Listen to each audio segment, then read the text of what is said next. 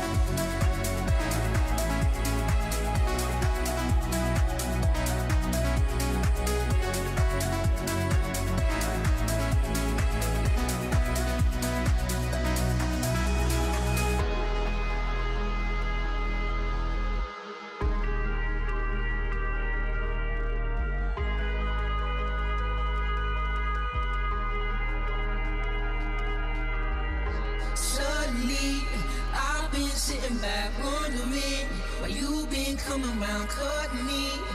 And now my blood bleeds quicker than my heart beats. Trying to lose track of the sirens. Trying to make my way back to the silence. You got a one-track mind like a driving. I can hear the graveyard sing, now you got me flatline. Trying to make my way back to the silence. Suddenly, I've been sitting back wondering why you've been coming round, cutting me. And now my blood bleeds quicker than my heart beats. Suddenly, I've been sitting back wondering why you've been coming round, cutting me. And now my blood bleeds quicker than my heart beats. Blood bleeds quicker than my heart beats. And my blood bleeds quicker than my heart beats. Blood bleeds quicker than my heart beats. Blood bleeds quicker than my heart beats. Blood bleeds quicker than my heart beats. 10 feet deep, but I'm far from grounded. Losing my feet and I keep on drowning. On a one-way street, you got me surrounded. You got a one-track mind like a driving. I can hear the graveyard sing, now you got me flatline. Trying to make my way back to the silence. Suddenly, I've been sitting back wondering why you've been coming round, cutting me. And now my blood bleeds quicker than my heart beats. Suddenly, I've been sitting back wondering why you've been coming round, cutting me.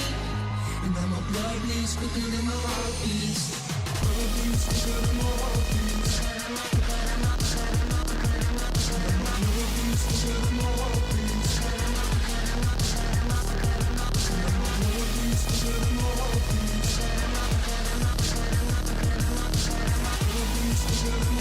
beats.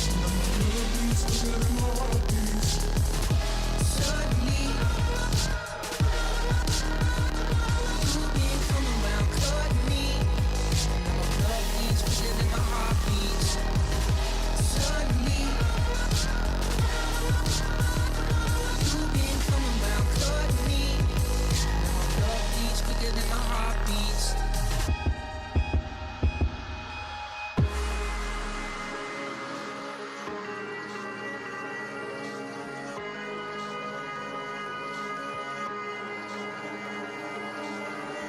Suddenly, I've been sitting back wondering why you've been coming round, cutting me. And now my blood bleeds quicker than my heart beats. Blood bleeds quicker than my heart beats. Blood bleeds quicker than my heart beats. Blood bleeds quicker than my heart beats. Blood bleeds quicker than my heart beats.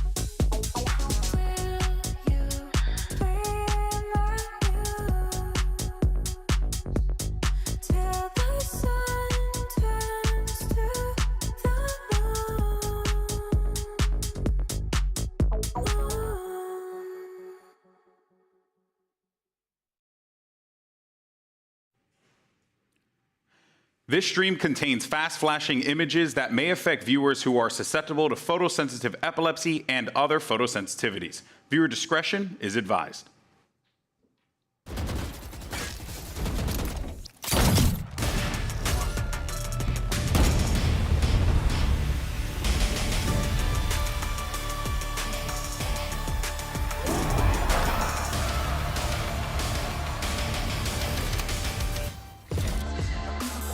Today, the Masters Shanghai trophy is up for grabs, but before that happens, we've got something fun in store, as we often do. Hello, and welcome to the Grand Final pre-show, coming to you live from the Mercedes-Benz Arena. I'm Achilles, here with Paper Thin and two very special guests, Riot's Albert Robles, as well as Sabrina Ishwafny.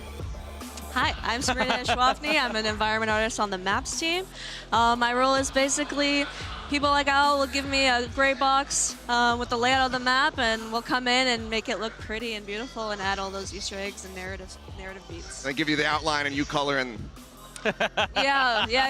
Exactly. With a lot more meticulous detail. That's what I tell my parents, at least. All right, how about you, Al? Yeah, so I'm Albert Robles. I'm the lead producer for the Maps team. I'm the captain of the team, so I work with all of our talented artists and designers, audio engineers, etc., to make sure that we can build these awesome, tight gameplay experiences for Valorant.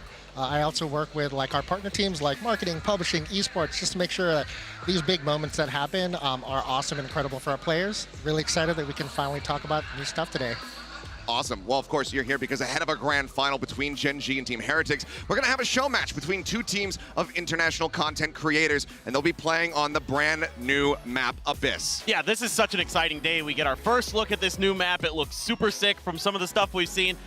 Two awesome teams then in the grand finals. You've got Gen G, who's made an insane run once again to get themselves into another grand finals, and Team Heretics, who looked out of this world yesterday, winning 3-0 against G2. Can't wait. Yeah, should be a banger series, but of course, I'm very excited for the map because while trailer did go up on socials earlier, you and I, we've not seen the damn thing. Obviously, you guys know what's going on. You've been the ones building this, but we're going to be going into this one completely and utterly blind. Now, of course, during today's final, make sure you use the hashtags VCT as well as VALORANT Masters so we can feature you on the broadcast. And also, scan the QR code. It's going to be there on the bottom of your screen to take part in today's Mastercard fan poll. We've got a very simple question. It's been a long tournament. Decided to make it easy for you. Who's going to win? Which team, Gen G or Team Heretics, gets those votes in, and we will see the results later on. Now, before we get into the show match, before we get into the nitty-gritty detail with you guys, let's go ahead and see what's going on with Victoria and Zoe over in our vertical watch party. Hey, Dajahao. Welcome to the Vertical Watch Party. I'm Victoria Cheng, aka Chubby Ninja, and with me, co-hosting with me is the one and only Zoe. And we have the best seats in the house. We're going to be here all day. We're going to cover the, of course, show match, the grand finals, and through it all, we're going to have plenty of guests joining us for all the action. You guys have no idea what kind of guests we're going to have. We're going to have the guests from the show match. We got pro players. We got pro players turned streamers. We got content creators. We got the devs. They're going to be here with us exclusively, only here. So you got to go watch us here. Watch us here. Sorry, Achilles. We want them over here with us. Yeah, we're getting vertical. We are, of course, your pocket friends. You can take us anywhere. That means also you can take Valorant everywhere. And you can chat with us. So make sure to join the conversation in the chat. You can catch us over on TikTok as well as YouTube Shorts. It is way more chill here, so get ready to get crazy. We're going to see you around. Bye-bye. Seems like a whale of a time, and maybe I'll have to pop up there myself because I don't want to be missing out on the vertical feed. But let's go ahead and take a look at the two teams that will be getting to try out Abyss here on the stage. First, of course, we do have Team China, Dan King, Zhong Yanqi, Li Ju, Xiao Jue, as well as EQ118. And they will be going up against Team International, the godfather of Valorant. Leading the charge there in the center, we've got Mixwell, we've got Masayoshi, Michi, SpicyU, and Dohyun. So I'm curious off the rip, what kind of agents do you guys want to see played on this map without going into detail, without explaining why? Can you give us a little bit of a teaser? Yeah, I'll pick this one up. Really excited to see some Jet, some Raze, and some OMEN, the traversal agents. I won't explain why, but those abilities are pretty powerful on this map. What about you, Al? Yeah, I mean, like, a lot of agents are viable in match, but yeah, like, agents with mobility, which will be very obvious very soon, will have huge opportunities on this map. You can also go with Neon, any TP characters like Yoru, definitely some opportunities to surprise the other teams. Nice. So I'm kind of curious about the process of making a map, like from start to finish. How long does it take? What are some of the key beats you have to hit along the way to really get this thing ready and present it to the public? Oh gosh, I mean, like, I'm actually really excited about talking about this. Like, I know a lot of our players don't get to see like under the hood and how we create a lot of the content. I mean, it takes anywhere from like 12 to 18 months. The key thing though is we are always gameplay first, right? We start with the design of the map. Shout out to Joey Seamus, who's our lead maps designer, who's responsible for Abyss. He works with our gameplay analyst team. We do internal playtests. We really make sure that we're hitting opportunities, feedback from players, as well as like innovations that we want to try in Valorant maps. We do all that work, make sure it's all buttoned up, it gets a green light, and then we hand it over to all of the many teams on the maps team. And then, Sabrina, I want to know where you fit into all of this. Like, he just went through a massively long process. Yeah. Where does your team come into play? Yeah, so design, as Al mentioned, they're cooking on stuff well before we're in there. Once we wrap up a map, then we start. We have wonderful concept artists that come up with the thematic and all the lore and all the cool stuff.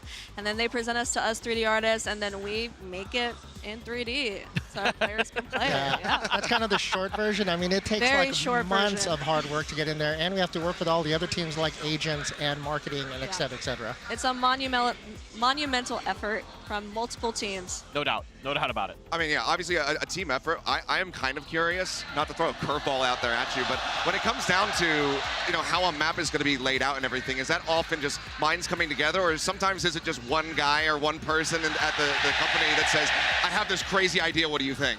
Yeah, I mean, it's not just Joey. I mean, we have multiple map designers working at once, and we've got a lot of folks who are experts in that craft.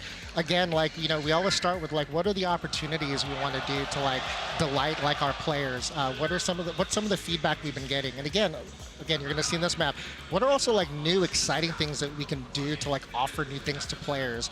And then again, it's just a really long process. We stay super simple, right? Just simple blocks.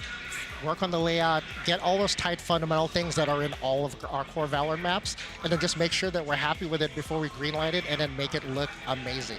And may I add, this map was our most collaborative yet. We worked extremely close with creative, design, narrative, premium content skins, agents.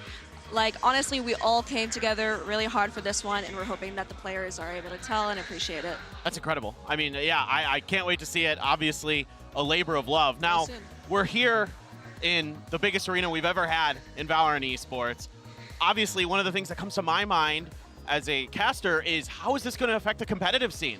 Like, what is this going to look like for some of our teams and players, do you think? I can speak to this one. Sure. So once it's out, it's really hard to predict how our players will actually play things. We play tested internally, but based on what I've seen, don't think it'll shake the meta up too much. I do think that this map has a lot of outplay possibility, a lot of clippable moments. Yes. So it should be, ideally, very exciting to watch. And yeah, really excited for the players to get in there. Awesome. Well, obviously, you know, as Clinton was pointing out, we're here in this arena. The fans have been riled up. You guys, I know that you've been out there with the fans, meeting them. How has the experience been for you guys so far in Shanghai? Oh gosh, Shanghai has been amazing. We got to spend time like in FanFest, meeting all the Chinese fans, people flying into Shanghai to like participate in the event. It's just been incredible. It's really been also a very humbling experience. I was thinking the exact same verbiage, humbling experience. China has been fantastic. The fans are so passionate. We got to meet a bunch at FanFest, and that was awesome. And then the crowd here, absolutely insane. Some of the rowdiest, loudest, excited, passionate players I've ever heard. So that's been a very, very exciting experience. No, it absolutely has been. This entire tournament has just been an absolute pleasure. It has been a blast, and these fans have been delivering ever since we got here into the Mercedes-Benz Arena. Quick thoughts, though. As much as you guys have been able to follow it, obviously you've been traveling around, you've been busy getting this map shipped out. Do you have a favorite to be able to take the grand final later on? Genji or Heretics? Al, I'm going to go to you first. Oh, gosh. I mean, it's been like a roller coaster. Like, watching the last couple of days has been like an absolute roller coaster. But I'm going to go for Genji. Genji, Yes. man after my own heart. Sabrina, how about you? I'm going for the underdog here, Heretics. All right. They absolutely demolished the lower bracket, and honestly, just like Sentinels did, I want to see them bring it home. Well, we'll see if they're going to be able to do that, but let's get this show match on the brand new map Abyss started. The Masters Shanghai Grand Final starts right now.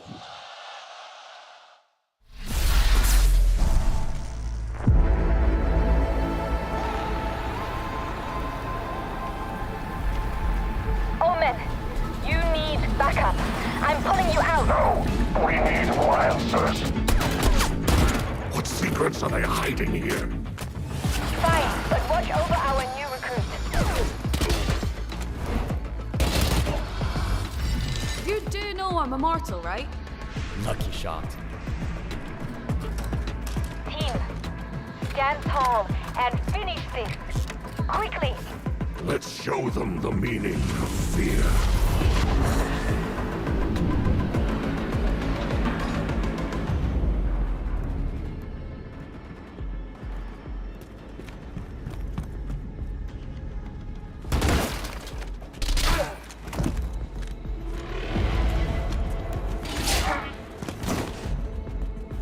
They're ready for us, eh?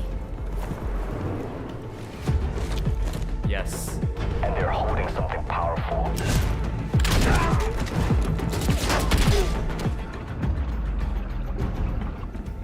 We secure this facility, we finally stand a chance at finding some real answers.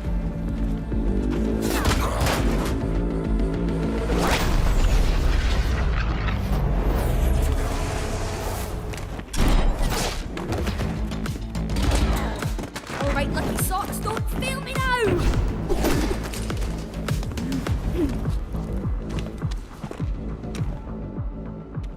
These texts are ancient. How long have they...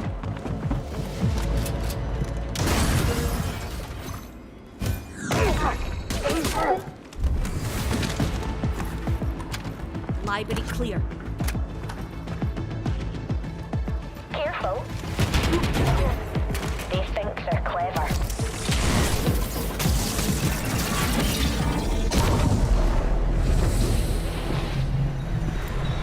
They're good. We're better. The monster is here. Boom.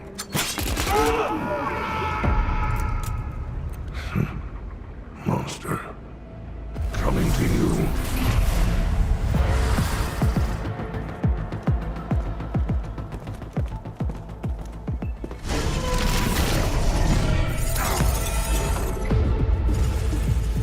I had expected more. You reckon that's the end of them?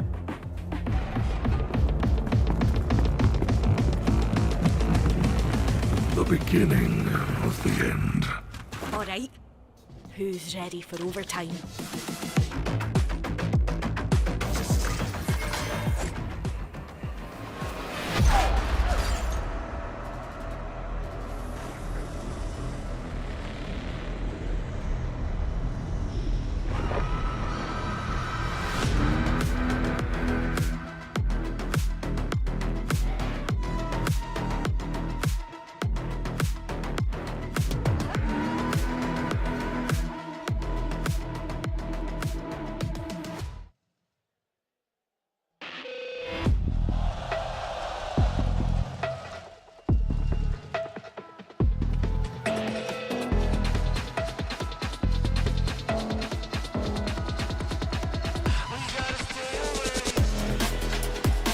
Team China.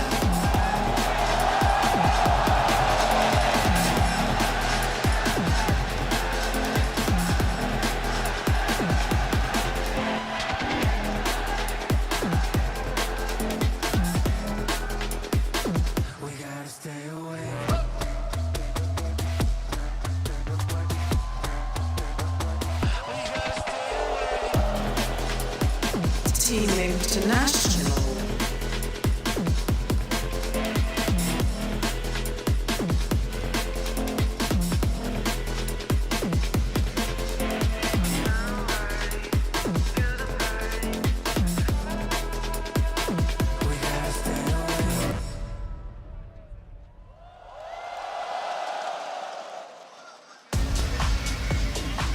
And here we go, our first look at Abyss. But now, we just got through the cinematic. Paper Den, your reaction, because I think I'm still processing. I mean, it looks awesome. It looks like a secret underground layer. You know, they're kind of working their way, trying to get to whatever is hidden underneath. So I was really, really enthralled with all of that because it just has this great kind of cool feel to it. Yeah, I think for me, that final shot and just kind of seeing it, you know, surrounded by the rocks, this little facility just placed down there as they fight their way through, looks super awesome. But how do you guys feel now that it's out there in the public? They've seen at least the cinematic so far, and they're about to get their eyes on the in-game map. How do you guys feel? Your first reaction, Al? Yeah, so like I'm super excited to share a lot of info on this map. Again, seeing that cinematic always gives me chills. Again, this is going to be the first Valorant map that has no boundaries. So you saw in the cinematic, you saw like an enemy agent fall off of the map. That is going to be like the new gameplay hook that will be part of this. And it's super exciting. It's very heavy on lore. It's a very beautiful environment that Sabrina and the team built. So yeah, I can't wait to see them play it. My reaction, finally, after all months of hard work, so excited for the players to check out all of Abyss. I mean, you talked about this being within this treacherous chasm. OMEN discovered the Scions of Hourglass, so this is their headquarters, is where this is all taking place. And they're holding back all of these Radiant Knight secrets and relics on the inside. So hopefully our players will take a little look at that. And where did that influence of, you know, these jagged rocks and everything, where did that really kind of come from? Well, actually, maybe I'll hold that thought, because here is our Agent Select, and we've got geckos on either side. We've got plenty of mobility. Raze there, Neon, Chet, Omen, I mean, across the board. Sova, I guess the one that has a little bit less than anybody else, but is there anything that jumps out to you here? Now, this is what I love to see. Actually, seeing mobility agents now, I think it's going to really show off a lot of the creativity and a lot of the stuff that we were trying to give to players. We want players to think about different ways on how to traverse a map using utility. Yeah. I mean, I think there's... Oh, sorry, go ahead. No. I was going to say Omen, Mixwell on Omen. Very interesting. I'm excited to see how that plays out. Yeah, no. I mean, he's a very good player, so there's going to be a lot of interesting stuff going on. Are there maybe some unique things that we might be able to look out for with some of these agents that are coming into play with this map? So maybe unique interactions with the map itself. I guess we'll see real soon. There's these skill jumps in the map, not to spoil too much, but some of them are more agent-friendly. Others are only you're able to do with certain abilities. Okay. Yeah, keep an eye out too when like the attackers are in A main and B main, which is like right entering the site. We're gonna see some like really cool stuff that's kind of intentional on the design side, which we'll talk about more as the match goes on. All right, well, excited to get into this one. Hopefully we're gonna be kicking this one off soon so we can get in and actually get a look at this map. And here we are. And my God, it does look gorgeous. You've done a fantastic job here in your teams. Thank you. Me and our entire team. All right, well, let's see how they fare. We're here on B site. Yeah, taking a look at the minimap. I mean, it's going to be a full B push here, it would seem, from the attacker. Slide forward. Loving the aggression already. All right, well, Dizzy over the top. So some blinds, but, I mean, as the defenders here, still don't have a spike plan. Oh, you missed it. Little Wingman did the little jump across that skill jump you were talking about. Oh, he did? Planting the bomb backside. So Wingman can jump over the gaps. Yes, that is correct. Well, that is incredible. It is absolutely adorable. Now just 2 players left. How do you think this map fares so far? Does it seem fairly balanced in your playtest as far as like attacking and defending side? Very good question. From what we've seen, it is ever so slightly defender-sided. Although in general, when we do launch a map, our maps always start out a little defender-sided. And as people learn how to attack, it kind of evens out over time. Yeah. So we saw some interesting things there with like the way that they're playing the post plant. Like they're waiting behind where the skill jumps are. That makes it pretty difficult for the defenders to try to get rid of where they're hanging out. They're like the attackers are. Yeah, yes. Yeah, I was going to say too, like B side, like we actually give 2 towers on both sides, so players on attacker and defender can actually watch 2 nests. That's a really critical part of the map to make sure that you can actually either execute or defend it correctly. Nice. Another B hit. Look at this. Spotted them. So one thing about this map, a lot of long-range fights. We'll see a lot more of them in mid, but B is pretty open. And like Al said, we have the 2 nests, Heaven, and then in B main, there's another nest, and it allows people to kind of fight over smoke. So that was one of the gameplay intentions from our designer, Joey Simas. He wanted to make sure that, you know, when the players see a smoke, they don't get stuck and stare at it. Right. You know what I mean? So we've given our players multiple opportunities to execute sight. Well, hopefully they'll go to the other side so we can get another, you know, a look at a different part of this so map. excited for A site. Yeah, B's nice. Yeah, we might have to have the, if they don't do it, we'll have to have the admin step in and say, please just show us the Yeah, rest I'm a of the little map. biased. I worked on B side, so I'm like, keep going there. I like it. Oh, look at that tree. That's gorgeous. Got a little Radiant tree here. Yeah, this is a very lore heavy map, so that's like part of that, like, sort of like part of the Radiant secrets of the Science of Hourglass. Yeah, we really had to investigate what does the Radiant Knight effect look like on different natural elements. So you see the rocks in the distance that you mentioned, and then also this tree. Oh, a little play in mid here. And we're seeing a little bit of vents as well. So this leads you right into A heaven. Okay, so breakable door, breakable vent to just be able to cut across and get yourself over to that A site from Exactly. Yeah, so mid control is incredibly important on this map. Gives you a lot of leverage. And you saw there that the Jet held their spacebar to drift towards that rope. Is that necessary on that jump, or No, can you just make that? You can make it as long as you press F. Okay, got it. If you don't, it's GG. Wow, clean. Very clean. 8 players left standing, and that's going to be Team China getting themselves on the board and showing us a lot more of the map than what we had seen in those previous 2 rounds. Yeah, and as anticipated, we're seeing those very fast, quick plays, high risk, high reward. Now, what if you have an oopsies and you have the, let's say you have the spike and you fall off the map? Oh, so that's a really good question. Yeah. So, like, it's actually not possible to lose a spike. We definitely want matches to finish, so if the spike does go over an edge, it will always immediately spawn where it fell off. That's excellent. Nice. Same goes for bodies, so rezzing. If a body falls off the map, you cannot res. Got it. And then guns as well. So if you're trying to play that eco round, make sure you're not shooting someone on the edge and losing that Vandal. Yeah, I'd be yeeting the op off the edge so Achilleos can't have it. and then I wouldn't be able to carry you in the games that okay, we play, come on so. now. Yeah, well, you play Raze with an op and you don't use your satchels, so. Another B-side hit. We're not getting Ooh, the satchel. Yeah, I think we're starting to see why that, you know, that mobility is so very important, but this is a great shutdown here from the side of Team China. So Oh, fun last one fact, standing. this B main ramp that you saw, the smoke, it does not completely cover up the ramp, so there's still a gap.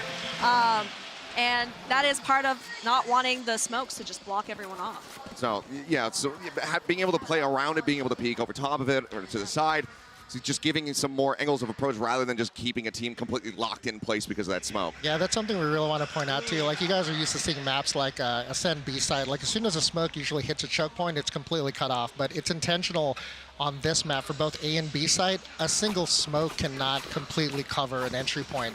Plus, we give you those skill jump opportunities so that there are more ways to actually enter site. But it is very high risk, high reward when it comes to actually doing those trick jump executes. And we're seeing a part of the map here that I'm really curious about is mid. Like how long it is, how wide and open it is. What was some of the thought process into making it that way? Yeah, so that's also really intentional too. So this is very lurk heavy for mid. It is intentionally designed. You go all out or you go home. Yeah, and it is designed for these aim duels. It's like that. Yeah, ones that right now Team China getting the better of. Yeah, lurked out of B main up into this little corner.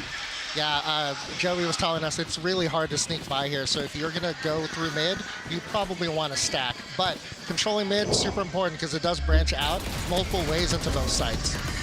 Oh, look at that. Guns action. Yeah, the break of the vent right into a kill.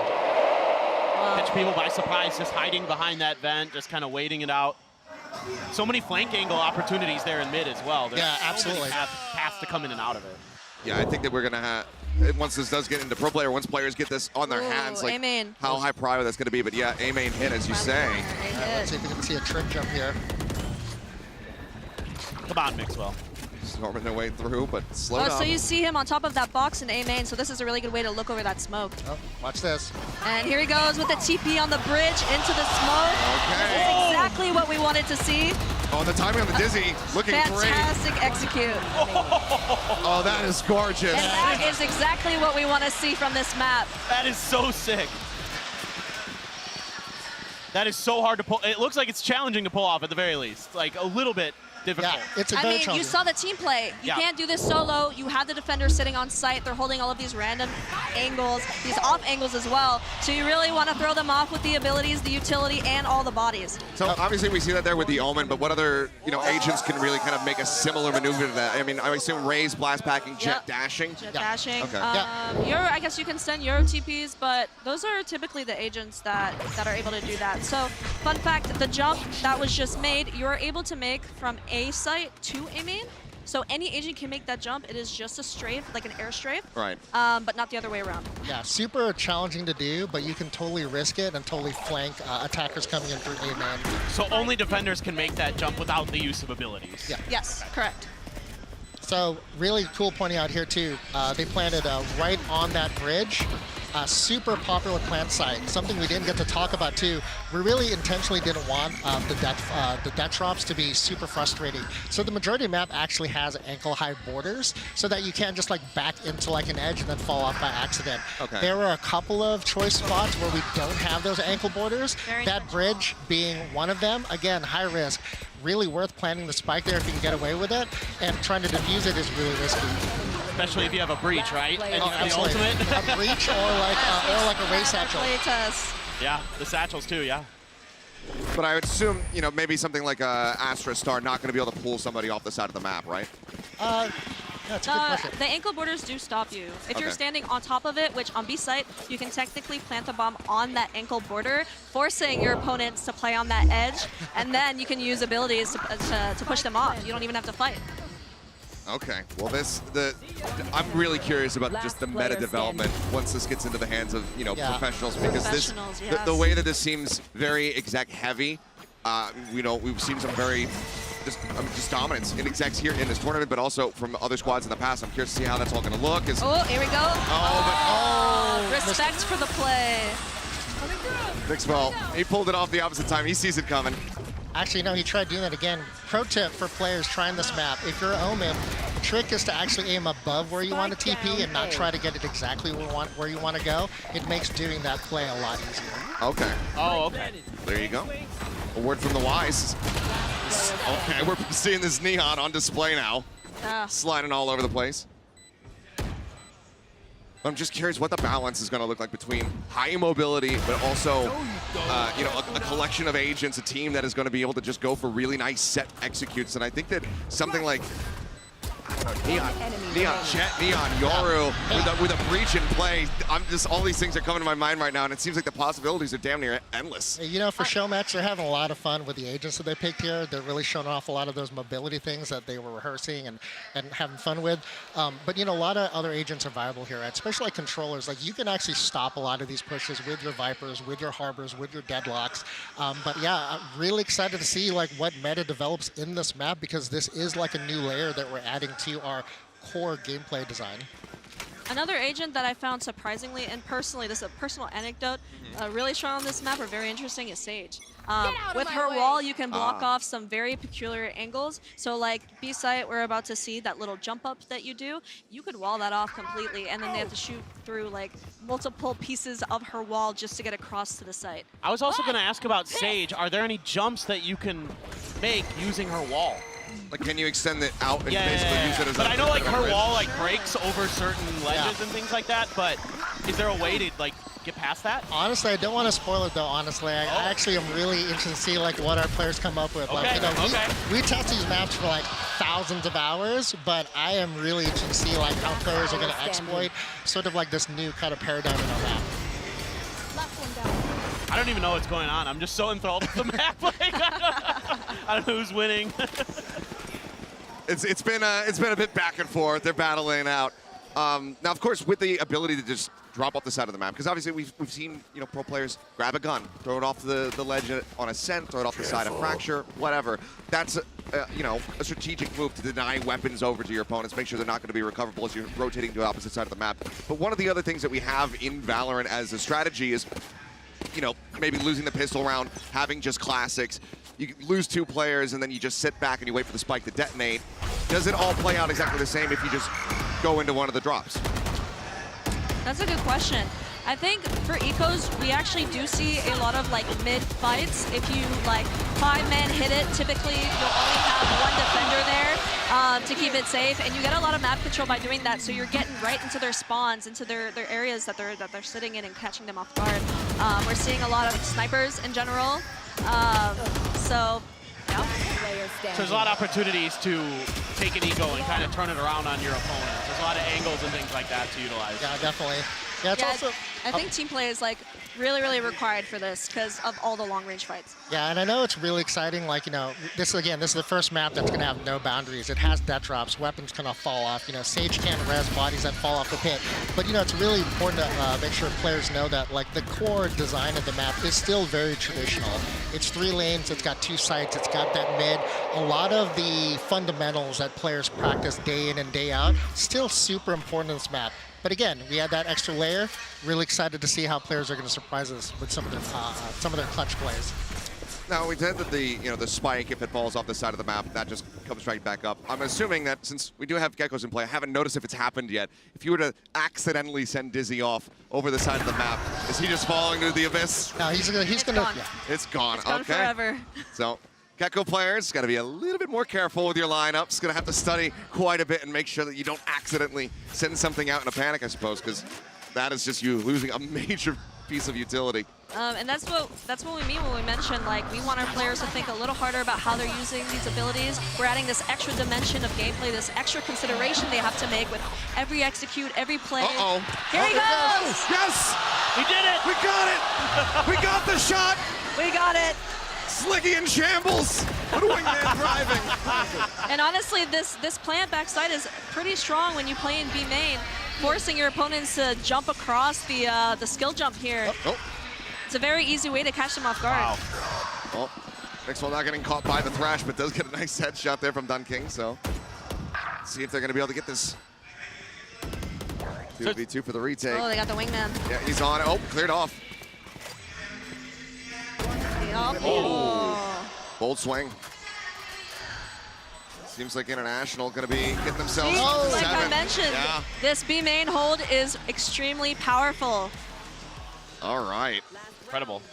So we're talking a lot about like things that can happen when you drop off, but there's a lot of ways to avoid it. We saw the OMEN TP earlier. What are some other mechanics that players could potentially kind of use by faking going off the map or, you know, trying to... Somebody fell. He forgot to jump. That happens. Yeah. We've all been there. But what are some other mechanics, like Phoenix, you know, with maybe like the run it back or Yoru, obviously? Yeah, we kind of sort of touched on that too. Like, you know, Phoenix is actually one of the most viable reses on the map. He can do the run it back. Again, Yoru plays are also super popular in some of our internal play tests. You can totally fake out players with some of those teleport opportunities. And I want to emphasize too is it's not just about like the falling in a pit to die. Skill jump. Sorry to interrupt you, Al, but sure. we finally have someone playing in this powerful position, catching the rotates. This spot is a really good place to catch people off guard if you hit your shots, unfortunately. Well, they were able to exit. They were able to jump out this time, so not falling into the abyss. But again, a spike plant. Curious to see how this goes, because I mean, last round of the half, they have to just try to play this out, but it's not looking good here for Team China. Looking like International going to be able to get themselves at 8-4. Shadows traveling. Yeah, OMEN is such a great agent to play on this map. He's got so much great opportunity. Yeah, it seems like he is very much not going, like very much just staying. He is not going anywhere, it would seem. But I'm curious to see how it's going to combine in with, you know, other controllers, as you were talking about, since, you know, Viper in the mix. Do people want to play Astra Brimstone? Yeah. You said, you know, 1 smoke, that can't lock off an entry to the site, but 2 smokes can. Yeah, and you know, and we're just talking about the agents that are available now. Like, one really exciting thing, like we talked about, like we're getting even more collaborative, like people across the team, agents teams, our skins team. When you think about like maps like this, like what are the opportunities for agents in the future? I'm actually really excited about what can happen, you know, in future lineups. My anticipation, personally, I'm seeing the Viper and then a dome smoke potentially. Just because that B main not being able to dome smoke it is pretty rough. Very true. Oh, no. He's gone down again. We're forgetting to jump again. Again, high risk, high reward. High risk, high reward. Or I don't think there should have been that much risk in that one, to be honest. That was by choice for sure. And like Al said, like we have all these ankle borders. Everything's intentional. We don't want this to feel frustrating at all. This is just adding an extra dimension of gameplay because our players keep raising that bar. Right. Yeah, I don't think that can be frustration at the map. Just frustration at your not pressing the space bar. But yeah, that's user error right there. Able to trade one back is okay. We got him again. Oh, I love the way that. Yeah, so using the Dizzy to cross there is really smart because typically a defender will be holding you on that jump. They're able to clear it out though, so now that this is starting to get away from them. Last player standing. It's all on Mixwell. I call it with util. But yeah, I'm loving the approaches that we're seeing. It's so neat to see because it's just so unlike anything that we've had in the game thus far. But like you said, it's still like it doesn't feel that different, but it is still very different. Yeah, so the layout is very traditional. It really aligns with our core maps. It should be very straightforward to learn, very straightforward to play, except we're just adding this extra thing you have to think about. Yeah, and I was going to say too, like seeing the reaction of like our players. I saw some stuff in socials today. Luke's going to be deceiving too. Like this beautiful map that's in this deep chasm, it kind of gives us this idea that it's a huge map. It is not overly big. You know, every new map takes time to learn, but we're really hoping that players will pick up the layout on this. And as you can see too, like action happens immediately. I mean, they're going past that barrier and executing on site, and we get straight to the action, which is intentional. Now this is the eco round team play I'm talking about. I'm hoping to see. Let's see if this works out for them. Curious if this does fall apart. Do they just go to the side? Excited for this one. Spotted. I mean, they're just going to wide swing him, so he's got a backpedal. They haven't taken a sight yet. The blind. Okay, looks like they're holding it down. Mixwell not going to be able to jump off the side. Respectable attempt. Yeah, not bad. Decent amount of damage dealt. Got to be careful on that rope in mid. A lot of times in our playtest, you can actually like hang on that rope, and if people aren't paying attention and clearing corners, you can catch them off guard. Yeah, I had my manager do that to me. He sat on the rope in mid, like in a 1v1, and I just walked past him and he shoots me on the rope. I couldn't even be mad. It was just so cool. And those are those clippable moments that we're talking about, you know? Right. I have a question. Hopefully you can answer it for me. But you talk about the increased collaboration that you have between the different teams. Do you ever have somebody on the agent side come to you guys and be like, hey, can you put something like this into a map because we have an idea for an agent on this end, or is that fairly separated? I will say opportunities to do that are growing. I mean, like we're always really careful, really intentional on how we introduce gameplay mechanics in maps. Agents team does the same thing. But I think it's going to grow more in the future as we do more things. I mean, we've had some really exciting agents come out with kind of new outdoor abilities. And kind of again, talking about we've had 3 what we call core maps, which were really straightforward. The hooks weren't really heavy. This is kind of back to that experimentation of seeing if we can add that layer to really excite players. But yeah. And see the future. We're trying to collaborate more, so we have a lot of Easter eggs on the maps of current stuff and future stuff. So keep your eyes peeled. I don't want to say any more than that. Yeah, I was gonna say we won't press you to point out anything here. I'm sure that people, as soon as they get their hands on this, are gonna be scouring it'll be quick. every nook and cranny. Yeah, wink, wink. They showed it in the cinematic, but we see a lot of shots of defenders holding the top of mid. We actually have for the first time a lot of our premium weapon skins in the map showcase. Part of that lore, part of that story, that is probably some of the funnest stuff that we got to collaborate on because it adds so much and kind of unifies that VALORANT universe. Yeah, so the idea is the Scions of Hourglass are keeping these artifacts away from the world. And then our agents, they broke in, so it's not a secret anymore. Yeah, so it is kind of like a secret underground base, or it's like a Bond villain or something. Yeah, so mid is like a library. It's where they keep all of those secrets, and then B is more of this botanical radionite research facility. They're seeing the effects of radionite on different organic elements, and then A side is how would you phrase it? A side is what we call radionite lockup, where particular things are kept there and hidden. Oh.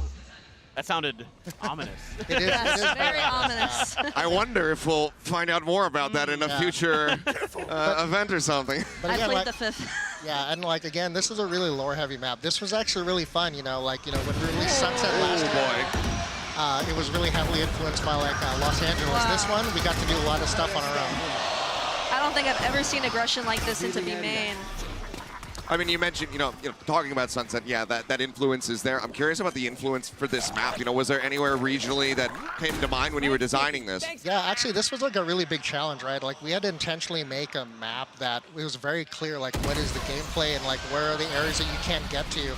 And a lot of, like, the geographical sort of inspiration we got was from, like, a really remote island just north of Iceland. And it had a lot of the geographical features that we wanted to showcase in the map. And it also matches up with the lore. Like, this is supposed to be a secret base for this secret faction of the Sign of Ironclad. Right. So it is in a really remote location. But again, what was really excited is that this whole base, the architecture is new stuff. It is new lore. It is very narrative driven. I'm actually kind of want to go on a different path a little bit here. Al, this is a kind of question for you. I'm super curious about, like, how do you guys think about the layout of the map? Here it is. Oh, are we going to, they're hiding, they're hiding. Okay, hold on. He's rope lurking with a Bucky. The risk is, with a Bucky is an interesting choice. This is just laughing. They're miles away. Oh, they're just like walking into B side. He's going to have to just try to retake with it. I respect the gamble. Gotta try. Like you said, risk and reward, He's but sitting there. not being rewarded for it. Good shut down on the ult. Oh, man. But okay, so when you think about you gotta build a new map. How do you start with like the layout? How do you think about like some of the things you're looking to put into the map in terms of like in this case we have like a really long mid, some of the vent, those kind of things. Like how do those form in your head and how do they come to fruition? Yeah, I mean, that's a really good question.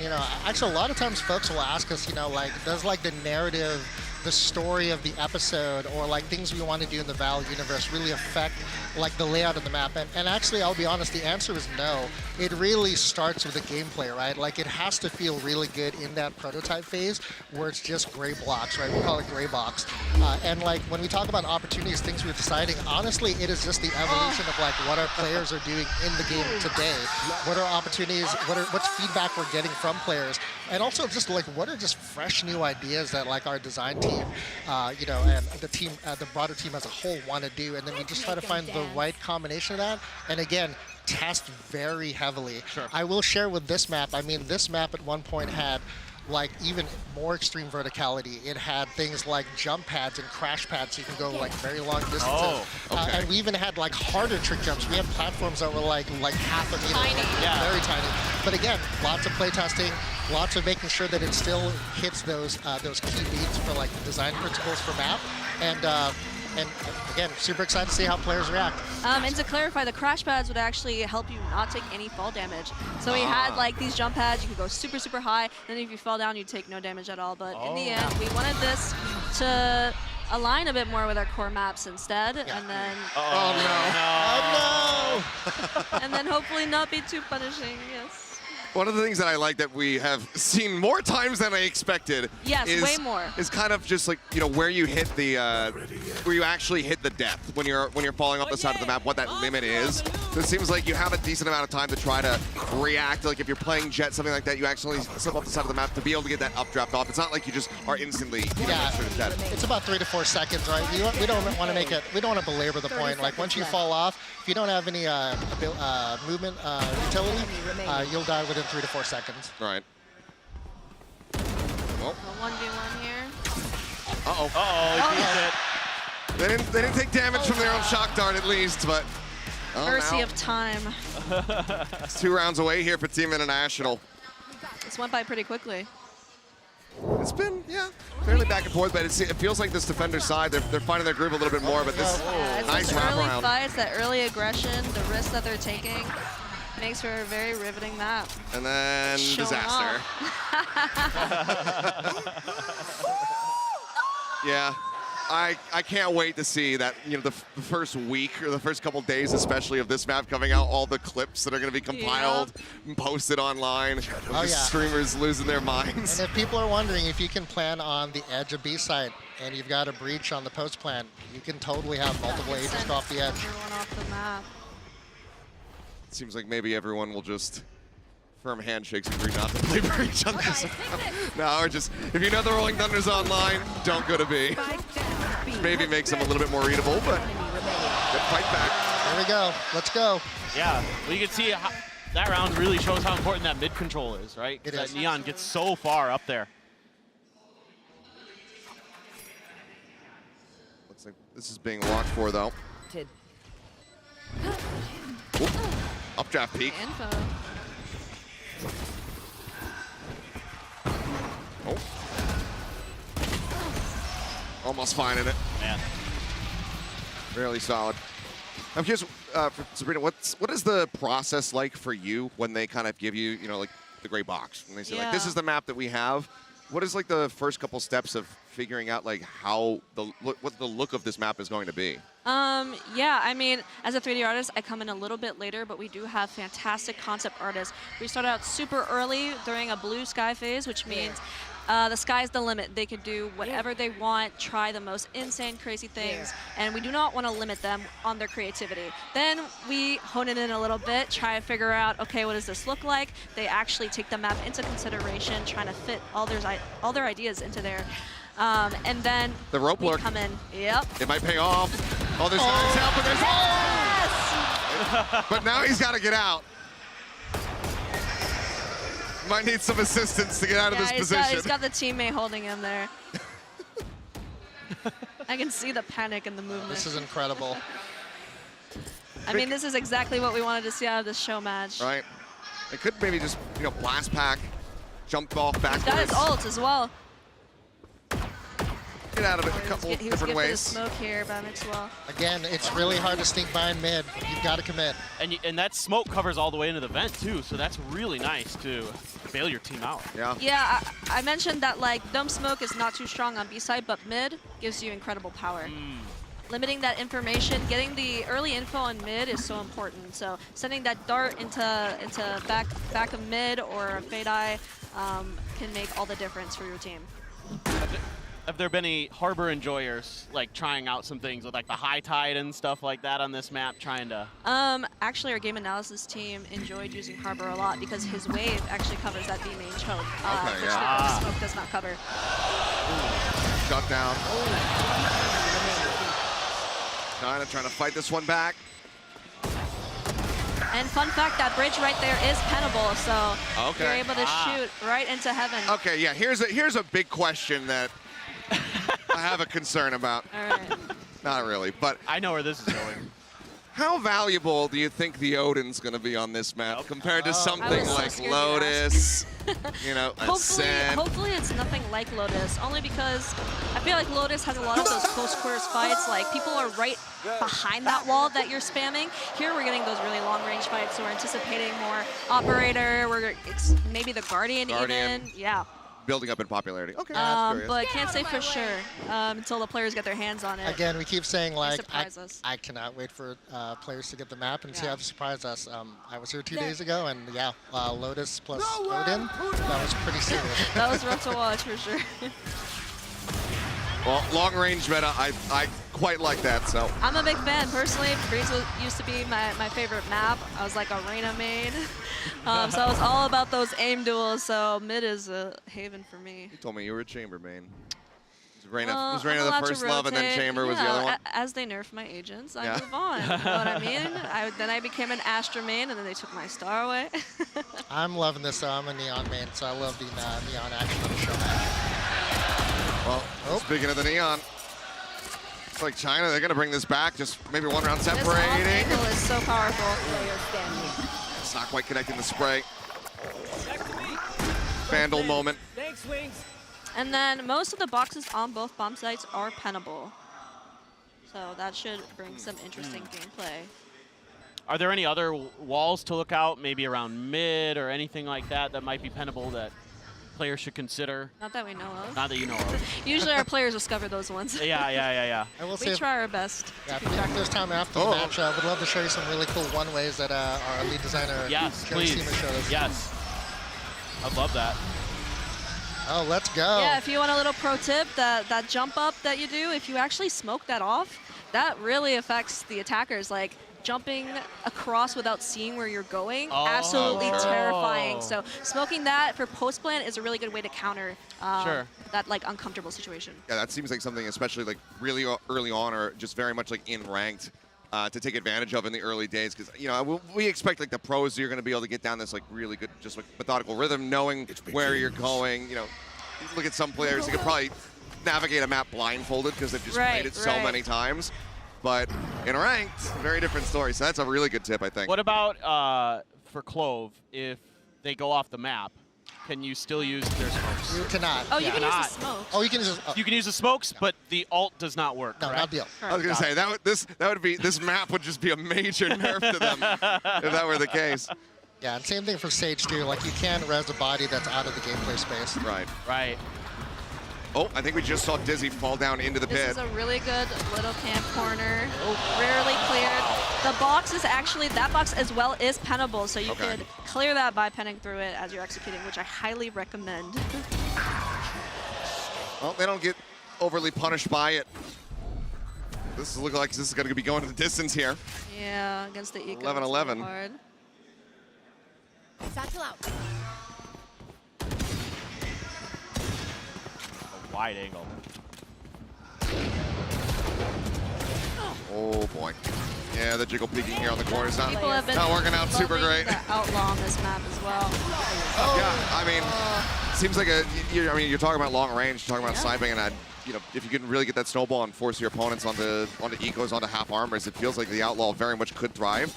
But one of the other things that I'm curious to see is going to be, how quickly can you get on top of the outlaw to try to punish it? Because it is just that two-shot weapon, and if they're going to be posted up in mid, there's a lot of routing options. That's true. And honestly, with the long-range areas that you do typically fight with those weapons are easily dome smoked. So it's not going to be like the op is overpowered or anything like that. There is a good counter. All right, let's see this hit. Double stack. They're taking their time, but spotted. Obviously, some of the boxes you're talking about is noted, but now way is cleared. Another run it back to try to open up the site even more. It's flashed up. This is looking like this is going to end up going Team China's way. 5 players alive. They trade so well. Spike planted. The comms, home team advantage. Yeah, right? Fair point. See if they can do anything to try to run this back. But money-wise, not looking great here for International. And so often we see the lurkers in those positions, get anticipated and not be able to hold their ground, but Red King able to make it happen. So now match point. See if we get any other new little unique features here in this potentially last round. Yeah, even though you're able to lurk a little bit on this map, like you distract everyone on site, you have that one guy going mid. Defenders still have multiple positions like this where they can hold you and kind of be prepared for that. One thing I want to ask about, since we don't have any of these agents in here, are like the traditional sentinels, like Cypher, like Killjoy. How have they played on this map? How have people found them? So far, I think there's been a bit of a bias towards Cypher, only because, you have global utility. Placing those trips helps you really keep track of those lurkers, which can be incredibly punishing. Killjoy is pretty fun as well, but from what I've heard, Deadlock is incredibly strong on this one, actually. Really? Oh. Yes, that wall can hold down a lot of space. But yeah. Plus one to Cypher though too, especially if you're worried about Neon on the other team. Like having those trips in key locations can, no pun intended, really trip her up. Oh yeah, of course. If it's near a jump and you're trying to get over there, And like I mentioned, getting that early information in mid, we've actually been seeing a lot of people dropping that Cypher cam to try and see what's going on in there. Makes sense. Are there Cypher? Real close here. Off to Ascent another time, but Team China in front of the home crowd, able to pick up the victory here over Team International. But what an incredibly fascinating map. I think we got to see a decent little bit of some of these things that you guys were talking to us about. But I think that there's also still way more to be explored here. Absolutely. I mean, this went beyond our expectations, honestly. Yeah, I am super excited that players will finally get to play this map in the next couple days. I remember seeing the prototype of this map, and it was wild. Like early iterations trying so many new exciting things. We've really tuned it up, made it look beautiful, and let's see what players think when it comes out. Yeah, it really feels like it's going to test the players' skill sets in a lot of different ways that really haven't been before. So that's like super exciting for me to get to see players and how they're able to adapt and create. Looking forward to the deep dives. You know, your average Jonases out there of the world like to go in and just start experimenting with things like lineups, come up with some crazy stuff all the way across the map. Our wonderful teams. Yeah, I saw that Omen play though early in the match. That was like perfection. That was so cool. I'm glad that you guys are hopping on top of those moments, letting us know, because like we said, we'd never seen this before. We didn't know what to expect. So thank you guys for holding our hands through this matchup. Oh my goodness, and it's our pointing out pleasure. all the great moments. It's been an absolute pleasure to have you guys on the desk to be able to pick your brains this whole way. But now that they've seen the cinematic, they've seen the map, I'll ask you once more, starting with you, Sabrina, how do you feel? It's out there, your baby's out there in the world. I am elated. I'm so excited and happy. I mean, like I said, this match was way better than I could have ever imagined. We saw so many different plays. We saw all of the skill jumps. We saw people fall. We saw wingman plant. I mean, I couldn't have asked for a better matchup, so I'm really happy about this and excited for the players to get to experience this as well. Yeah, +1 to that too. Again, it's a super innovative, super new, fresh type of map. And honestly, it's perfect timing too. Like, this is part of the initial pool on console. So like all of the new players for Valorant and all of our existing players will get to take a crack at it in the next few days. It's incredible. I mean, you guys have done a great job with it. It looks amazing. The game was fun as heck to watch, so I can't wait to see more of this. I can't wait for the pros to get their hands on this. That's going to be interesting. Really interesting to see what they devise. Excited to see those PureX comms, see what they cook up. Yes, like, yes. I feel like this kind of map is perfect for them. I agree. I was trying not to go too heavy into some of the teams that have, Apologies. didn't make just it, be biased. got eliminated. But yeah, HyperX, DRX, I've been so excited to see how those teams are going to be playing on this because it does look like the execution is going to be fantastic. Let's go ahead and send it down to the stage for our Verizon post-match interview. That was our Abyss show match, and we are now on stage with our two IGLs. We have Danking and we have Mixwell. And of course, we have Luna here to help with some translation as well. Danking, can we ask you, what are your first impressions of Abyss? 我们首先肯定想先请问一下 Danking， 你对于这张地图的初印象、第一印象是什么呢？这张图让我想起了我曾经吧，因为它可以跳下去。It kind of make me remind the the me in the past because you can jump and you could be fell down. And Mixwell, what about you? What do you think fans will enjoy the most about this map? 那想问一下 Mixwell， 觉得大家会对于这张地图最喜欢、最享受的一部分是什么呢？ I think people will have a lot of fun because you will see your friends dying, jumping off the cliff, so you will laugh all the time, and people will have to practice movement.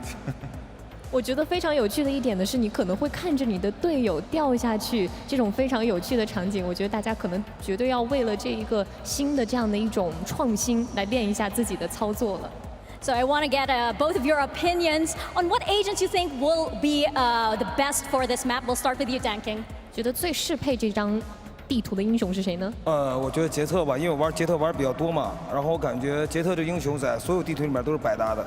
I think it will be Jet because kind of like it's suitable for every map. What about you, Maxwell? I think Jet as well. I think Omen is really good because you can one-way a lot of places and you can do the jump TP like I did in the game. And I also think that you need maybe Harbor or Viper because the bomb sites are really wide and one smoke doesn't cover everything, so you might have to use one of those. 首先我觉得可能会是杰锋，那其次我觉得幽门它的 TP 也非常的适用，然后我觉得可能海神和蝰蛇他们的烟也可以达到非常好的效果。And finally, we have our grand finals coming up. So I just want to know which team you think is taking home that trophy. Is it going to be Genji or Team Heretics? Danking, we'll start with you. 那对于我们的总决赛，你觉得 GNG 和 TH 谁将获得我们的冠军呢？TH.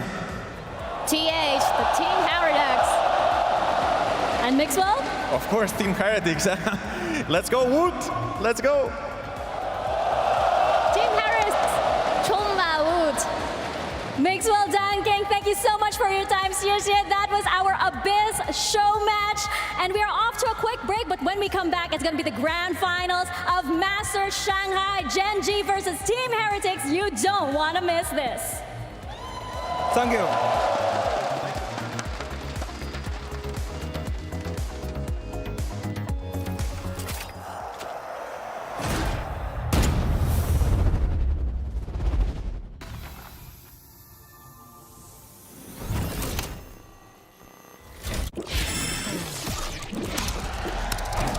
Red Bull gives you wings.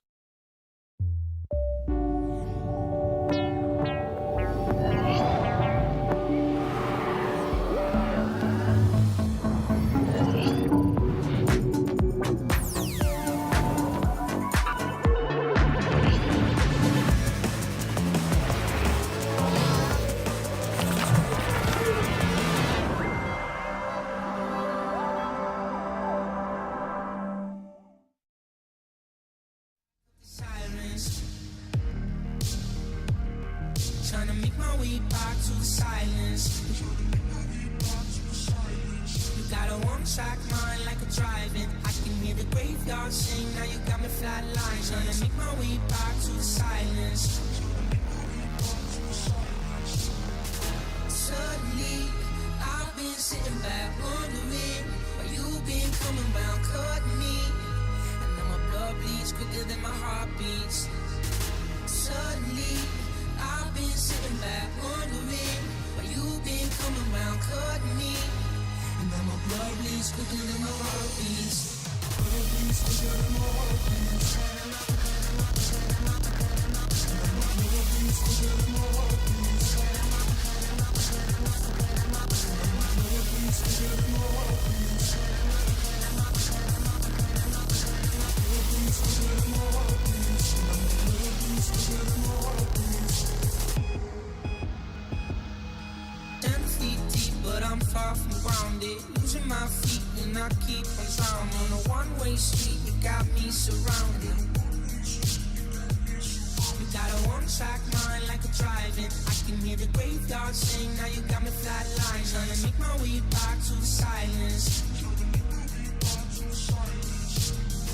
Suddenly, I've been sitting back wondering why you've been coming round, cutting me. And now my blood bleeds quicker than my heart beats. Suddenly, I've been sitting back wondering why you've been coming round, cutting me. And now my blood bleeds quicker than my heart beats. Blood bleeds quicker than my heart beats. And my blood bleeds quicker than my heart beats. Blood bleeds quicker than my heart beats. Blood bleeds quicker than my heart beats. Blood bleeds quicker than my heart beats. Suddenly, you've been coming round, cutting me. My blood bleeds quicker than my heart beats. Suddenly, you've been coming round, cutting me. My blood bleeds quicker than my heart beats.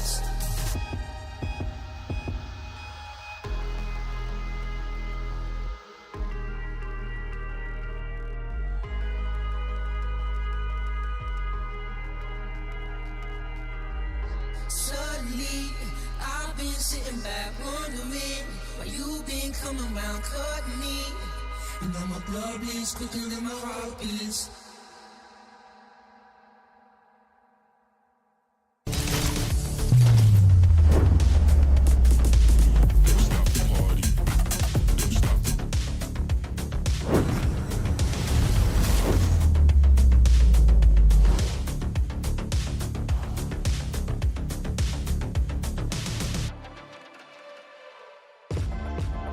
Hello everyone and welcome back to the grand finals of Masters Shanghai. I am your host Yingsu, and joining me on the desk today is Mimi, Kakuka, and a very special guest. Please give a warm welcome to Josh RT, the head coach of G2. How are you doing, Josh? I'm great, despite their loss yesterday, but I'm happy to be here. We're happy to have you here as well.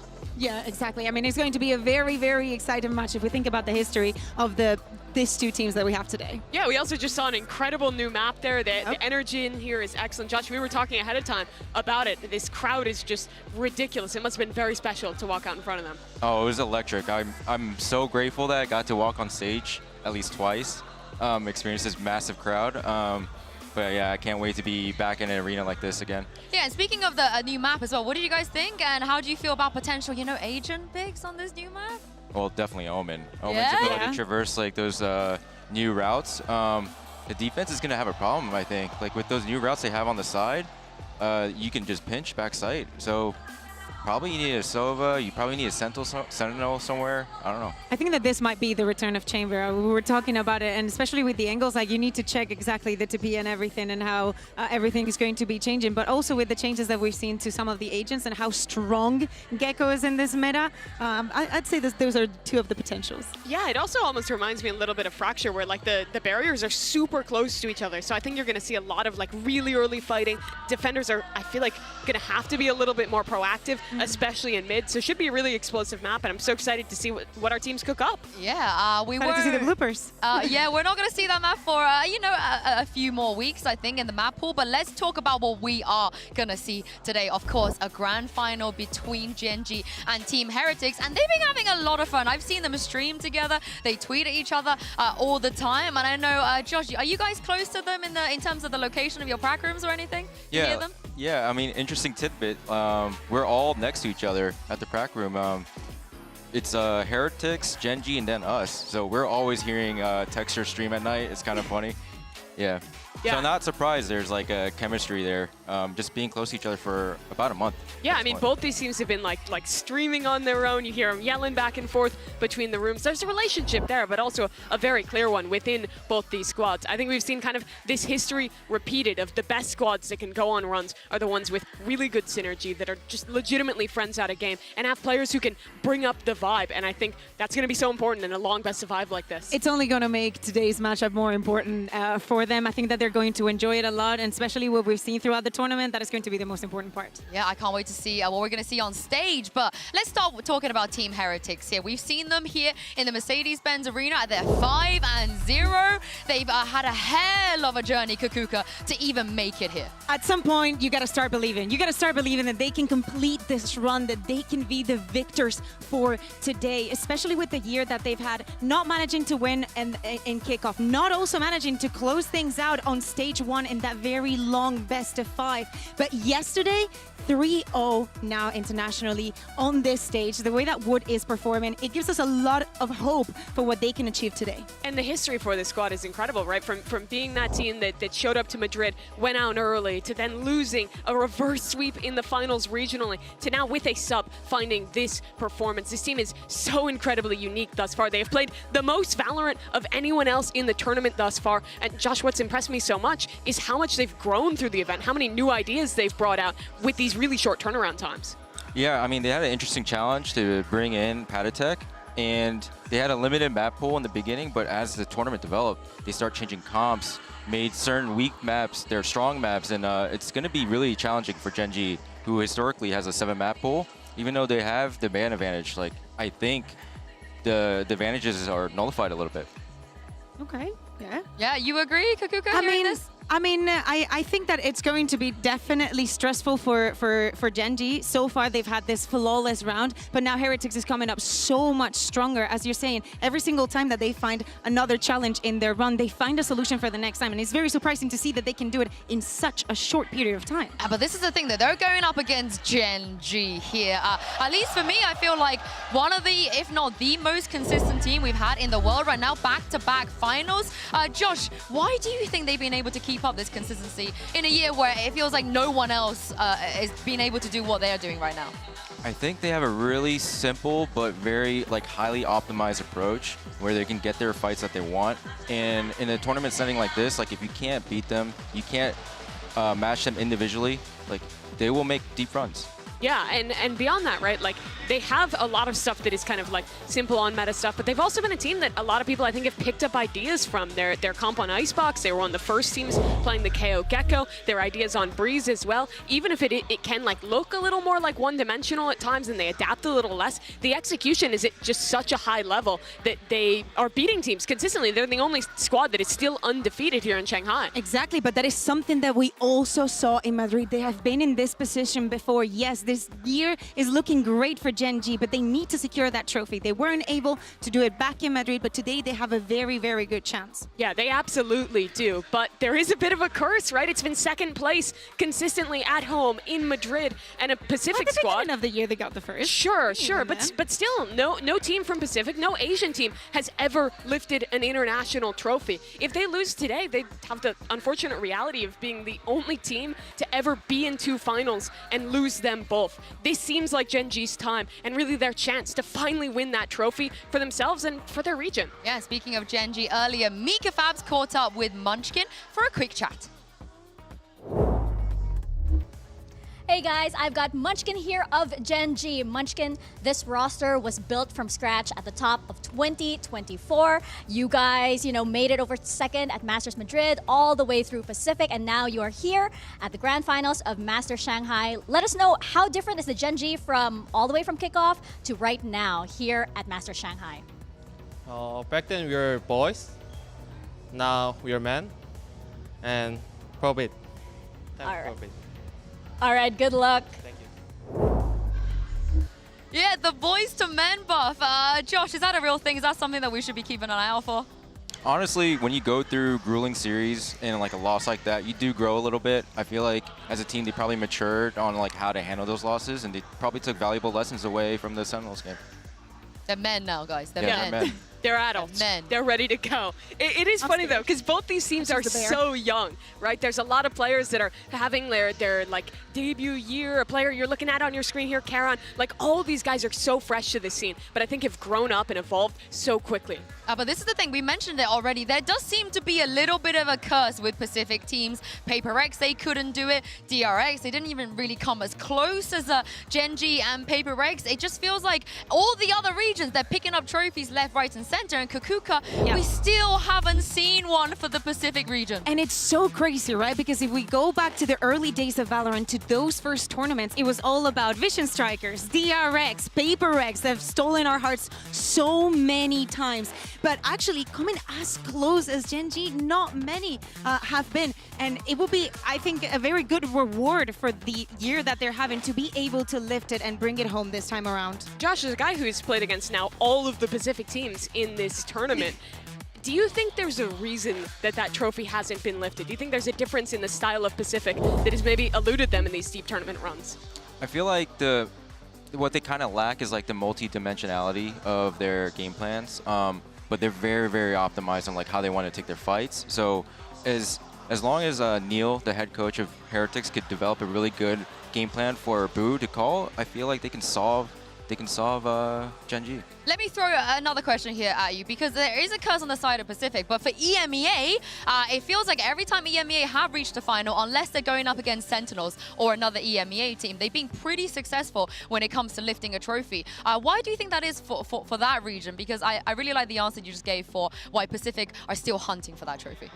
I think it comes down to the game plans and like expectations of like how you want to approach the game. And like I feel like Heretics is a team that can switch and adapt on the fly quickly, and that's enough to like at least secure a few rounds here. So to me, the question is that can Heretics absorb the punch that they'll get from Gen G?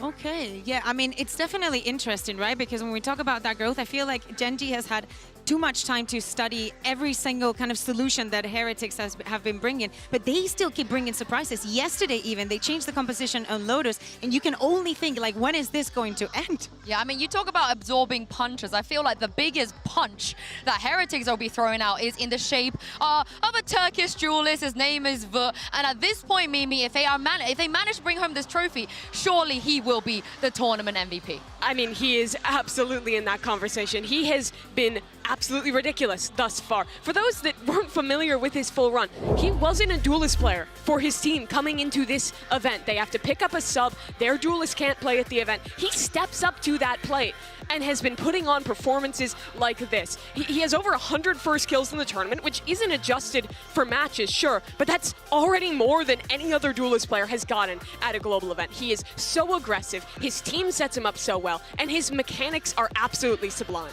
We knew this, you know, back in EMEA, Wood was one of the names that everybody was mentioning. Everybody was very excited. He only started playing with Heretics halfway through that first stage. So seeing him now in the international doing every single thing, and he's also one of the main parts that they have adapted, because moving into this tournament, knowing that Minibu as a duelist is so flexible with the Neon, with the Euro, but on the side of Wood, he's been more comfortable in the Jet, the Race, more like simple style, and everything has come to fruition with all the plans that they've changed. And we can see it here on the rankings. He's first on almost every single thing. I'm so sorry to bring this back to you, Josh. Like, I'm sorry. I know you had suffered enough yesterday, but now you faced against Wood, what, 3 times now? How good is he?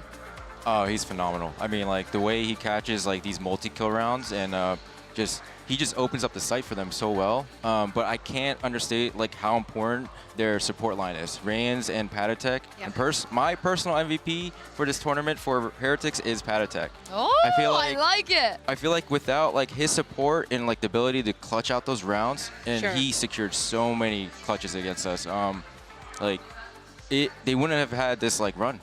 Yeah, he's getting the opening kill in over a quarter of rounds, and that's absolutely not possible if you don't have as good of supportive players as this team does. I think the synergy between their 2 initiators, how they're using their utility in conjunction, and especially once they get that second cooldown, how much value they're getting out of that second stage of util, setting up really good plans every time. It honestly makes his life easy for a guy who's already so damn good. Yeah, on the other side of this, though, if Gen G were to bring this home, then Kakuka, for me, it has to be Texture MVP. I mean, I'm not surprised that you say that. I think that Texture beginning of the tournament and Texture during playoffs to me has been 2 different stages. Yes, he does have a lot of his team just supporting him and setting him up, but the way that him individually has felt within the server to me has been much better. This flick, by the way, he's done it at least 2 or 3 times. It's just very disgusting to see time and time again how he can make this place happen consistently. So of course, when we talk about being comfortable, having that experience, having the server time to playing as a duelist and being in the same role, Texture has to be #1. I mean, you threw Patatek's name out there for Heretics. Do you feel like Texture will be the guy for you for Gen G? Yeah, I think so. I think his op is so scary to play against. We got punished by it multiple times. That flick shot he had against us on, oh, there it is. Oh no. That was crazy. This is just that was torture. crazy. Yeah, yeah. But if you had to take your pick, you know, somebody you feel like would make more of an impact, would it be Texture or would it be Wood? I think Texture for Genji. Texture for Genji. I almost lean Woot just because this is his first tournament playing the role and because he's kind of stepped into it so last second. But both these guys are absolutely pivotal, excuse me. And I think for Texture as well, his like individual impact is almost more important for me because I think a lot of Genji's game plans are really relying on like kind of like a simple like flash dash setup like that. And if he's not getting those opening kills, he's not finding those opportunities. I think this team's like mid-rounding is a little bit worse off than a squad like Heretics. Yeah, exactly. I think that's the point. If you see a good round from Genji, you're going to be looking at Texture. From the side of Heretics, anybody can step up. Well, I'm glad you guys mentioned Vote because he's standing by with Mika Fabs. I've got Woot here from Team Heretics. Woot, you have been the talk of the town lately. Can you take us back to when you first found out you were going over to Masters Shanghai? What was the pressure like and what does it feel like knowing that you delivered? We came here for fun, but now we are going to grand final. Like, it's amazing feelings. I can't describe it. Like, you need to live for like understand that. So I'm very excited to play. We will see. I can feel the excitement from you. Good luck. Thank you. I mean, he's excited to play, but the crowd is very excited to see him as well. As we've spoken about in the past, a lot of the fan favorites were knocked out before they even got to this arena. And at this point, honestly, Heretics, they might even be the new fan favorite. Oh yeah, and I think that everybody can understand why. Time after time, any of these players are a freaking highlight reel, and in so many rounds, things just look ridiculous. The way the crowd has gotten behind them is wild to see. They beat every one of the CN teams, knocked all of them out of this tournament, or at least down into the lowers, and you would think that, you know, that you think that would vilify them, but instead, all the fans here have gotten on board because they're just a team that is so easy to like when you watch these players play on stage. The vibes, Benji getting up and streaming the energy. it really feels like that momentum is building to try and get a trophy here. I think it really helps that Benji and Voot have been streaming on Bilibili, and their streams are absolutely hilarious. They were queuing with texture as well. I feel like this is one of the dream finals. I don't see a world where this kind of atmosphere and this kind of story happens again. But speaking of this story, Josh, you wanted to talk about this man, Paditek. Let's do it. I've been waiting a long time to talk about him. We heard it from his interview last night. He even said, I've had to grind for so long to get here because other people didn't want to play with me. Other people didn't want to pick me up. I let some opportunities go in the past, and now he's in a grand final. How poetic is that? It's crazy. It's crazy, and well deserved, honestly. Like from our second match to the third match, like the level of improvement he had, and like how much mastery he showed right away. Even like having a KO molly for our Killjoy on Icebox, those little things all matter, and like the amount of impact frags that turned the tide and delivered a 3-0 result for them. Like, man, you're torturing me. You're torturing me. I'm sorry to make you relive it. I'm sorry. I mean, time after time, we've been talking about Paditek and the impact that he's had in the team from the beginning of the year. He's never been just a sub. He's part of the team. I think that everybody can agree that HyperX is a 6-man roster. They can just be swapping people in and out. But I would be so pissed and so disappointed if people did not pick him up for next year. Pick him up, honestly. Because pick him up now. He's proven that he can work in any kind of situation, that he can take teams to grand finals at international events, that he's been playing and knows this game inside and out. What he's done is also unprecedented. The only team who had to sub someone in and make a run at an international tournament who got even close to this deep was HyperX back in Japan. They were in the lower finals, but now Paditek is in the finals with this Team Heretic squad, and I think has a very real chance to lift a trophy as a player that wasn't even supposed to play.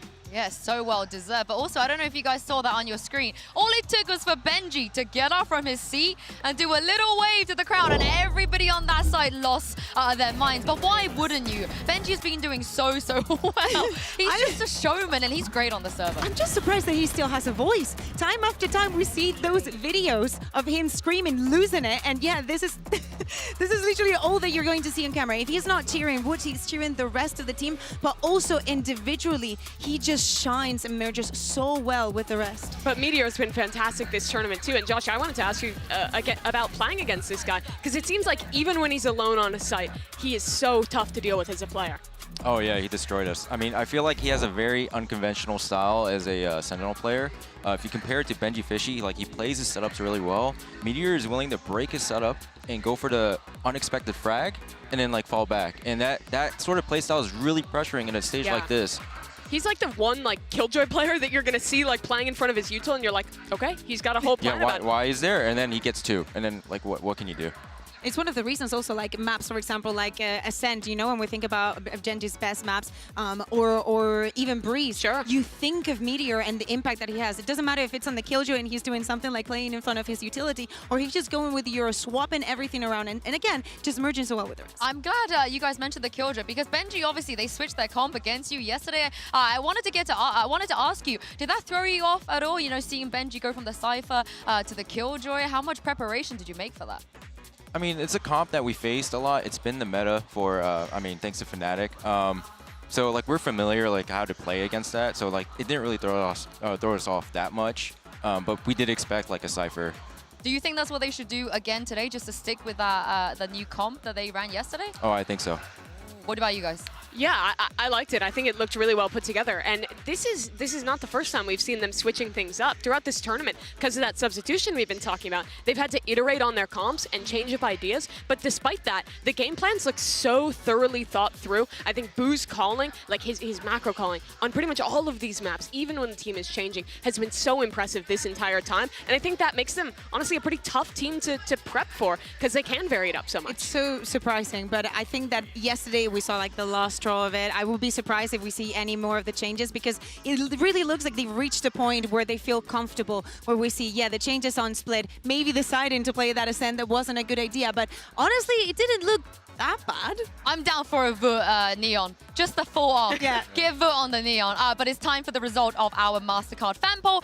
Earlier, we asked you which team is winning it all, and you guys have voted for Gen.G. What do you guys think about this? Controversial, or you expected this?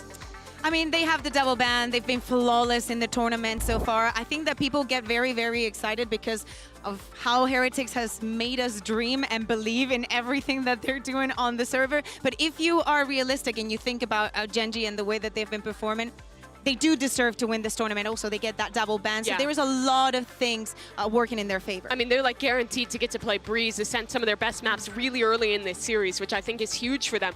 But for all I believe in Gen.G, I do think back to the last final they were in, where they were favored against Sentinels, where they had the double ban, where they were up in the series, and then the last map comes around, a map they should have been favored in, and the mental slips and it falls. High five, girl! Bring it in, bring it in, bring it in. All right, of course, I have not deviated from my HyperX pick this entire tournament, but Josh, you're not on this graphic. Who would you have said? I gotta go with HyperX. One of us! One of us! Yeah, sorry. I know it hurts to say because I'm Korean. I'm like rooting for the Korean brothers, but like, it's so good. HyperX, after facing them 3 times. We get it, we get it, we get it. You're one of us now. But the wait is finally over. Today, 2 teams will take the stage, but only one can lift the trophy and make history. It's time to bring out your Masters Shanghai Grand Finalists, Team HyperX and Gen.G.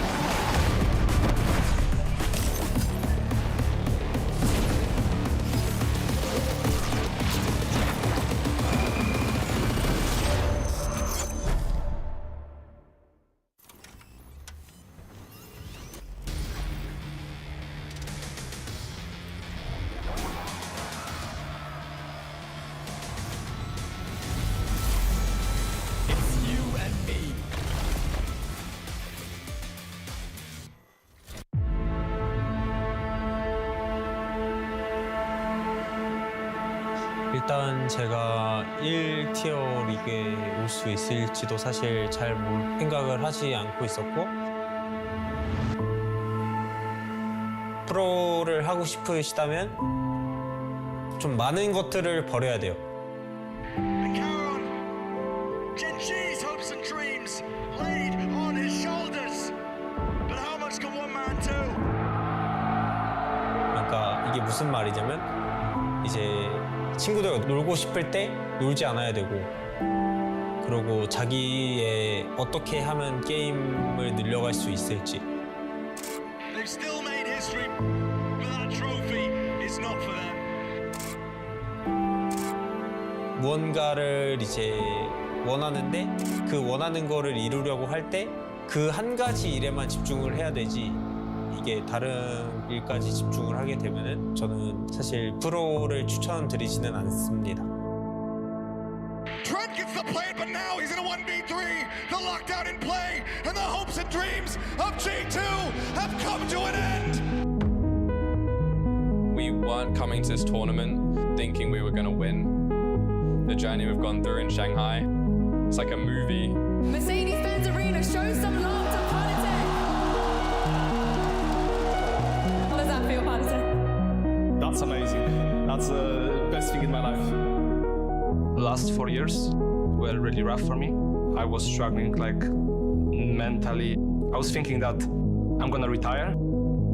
I think I learned a lot from that, and in my opinion, people need to go through bad times to appreciate when the good times are happening.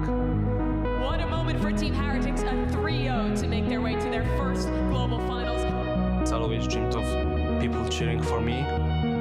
I always take a deep breath, and I appreciate where I am right now. For HyperX, the journey, the story, it is not yet over. Finishing touches on this. Gen.G pick up right where they left off. 사실 마드리드 때랑은 조금 다른 분위기의 저희였기 때문에 What an exclamation point on an incredible match. 13-10 Gen.G. 저희가 마드리드 때 실력이지만 이제 멘탈이 조금 문제라고 생각을 했었거든요. 근데 국제전 이번에 상하이 들어와서 그 부분이 완벽히 해결된 것 같아서 They are back. Karen finds it. They get themselves into back-to-back grand finals. 사실 제가 이 젠지를 가장 마지막 멤버로 들어왔었거든요. 근데 제가 이 팀 들어오고 처음 연습을 했을 때 느꼈던 건 정말 제가 지금까지 만나봤던 팀원들 중에 가장 잘 쏘는 팀원들인 것 같다라고 느꼈었어요. For Genji, they've always seemed like a different beast here in 2024. The consistency has been unbelievable, and they are on the precipice of their first ever championship. 역시 챔피언이라는 소리를 들으면 페이커 선수가 제일 먼저 생각이 나는 것 같아요. 저희 한국 e스포츠계의 전설이자 이제 발로란트계의 페이커도 좋지만 발로란트의 라키아로 그런 좋은 사람으로 남고 싶습니다.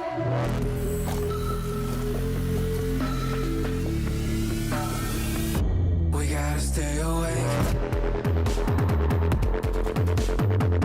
Genji will make it in the long run.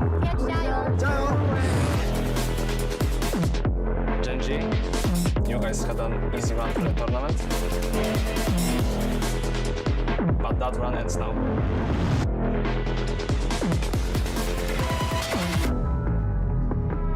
저희가 이제 상하이의 최종 보스입니다. 재밌게 해보자고요.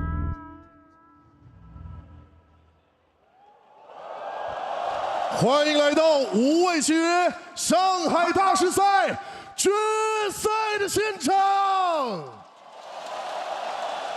Genji TX 历经层层考验和挑战，从瑞士轮一路过关斩将，闯进了总决赛的舞台。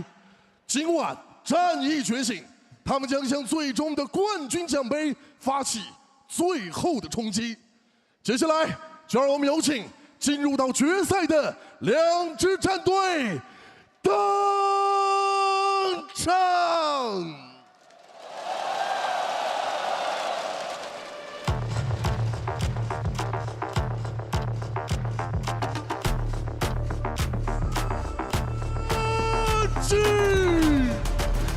是的，在上一次马德里他们是隐恨在了决赛，他们没有能够拿下那个 BO5，而这一次上海大师赛对于Genji来说又一次要遭遇 BO5，可能 BO3没有队伍能够阻止他们离冠军就差最后的一场比赛。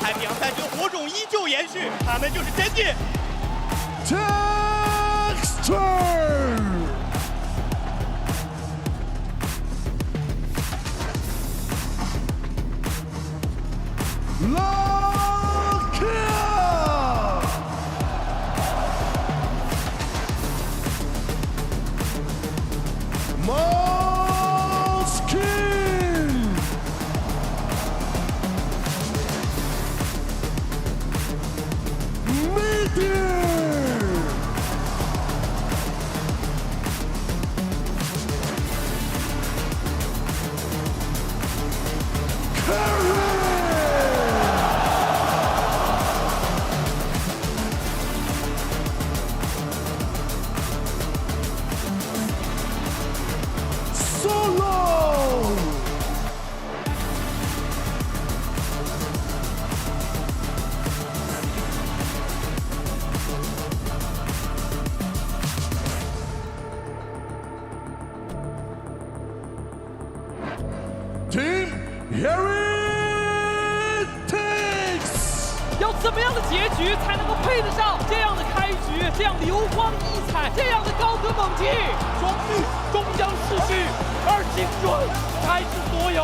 让我们把最热烈的掌声给到这一场的胜者，来自于 EMEA 的 Team HyperX Party Time。Race!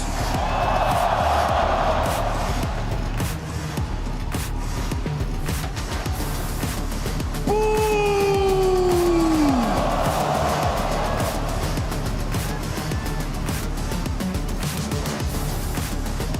本局 Fishing!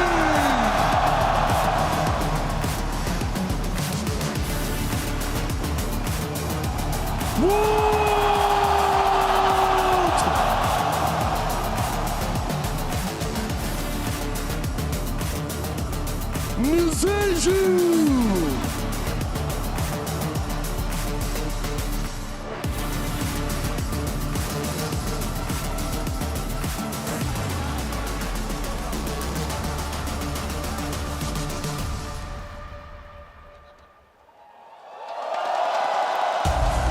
It's the second time this year Gen.G will have an opportunity to lift a Masters trophy. They let it slip in Madrid, but this time around, all they need to do is to get past Team Heretics, the only team that's to ever make a grand final with a sub. Yeah, exactly. And as we look at the maps, we do not see surprises. Bind is going to go out, especially after the latest adaptations from Team Heretics. And Sunset is somewhere where Gen.G just does not want to face them. Breeze is going to be the first one in. This is a really strong first few maps for Gen.G. Their Breeze has looked incredible with their Astra Yoru composition. Their Ascent, they have also been pretty much, undefeated thus far in this tournament. And you also have an Icebox and Lotus where they've shown to be competitive. Let's talk about this Breeze right off the bat, Josh. I think we all expected it to come up in the first 3 maps. What do you make of this, and who do you think this favors? I think Gen.G has a strong Breeze, but I feel like Heretics will come out with a really strong game plan to play against a no Sentinel Breeze. So look for them to abuse those gaps and see if they can pressure around the map to have those openings. Yeah, it's very interesting because Gen.G has decided to take Heretics to a map where Minibu played the Yoru. They have not played it yet in the tournament, and that adaptation cannot come from one day to another because this is the last day. They have to come in with a new plan, but they knew they were going to be in this exact situation. They knew the Breeze was going to be coming up on today's matchup rather sooner than later. Gen.G was prepared. I want to know what Heretics has cooked for this one, though. And there's a lot of options right now on what to play on Breeze. You can still play the default KO Sova comps that have been around forever. You can play the variations with the solo Yoru, or you can go ahead and steal something like the Gen.G comp. There's a lot of options, and I think if they have a strong game plan, especially like you're mentioning, against that no Sentinel, no Cypher comp, there's a lot of potential here for them to get an upset early in the series. And what people have to remember is, of course, Vu had to move to the Duelist. It's not something he's ever played before. He has. And looking at the other plays, Paditek was an infamous Duelist back on G2. He was great in that role. Reyes can play the Duelist as well. In fact, I think they all can except for It's Boo. just a very flexible team. Most of these guys have played a ton of different roles throughout their career. I don't expect Boo to fill in that role. I think is the only person I wouldn't. But Josh, if this was you, your team, and you knew that you had to play Breeze, would you want to stick to the same comp and just move somebody onto that Yoru, or do something completely different? I feel like I would just put Woot on Jet. And just go with a single? Yeah. I feel like the rest of the playbook could be kind of similar. Of course, you don't have the cross-map TPs, but the playmaking on Woot just covers that gap. Woot in the lower finals was absolutely incredible. The amount of first kills, the amount of early engagements he was seeing, the pure confidence that the kid plays with is ridiculous. If he can even bring an iota of that into today, my goodness, there's a chance because he's locking that Jet. It's a Sky as well. I thought that we were going to see another debut coming from Wood just playing on the Yoru, but as you're saying, he's sticking to the Jet. Paditek is on the Sky, knowing also how comfortable he is with the KO, how much experience he has with the agent. Are you surprised that he goes with the Sky? I think the approach is that they want to use these little drones and dogs to try to scout out as much info as possible and try to find a way to crack into Gen.G's defense. Yeah, well, I can't wait to see how they're going to play this Breeze and send it to the first map of this grand final best of 5. Show some love to your casters for today. It is Doug and Baby Bay. 2 teams remain, and there's only room for one. Legends will be born on this stage behind us, and a sold-out Mercedes-Benz Arena will bear witness. A best of 5, Dre, to decide who's the best in the world. It does not get any better than this. Gen.G have been given a glimpse of greatness before, and they fell short. Today, they play up against the contenders in the arena with a Woot who has been redefining, reshaping what it means to be a prodigy in the world of Valorant.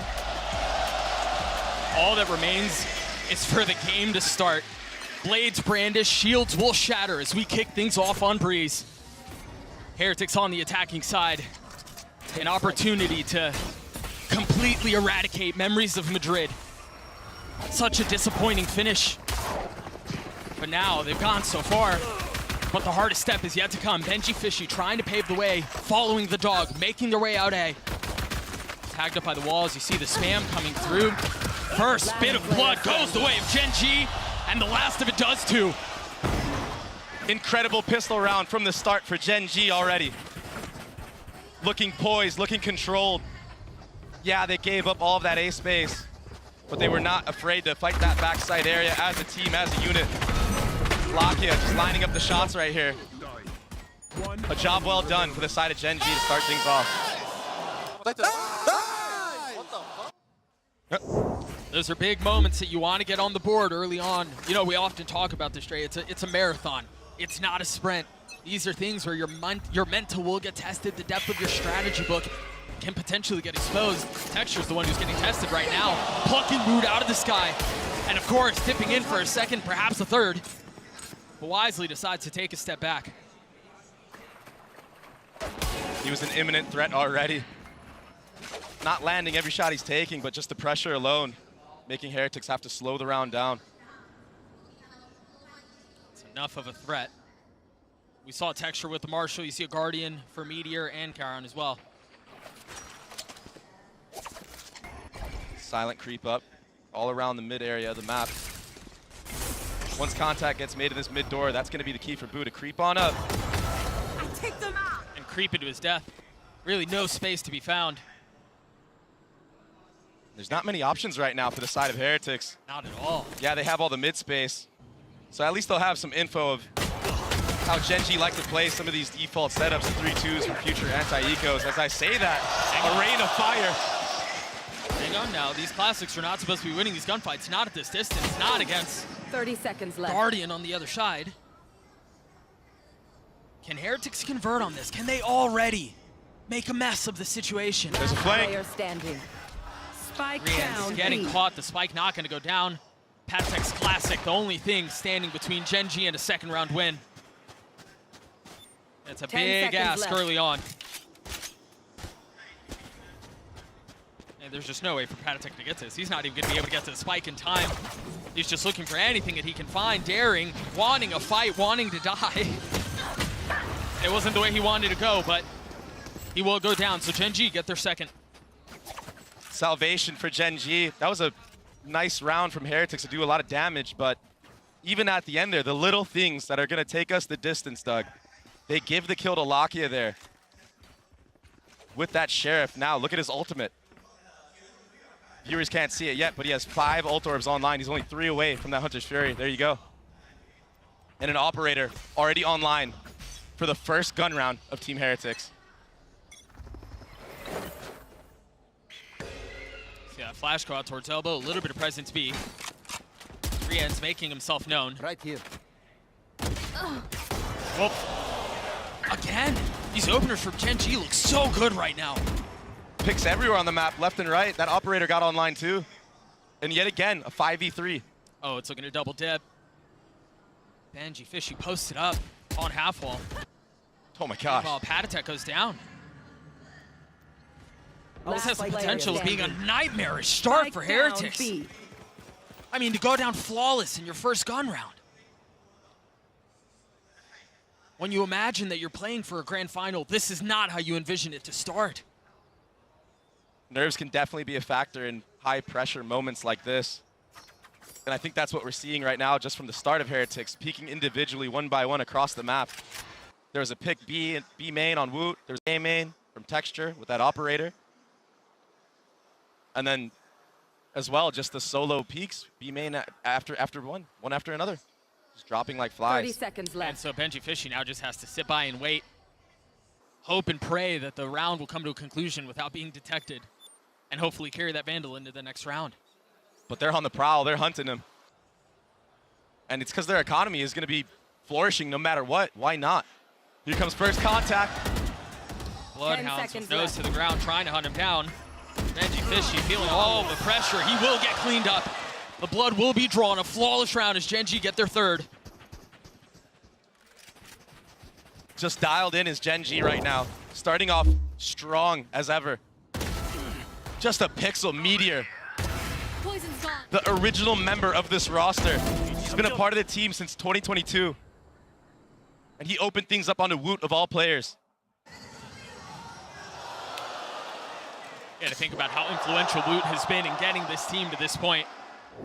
Oftentimes putting together plays that almost don't look real. They almost look like they're defying the way the game is played. Challenging convention. You expect for if Heretics are going to have a really good shot at this, he's got to be online. Of course, he is the first out onto the site, finding cover in the smoke and now striking onto Munchkin. But Texture and Meteor again. He's not able to control the spray though. Benji Fishy lit up. He's the last one standing and will meet a similar fate. And it was actually a beautiful exec from Team Heretics onto the site. But what was that shot from Texture? He meant to flick Woot, I believe, on the site, ended up taking out somebody else instead. I think it was Rians with a wall bang. You take what you can get, right? I mean, 100%. Take a look at that play one more time. Look at this. This was ridiculous. Oh my. Oh, count your lucky stars. Just obliterated the opposition in Meteor as well. 7-2 right now. It's an excellent start. A timeout called by Heretics, down 4 early in this best of 5. Again, a dreadful start to the situation. And Gen G, they had a hard time in the beginning of this tournament. Coming off to strong starts. Seemed like they would always drop the first map every now and then. Yeah, slow starts every time. But they just went full steam ahead with no signs of stopping. They found out what the problem was, they fixed it. And they're vibing right now. For the side of Heretics, I imagine their coach is just telling them, yo, guys, slow and steady wins the race. Take a deep breath, it's not over. Get your bearings. You got Rian's one away from his ult. Benji Fishy also close by, along with Pad Attack. So Heretics with help on the way through their ults, but I mean, it's been a dreadful start so far. We'll see how things look on the other side of this timeout. Jet, fly safe. Will be the second gun round for Heretics. And they need this one bad, Doug. They need this one really bad. Meteor's getting active already, taking so much space. And then TPing away, feeling a lot of the pressure that's heading B. When you hear the drone come out, you know there's help that's needed. And of course, Meteor arrives on the scene at just the right time. Just some spam through the smoke, seeing some of the chasers on the other end. But Munchkin, he gets plucked out by that Sova dart. Where do they go off of this, though? They don't really have space anywhere on the map. Meanwhile, you look at the mini-map, Texture's already taken caves. He's just gonna dial in on this angle, get any type of early info here. You imagine a jump spot coming through from the side of Heretics. Or they just swing into it. They swing in, surely they'll get taken out. We're about to find out right now. Meteor used his ult on the other side of the map. Meanwhile, Patatek, there's the jump spot. A little leg shown. And now they think twice about it. This is a brutal spot for Heretics. They know that the Yoru just ulted on B. They've already gotten picked off on the other side. You know there's an op towards A. Much like we saw in the pistol round, right? There's not a lot of safe space here. 30 seconds left. They are picking the right site though, Doug, and it's gonna be a little faint with the Skydog into A site, but it's not getting the value required, I don't think. There's 3 players of Gen here. Lakia with an opportunity to make a massive play. Meanwhile, Texture on the other side, he was overwhelmed, but Meteor again delivers. Woot's left in a 1v2 with 10 seconds left. He's got the spike in hand. He's got to commit to getting it down low. And with 5 HP, nothing but a sliver, nothing but a little bit of spray will take you down. But Woot looking to find some success for Heretics, and he just can't either. A ferocious start for Gen G. A beautiful round for Gen G. Meteor opening up the entry once more on that B site, just getting a spam kill this time through that Viper orb. And then what do? I mean, you're just stuck. You want to run into Texture's operator. He's going to take you out too. I mean, look at that. It's just the tracers onto Benji Fishy. And that's not the first time we see him do that either. Those little spams through the orb, A-Main have just been so clean for Meteor. I mean, he's 10-3 right now. Yeah, he's dominating the server right now. And we expect Texture to be the guy, right? We talk so much about Texture and how he's going to be the answer to Woot and who's going to be able to challenge this kid, and it's Meteor who's just taking the show. Blades online, op shot rattles off. Doesn't connect. But can Woot find any success with his ult? Saw how deadly he could be in that last series. That Icebox clip is one for the books. I don't think Gen G are interested in reading it though. Looking Munchkin again getting active, and again, it's Meteor who capitalizes. More than halfway to his ult again. It's an unbelievable performance so far from the guy. He just had it in the previous round too. And another disadvantage for Heretics. They're down 2 members once more, Doug. Yeah, and they need to find a way to get some sort of success going, get some confidence going. Maybe it's in the hands of Woot, but something to kind of get yourself out of these stumbling blocks that you've slammed into every single round so far. Maybe it's Rian's, but now Texture showing that he can do a bit of his own. The blades come online, and Woot falls.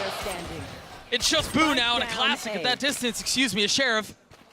Maybe can deal a little bit of damage, but not even that.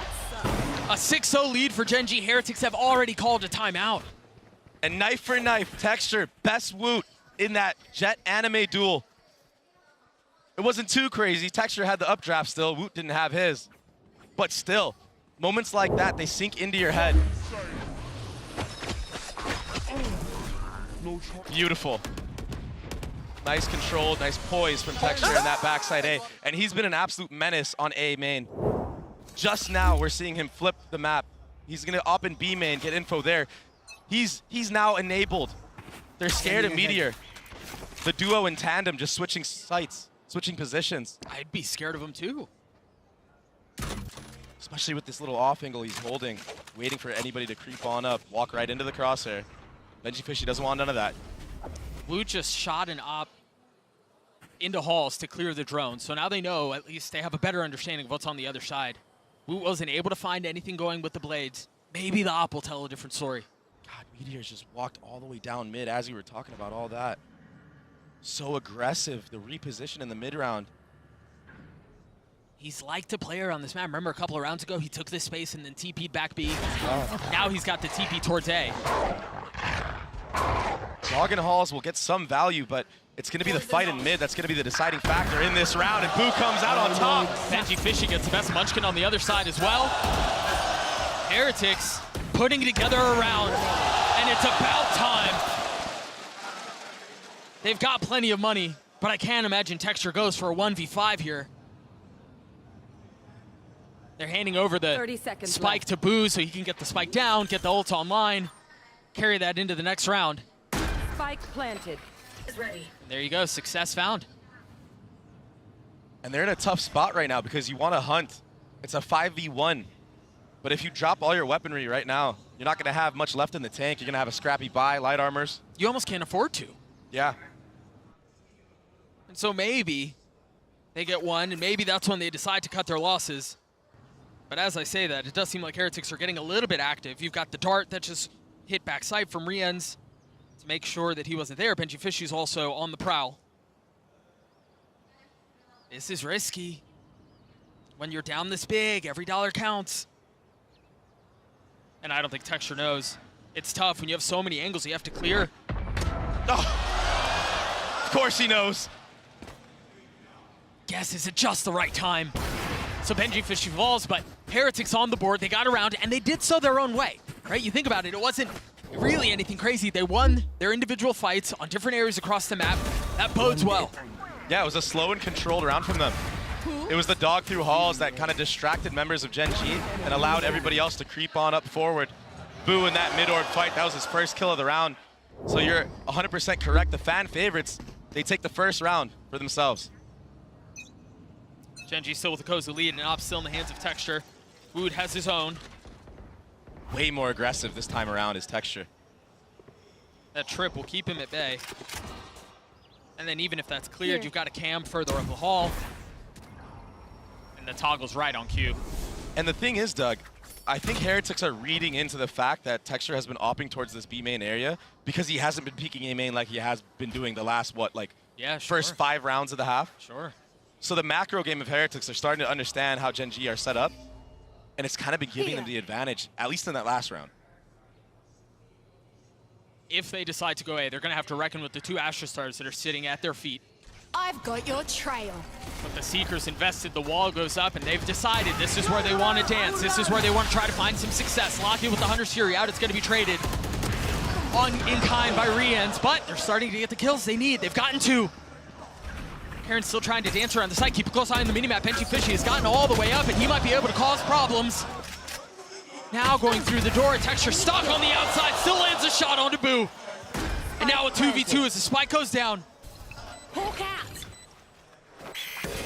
That flash is so good. Munchkin has to wait for Texture to join the party. He's so weak, 30 HP, no armor. And Heretic's in a really nice spot here, digging their heels into the site. But with such little health, what can Genji do? Munchkin falls, that's the weak one that's left. Does anyone swing the op? Yes, it does, and it doesn't matter. Patatek puts a bullet between his eyes as Heretics get their second. 2 rounds in a row now for Team Heretics. And the deciding factor was the layered utility. Seekers, Dog, Dart comes out. Even the late drone that they still had for Marians at the end there. Yeah, and the Sovol too. Yep. So much follow-up utility to just smother everybody playing on the actual A site. And then the confidence coming back into the hands of Patatek, swinging into the Oppa Texture, who has been an absolute freak this map so far. Signs of life for Heretics. And now they're reading the map really well. Boo is doing a good job of IGLing. Once more, not hitting the site where the operator is at. Yeah, I mean, it's almost like they can see through the walls. As soon as the op switches back over to A, Heretics a step ahead of it. Decide that they want to take a different look, a different approach. I think a lot of people out there, myself included, get so blinded by the fact that Heretics have these shooters, have these stars, that Turkish aim and whatnot. But they don't understand the level of macro these guys play at. They actually read the map really well. Their coaching staff does a really good job of prep. Find some cover, Texture. They're looking for you. And that's info gathered that the op is confirmed at A main. He's not pushed off of that line though. Oh, he gets dropped by Rians. I'd love to see that one back. Yeah. And again, Heretics finding success early in the round. Another numbers advantage. Surely he doesn't take his TP, right? That's a second one he sent down there. The first one was a fake. That's a fake too. That's enough to slow you down and make you think twice about it. But Heretics now wanting to go B. Can they get past Munchkin? The spam is good onto the first and onto the second. Benji Fishy's there on the trade, yes, but it's a 3v3. It's going to be a flank on the other side. And by the time he arrives, the round will likely be over. He can't get in. What was that from Meteor? The run and gun on the first kill. Consolidates his aim, secures the second. He's here to win it all, man. Careful now. Oh, Meteor caught by the trip. Benji Fishy showing that he can wield the op as well. But Genji will get to 7. 14-6. Second Yoru ult online and available. Here's that entry. Oh my gosh. Texture didn't even stand a chance, but it was the B anchors, the B setup, that clone following up. And then Meteor pushing all the way through. Smelling blood in the water. Into the next we go. Op still in the hands of Woot. Cutting through. Carried over by Benji Fishy. Boo has his pit. Maybe they play around that here. That's just so tough when you think about Meteor's ult. It's such a good counter to that. Op train and shot delivered. Oh, he gets a second. Dash still on mine. Halfway through. Heretics again have the door slammed in their faces, but Rians continues to push. And it's just a freeze to the round now. Everyone grouping up. Bomb is alone in halls. But he's going to be met by the force of Lakia. Does he wait for his teammates to come up mid-door? He's quietly put together a really nice map so far. Oh, Rian's getting clothesline on the other side. Boo not allowed to get into the site as the door gets toggled once more. They have found some passage out, but they still haven't gotten the main objective down. That's a big swing out from Boo as Lakia falls. Can he find anything else as he pushes around? What a shot from Karon. Another 3 for him as Genji gets 8. Finessing around backside A, protecting his teammate who was stuck stairs. There was the distraction again for Gen G. They make you look at so many different angles as you're entering into these sites. And this mid, in the beginning, Meteor got contact from the tunnel, sent the clone up, while Texture was holding his elbow the entire time.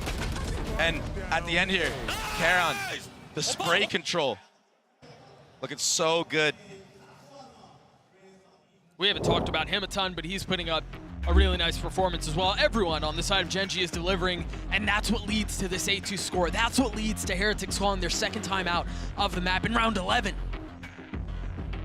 And keep in mind, this isn't a map that Heretics play often. And when they do, I mean, I think it's, what, like a Neon or Yoru comp that they normally run, but they have to go for the Jet here because they have Woot, who has been, I mean, absolutely astonishing this entire tournament. He's first in almost every single stat for Duelist in his role. So I don't blame him for going on to this Jet pick. But the Sky, it's not getting as much value as I'm sure Heretics thought it would get going into this matchup, going into this series. Keep in mind, it is only the first half. Maybe they got some things cooked up on the defensive side. Gen G 3 over Heretics. It's one of the few in the crowd who are pulling for them.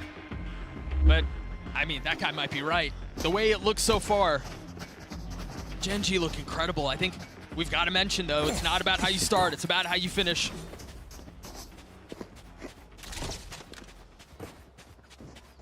(12-4) for Texture, the op still online.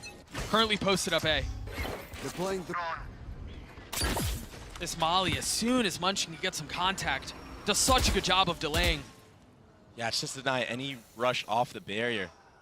That allows time for that Yoru TP to go all the way in the back of B side. So if they do actually commit, he can be there. There can be a third member there.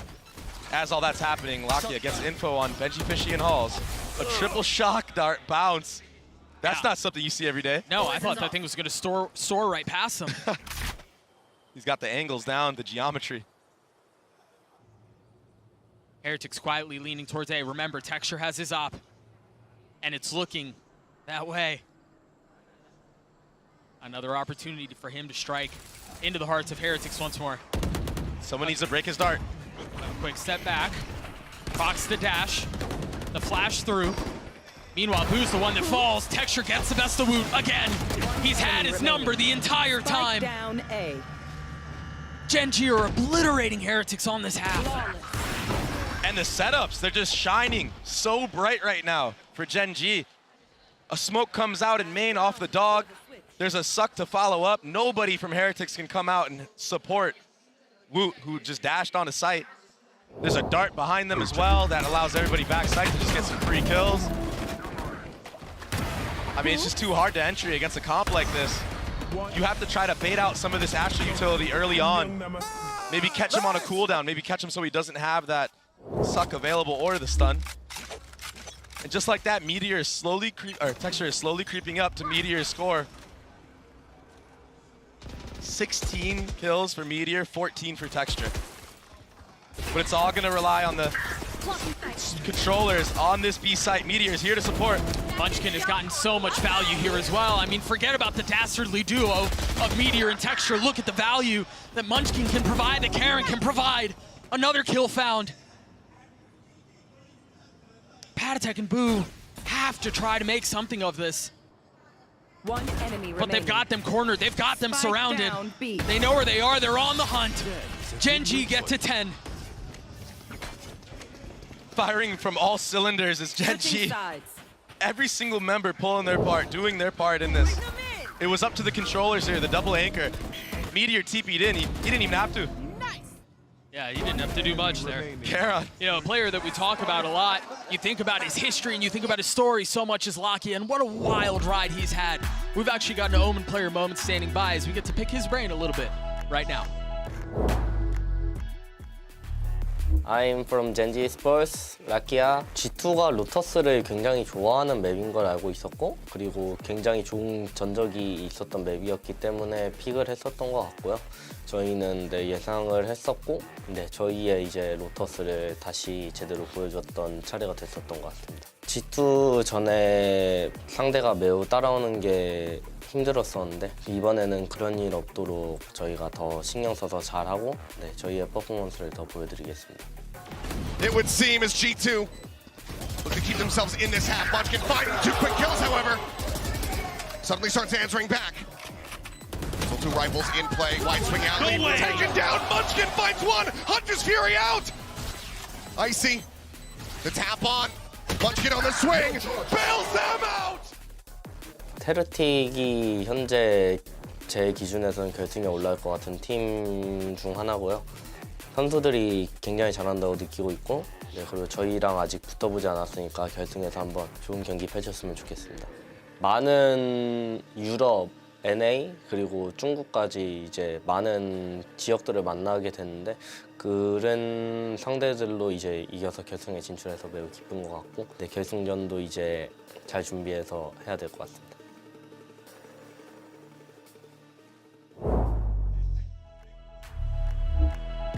What a tumultuous journey he's been on. And again, we mentioned it in the first half, Dre. He's quietly putting together a very impressive game. He mentioned in the interview there, he just wants to have a good game in the finals. And Lakia, my brother, you're good. So a 10-2 half for Gen G. What a start. Yeah, the toughness of Gen G throughout this entire tournament, throughout even the stage that they had. I mean, it was tough getting in. They started off, I think, the season like with only one win. They were 1-3. They brought it back. Time to jump. Made it all the way here to Shanghai, and now this is the half that they just seem to just own teams on. This is where they thrive, on this attacking side of Breeze.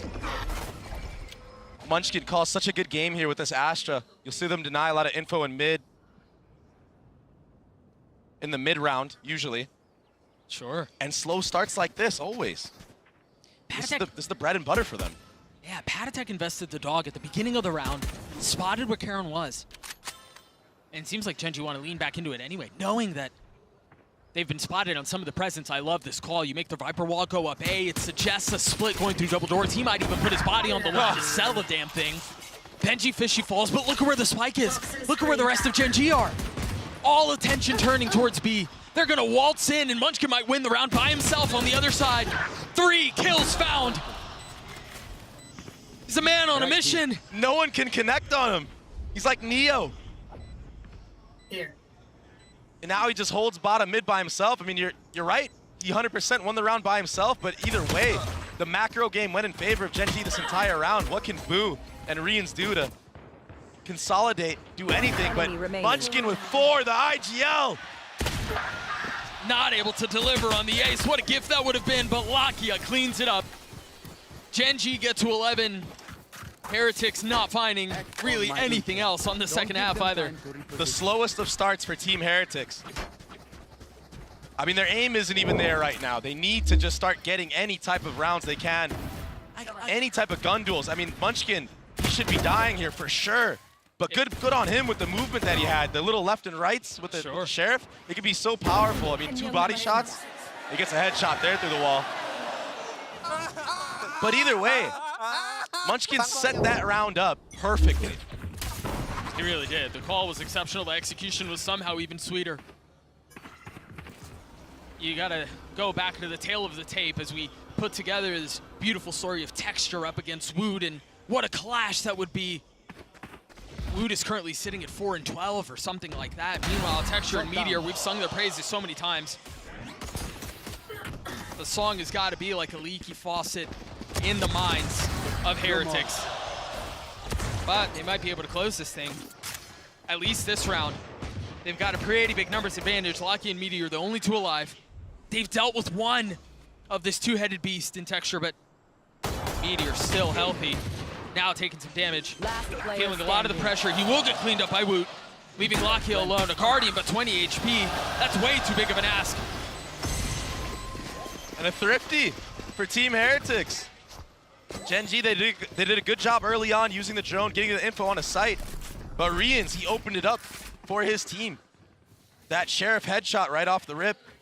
That allows Woot to come in with that Marshall, just get a bunch of tags on players, make it actually a fair fight for players that are using the Sheriff. Defeated. All of a sudden, all you need to do is get a body shot. Shot down. Hit a couple there. Yeah. That was a nice one. It's big for Woot. That's big for Heretics. We actually got this.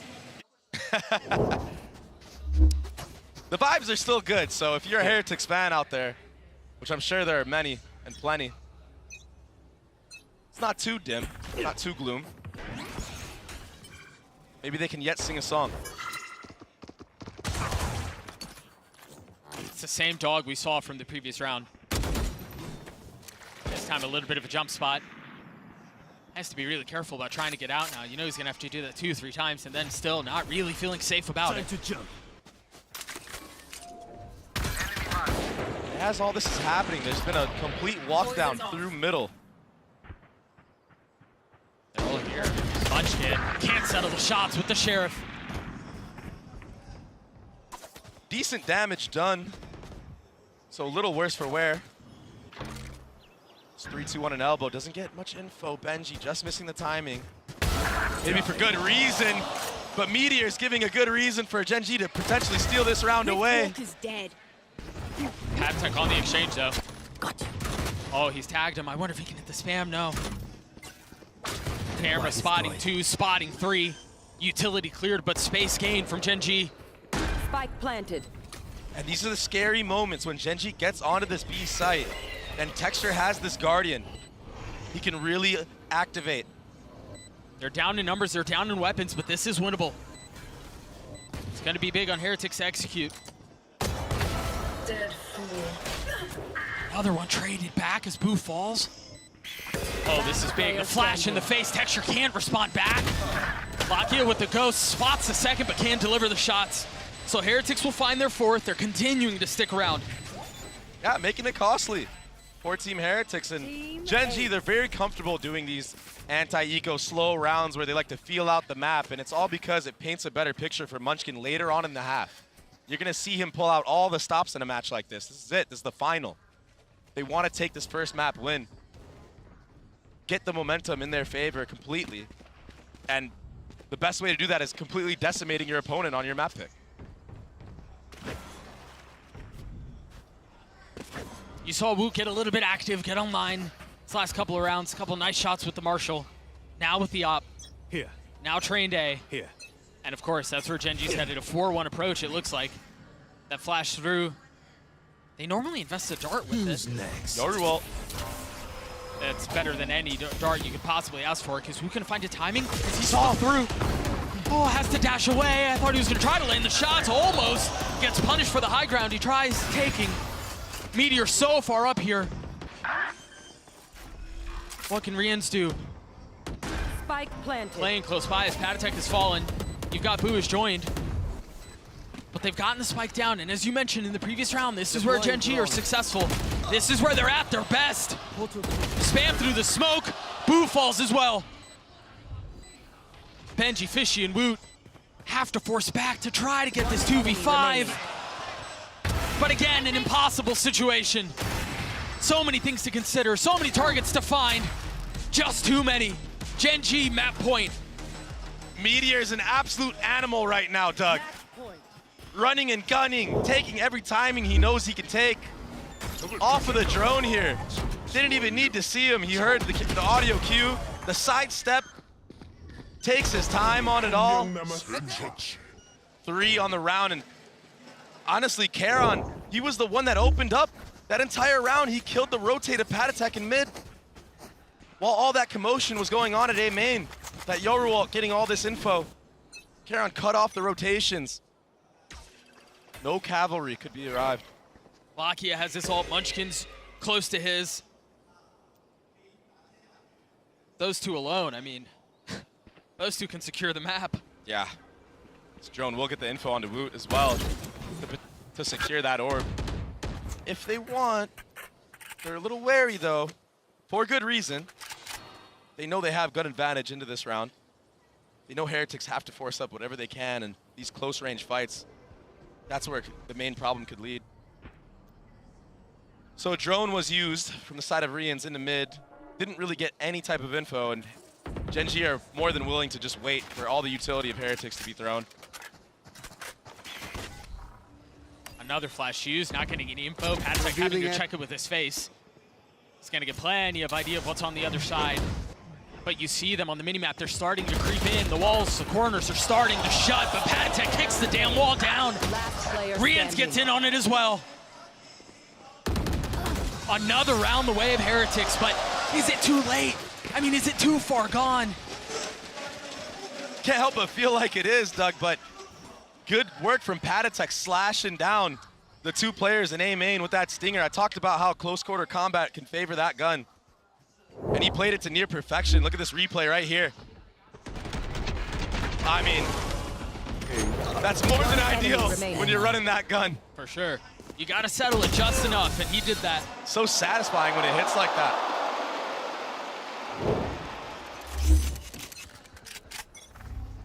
Patatek close to his ult. It's a big one too, as you think about how Gen.G like to play at the beginning of these rounds. Any info that you can gather is valuable. Decoy. It's a faster approach from Gen.G. They've been sitting back for quite a bit of rounds. Meteor, I mean, he's so disrespectful right now, and I don't blame him. Look at Woot. Oh, look at Woot. He tried doing the same thing. Both Sovas almost caught in their utility, but Locky is the one that falls. And now the Seekers on the swing. Karen not able to get much more. There's no room for Meteor to get back to the spike.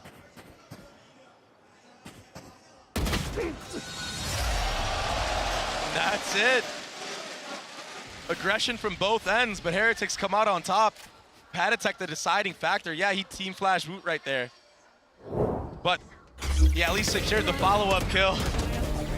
Poor Woot, he was like, I had him, bro. Either way, that second shot, oh my goodness.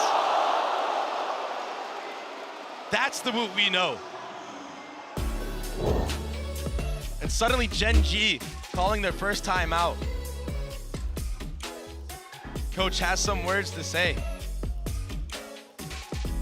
Maybe using their ults to combo it. Just get onto the site, get that Viper's Pit online. And they have so many that are going to be going into this next round. Heretics are putting quite a run into this in the closing moments of the map, or what you would think would be the closing moments of the map. They seemed like they were dead. I mean, they seemed like they were done. But Rians has been such a good spark for this squad. And of course, with Woot getting active as well. Yeah. With Woot coming online, there's always calls for hope. And when you win the eco round like that, I mean, it's a round that you have no business winning. And you steal it away, it gives you the confidence to now build up your own economy. All of a sudden, Gen.G has scrappy buys every other round because it's just disaster when you invest so many guns into the round like that and you lose it. So although we were on a timeout, it's going to be a little bit of a scrappy buy. Yeah. I imagine the main strat for that timeout is going to be going into the following gun round. But a hero rifle buy this round for Texture because he has the knives available next round. Amalgam of a buy. Patatek flashes the dart over the top. They've been caught once more. Oh, but it seems like they're happy to take that fight, happy to get caught with them. Now the drone over the top from Lakia. Patatek still trying to hold the line with Rians over his shoulder. Now you're going to have to deal with that again. An opportunistic swing up from Patatek, and he pays for it with his life. Now the Hunter's Fury. Rians will fall too. Boo and Benji Fishy left alive to try to convert this, and Boo's making a run at it. They've invested the neural theft. They've gotten info. They've gotten the pit out, and they're going to rotate away.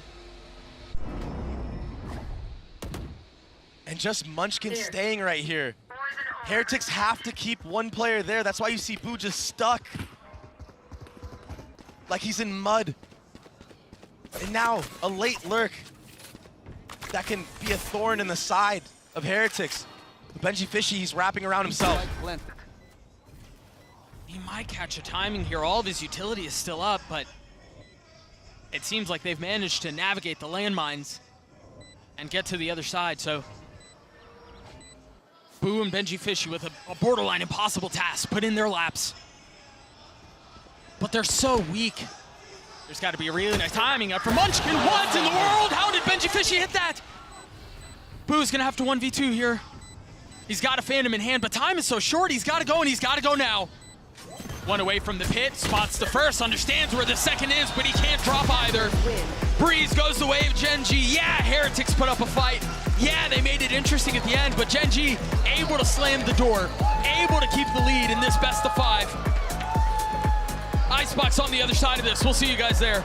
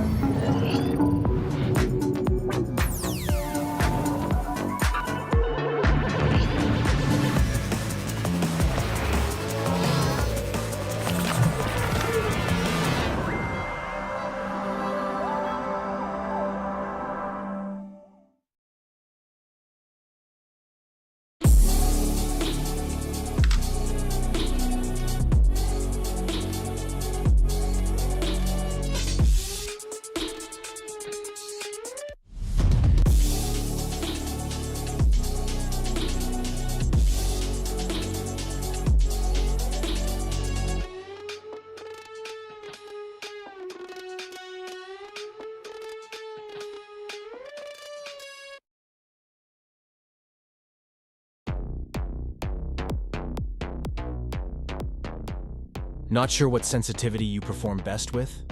Are you constantly changing your sensitivity because you're missing? Introducing the Universal Sensitivity Finder in AIM Labs. Get real-time sensitivity recommendations. Keep track of the sensitivities you perform best with, then bring it into your next ranked game and dominate. Now available in AIM Labs Plus.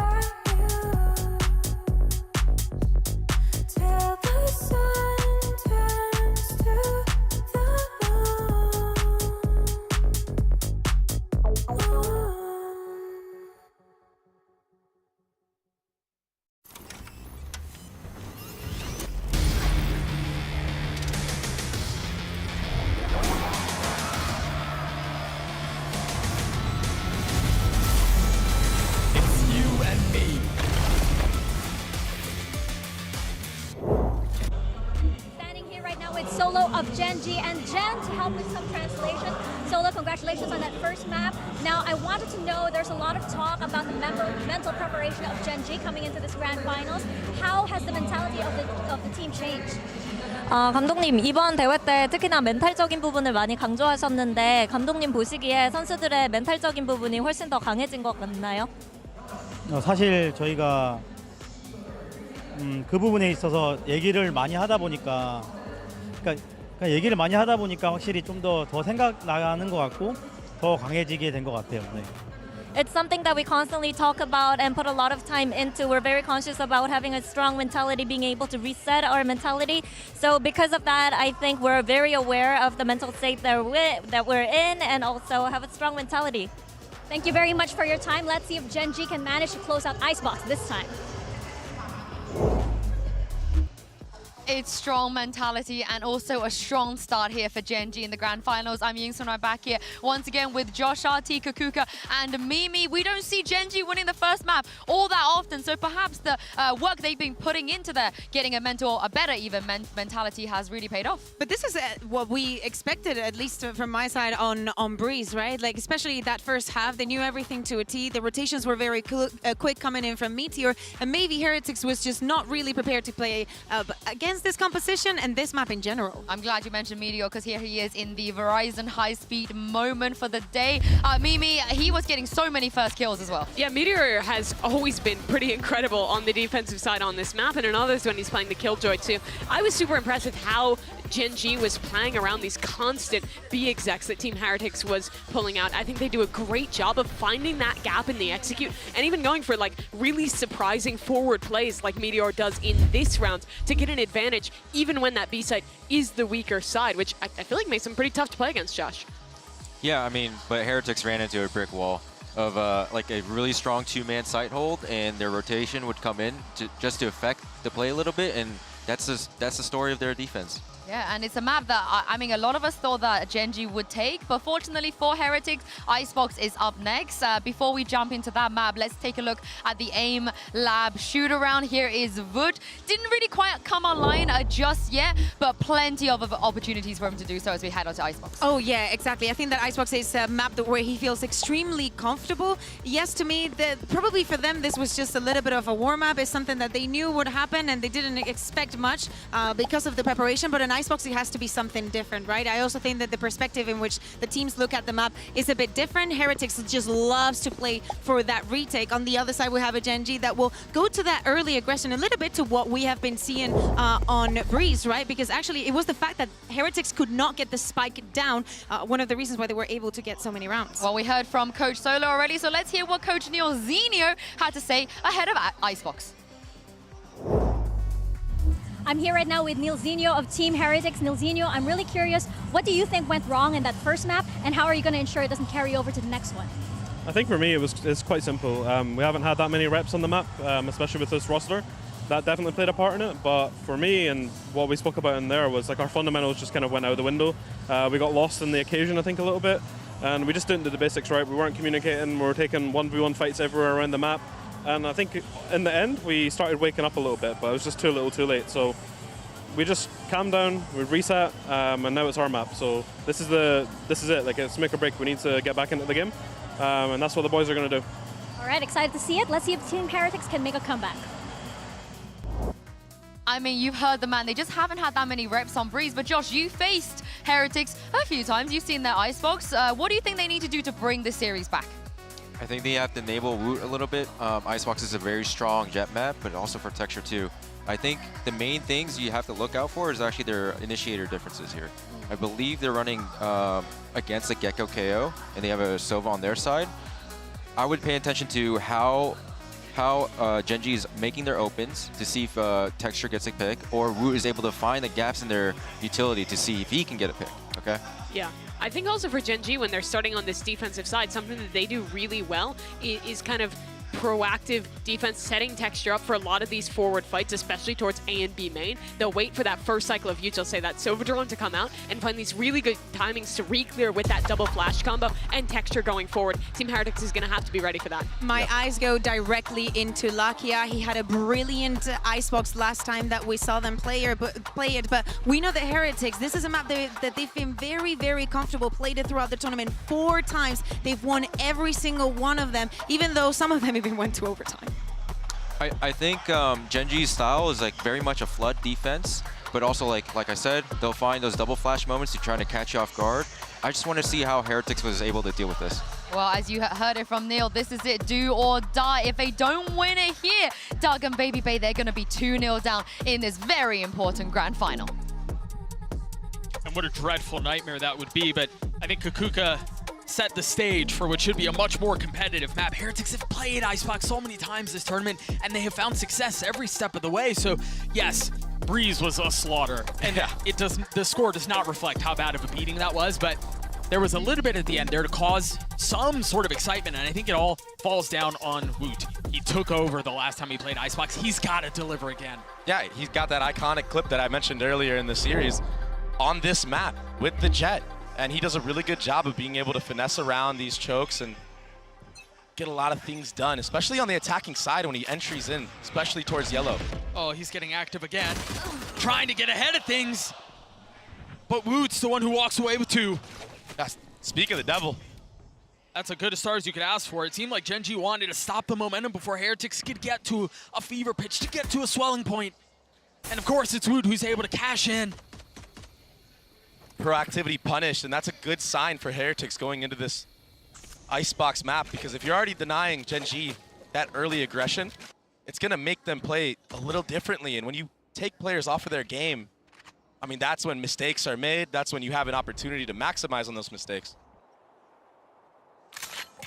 You can tell for Gen G there, the objective was not just necessarily to win the pistol, but it was to make a statement, because Breeze wasn't enough. But well handled by Heretics. Now they're going to flip the map, head back A, undetected by the turret. They've got one of their own. Benji Fishy's posted his up, but Karen's on the prowl. Is he going to smoke it off? I don't think he has a smoke available to do so. Yeah. But that knife landing, that opens up the window of opportunity for the flank. Decides to not go for it, though. Yeah, decides to go back mid and try to approach things from a more conventional manner. Meteor trying to post up sight. The dart is cleared. Woot is dead. A little bit more found for Meteor, and Munchkin getting in on it, but Boo responds with 2. Karen, who was the late flank, converts for Gen G. Meteor, once more, the anchor that you could wish for. That molly. I mean, it cooked Woot up. Guy couldn't do anything. Yeah, he got the first 2 entries into the round, but when he dashed on his site, that Viper Wall decays you enough to let this molly get so much value. I mean, he had no chance to even swing. And then the second on top of it. Last player standing. Getting away with bloody murder. Karen so steady at the end there to secure the pistol round win, and that looked like it was all signs leading towards a Heretics win. I mean, from the beginning all the way through, Texture again aggressive. I love the pace that Gen G are playing this so far. Yeah, even though they got punished on the pistol, when you secure a round like that, the confidence is back. Now you're willing to keep going for more. And Gen G, they're reading into this. They're ahead of it, playing a bit of a retake setup on that A site. Boo! Karen was the hero in the last round. He was the one who was able to secure it for Gen G, but now sitting on the sideline, forced to watch, forced to wait. Texture's on the swing. The Marshall gets 2. And there's plenty more where that came from. But it's Meteor who takes one away. The spike hits the ground. Patatech and Riens will have to force this thing back, and they've gotten into a 2v2, but with Sheriff. So they're converting on this. Can Texture snatch this thing back? Can he avoid catastrophe early on? He's gotten 1. Riens with the dart. They know where he is. On the swing into the Marshall, connects the shots. The Red Bull clutch in the 4K for Texture. Texture on fire with that Marshall. He'll upgrade to a Guardian on top of it. What shots. That's exactly what you want as a Jet player when you're playing Icebox. You just keep going for broke, hit the flicks. When you're this close range with that Marshall, you can just opt to no scope. He only had 1 in the chamber there at the end, but he was so confident in that shot, in his abilities. Breeze, Icebox, it does not matter. It's all the same. Texture will not be denied. And again, getting active. Again, looking to make a statement. Has to dash away with 25 HP. Thinks twice about the reaggress. I think part of the play was getting him involved there. Munchkin getting spotted by the drone. Has to give the space back, and Texture on the swing. I mean, he's a madman. He's 25 HP doing that. He's stuck around for so long to support his teammate in Nest. And all of a sudden, a rifle swap. Now Munchkin, he has full HP. He's able to have that M4. Phantom. These pugnacious protocols from Gen G at the beginning of the round have been so smothering for Heretics. But yes, they're down in numbers. They have such a strong weapon advantage here, though. It's just the Phantom, it's just the Guardian on the side of the defense, like you were saying. No way, right, Doug? No way. No way, you're absolutely right. But Lakia filling in on the space behind it. Surely you're not expecting a second there. Crispy from Karan. Revealing. Locky might be able to cause a lot more problems if the timing is right. Got a little bit of utility, but it does not look like it will go checked. It does not look like it will go detected as Rians falls. Committing to the plant now. Last player standing. It's all on Boo. Yeah, he hit another. Turns away the flash. He's getting spammed. Getting peppered. There's no way for Boo to go. Another round stolen away by Gen.G. Doug, we are seeing a Gen.G that is so online and ready for this. They want it so bad. Karon there, getting the trade in market. And oh, this was that first kill. Oh my gosh. Look at this. Insta. The follow-up, Meteor, protecting the back and forth, and then one enemy remaining. Just no chance for Patatek there. There hasn't really been a chance for Heretics at all. Down 0-3 early. His spy's not great. You've got a hero rifle for Woot and a couple of stingers and sheriffs around it. Do they try to go aggressive again? Do Gen.G try to set the line of scrimmage a little bit further up? Flash. Of course they will. See the flash, you see the darts. 410 is theirs. They're just staying here. They do not care whatsoever. He's expecting the swing, procs the dash. And meanwhile, Karon over the top, getting the best of Woot. That was the hero rifle. That was supposed to be the firework in the round. Look at Texture's timing on the swing. And Lakia as well. Rian's able to get a little bit of something going on here, though. And they're all hunting. They all know he's there. Lakia is messing with him. Spike down, attacker spawn. They are different right now. This is a different Gen.G. We haven't seen this at all this tournament. They're running it down.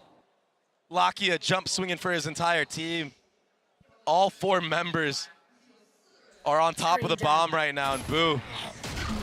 He's gonna be left to his devices, but he really doesn't have much to work with here. No, not at all.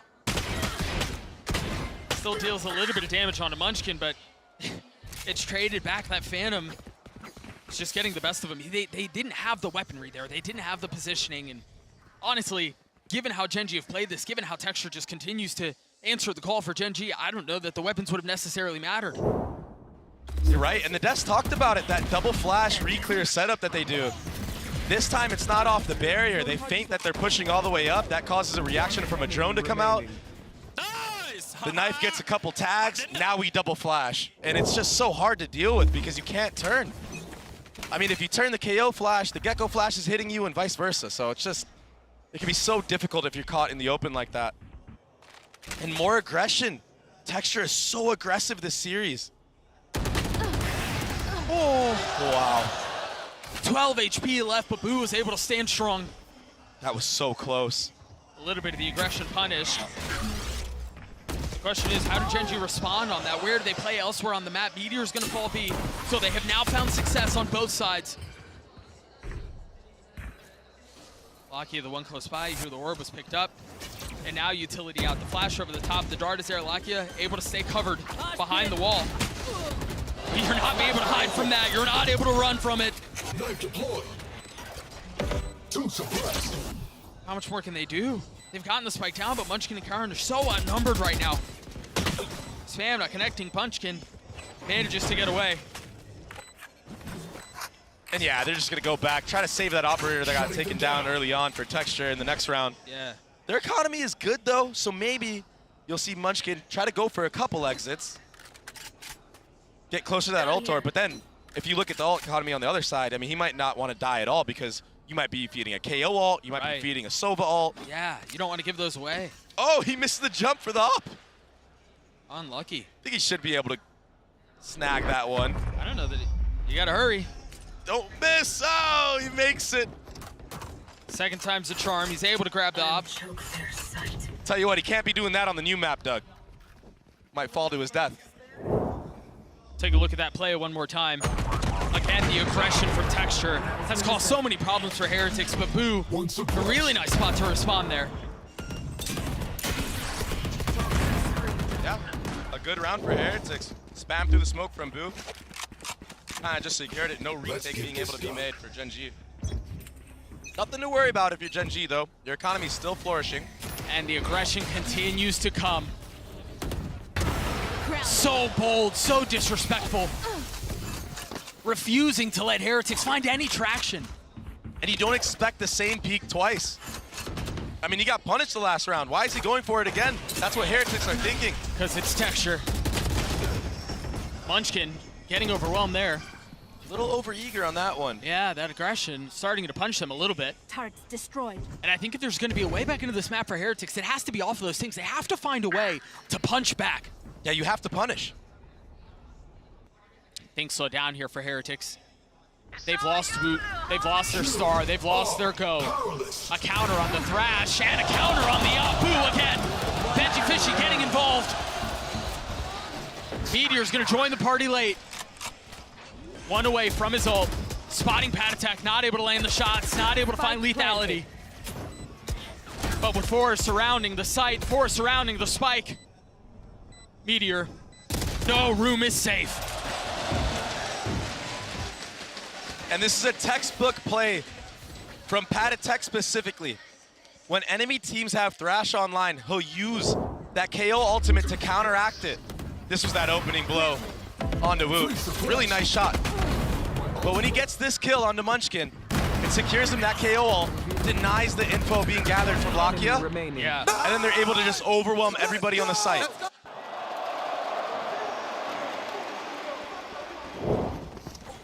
Again, Heretics finding a little bit of success, and it's much earlier in the schedule compared to what we saw on Breeze. It's a little while before there was any cause for hope. But now Heretics injecting a little bit of space into the situation. Starting to get a bully and starting to invest utility to keep that aggression back from Texture, who's sitting on the opposite side of the map right now. The lockdown used. Heretics now have a question they have to answer, and they don't have a ton of time to answer. Do you choose to fight? Do you try to clear it, or do you take a step back? And if you go the other way, which Gen G, that's what they want you to do, you're gonna run into Texture, but the double back from Heretics, it's a smart play so far from them. KO Dagger back and online. Munchkin will get the info. Tag onto 3 members of Heretics. The time is running down a little bit low here, Doug. With 50 seconds left, I think a couple of options they can consider. Do they stay here? Do they try to flip? Yeah, there's a good chance there's an op on the other side, but the persistence might be a factor. He's invested in, and Lakia has a meal of it, but Heretics is there to respond. The lockdown will go off. Texture will show up, but he will be late. With op in hand and blades, in case he decides to invest, in case he decides to go for a play. They just don't have the same financial luxury they did before. Yeah, and Heretics in these post-plant scenarios, they play it very disciplined. That's how they've been winning a lot of the matches they've done. Part of the fundamentals, part of that macro gameplay that I was talking about. And that's why you see Texture not even going for it. Had Heretics maybe pushed up a little bit and he got a kill, maybe that could be a window of opportunity. Pop those knives, go in. But they're not giving him anything. Yeah, that 1v2 feels much easier to try to navigate. Yeah. And it's a big contrast from the start of this match so far, Doug. Mm-hmm. Heretics, they were getting punished by that aggression from Gen G. Now, they've slowed it down, they figured it out. Weathered the storm of all the utility and the swings on A site. And all of a sudden like that, we're within 1 round. I think a lot of it has been them fighting fire with fire. I mean, Lakia could have. He had such a good opportunity there to honestly secure the round. Yep. But sometimes the bullets, they just don't go the right way. I mean, the roller coaster of emotions that this arena just went through was ridiculous. A timeout called from Gen G, 1 round separating these two. The aggression that they were throwing into the face of Heretics round after round to kick off Icebox, you're right, has been a little bit weathered. They took it on the chin a couple of times, but now able to respond back, to stand strong, stalwart in their approach. And a lot of it has been, Dre, off of the utility that they're investing in kind. All of the darts and the drones to set up Texture are now being responded by Rian's doing a bit of his own, of Pad Attack getting some of that early info with his util. And I'm so impressed with Heretics when they use the drone late, because they understand that Munchkin has been using that knife early on at A main. that gives them the window of opportunity to use a drone from a little bit closer up, not get picked off by anybody like, you know, Texture getting set up by flashes, etc. And the rest of the team now, they're just waiting a little bit back, letting that drone get all the info for them. And then they have the utility advantage like you mentioned. There have been a lot of questionable fights from the side of Gen G. A lot of solo swings. Munchkin going for right clicks through the Viper wall. If there's players on the receiving end of that, they do have a chance and they could mow them down. I mean, but Heretics, they're playing it very well right now. Early dart cleared. Oh. Heretics are coming to life here. It's a very similar setup. It's been on Texture to send a shutter down the spine of Heretics. Now he's the one sitting on the sidelines. What can Lakia do? It's so quiet right now. Do Gen G continue to reaggress? And if they do, Benji Fishy's playing anti. There's two players, even Rians. Yeah. He's playing anti. And I think that he'll pop the Sovault from all the way back here to catch out anybody in that lane of fighting. Yeah, if they commit. Yeah. If they send. We've talked about how good this flash combo has been from Lakia and Munchkin. Knife giving things away. I don't even think he meant to hit the knife there. I think it was for sight, but it works out in their benefit. It tagged both players. And that forces Gen G to have to back up. And Heretics will just continue to push forward off of that. They've got Boo with his pit, but he's a little bit further back. Knife clear, dart out, Heretics forward. It's just Munchkin who's playing backside. Lakia's a little bit further off, and he is the first to fall. Patatek with 3, Heretics with life. Flash on the swing around, another one spotted. Patatek more concerned with his positioning, more concerned with the problems he's able to cause from there. Still has a knife in hand. Median Karan forced to watch, forced to sit back. Because how do you get into a 2v4? And this is where the positioning was so good, but Karen's able to decapitate him. A 1-for-1 though, and now the Viper's the only one who stands. Tries to get away and can't. We're tied at 4. Patatek's brilliance is shining through in this half. First the entry onto Texture, then the follow-up, breaking the dagger. That's the cue to just run it down on sight. Split Munchkin there. The aggression from Patatek, the explosiveness. He even ran all the way to spawn. Let's go, Patty. Let's go. Even his team knows it.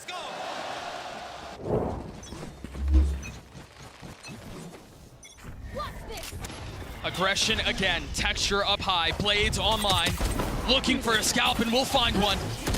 And again, the double dip. Can he take over the round? He's done so all series. He's found 2, and look at Lakia's position. He's got behind them. Boo never saw him, Boo never had a shot. But now position given away, and Lakia gladly takes the fight. Again, the aggression. Again, the offense. Rians, a miserable spot to be in. Out of charges. A 1v4, and yeah, it's pistols. But what a round win for Gen G in the face of the momentum that was swelling the way of the attack. I mean, Gen G force you to take fights that if you lose them, the round is just over.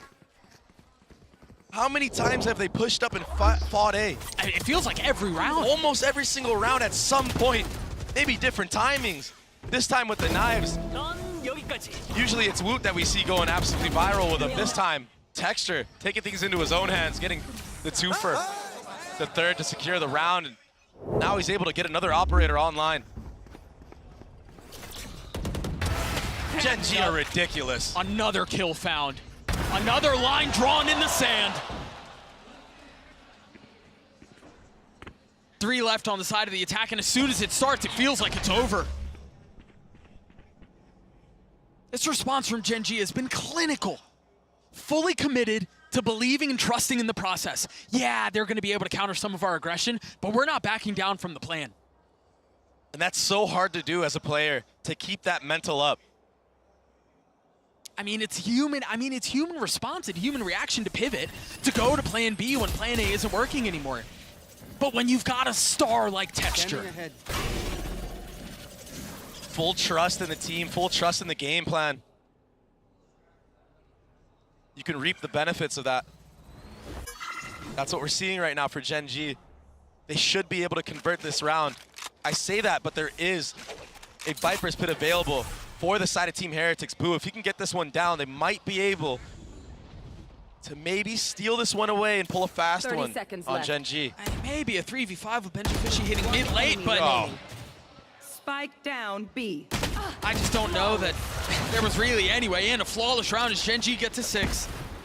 Yeah, they tried to creep on up, try to get anything working for them. If they maybe got a trade there onto Munchkin, maybe there's a window of opportunity, but I mean, look at this right here. And he holds his ground. He stands tall like Maximus.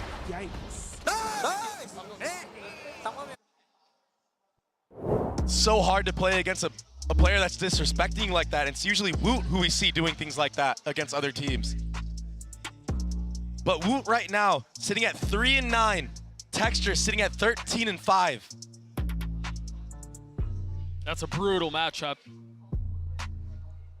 Woot had taken this tournament by storm. I mean, the amount of clips he's been able to put together, the value he's been able to provide his team was ridiculous. There were questions coming into this tournament, right? There were questions coming into this match, excuse me, about who's the MVP, right? Is it Texture or is it Woot? Yeah, Woot arguably has had more clips because they've played more, but this doesn't look like a fair fight right now, Dre. Yeah, Texture has been phenomenal. I mean, all tournament long, this team, they fought adversity. They buckled through. And they didn't drop a single series. So yeah, the dream, the mirage of Heretics in this crazy, crazy run that they had, I mean, they could still make it. But right now, it just feels like Gen G are just in full control. Yeah, the clock is ticking and the possibility of a fairy tale ending just continues to get smaller and smaller. Swarm grenade. Into round 11 we go, 2 rounds separating them. 3 ults on the side of Heretics. 4, excuse me, and they're big ones too. Gen G, again, with aggression. It's a little bit different, the flavor's different, but the outcome's the same! There's nowhere that Heretics can find safety. There's nowhere that they can find room to breathe. They've been squelched, they've been suffocated, they've been stymied. They're so willing to just leave Texture on an island by himself. He's been popping off all game long. It allows you to have a 4-man setup on A early on and allows Texture to just enable in the mid-round. Heretics tries to switch position on the maps. And again, the op you mentioned on the other side punishes, but they found a little bit of space here.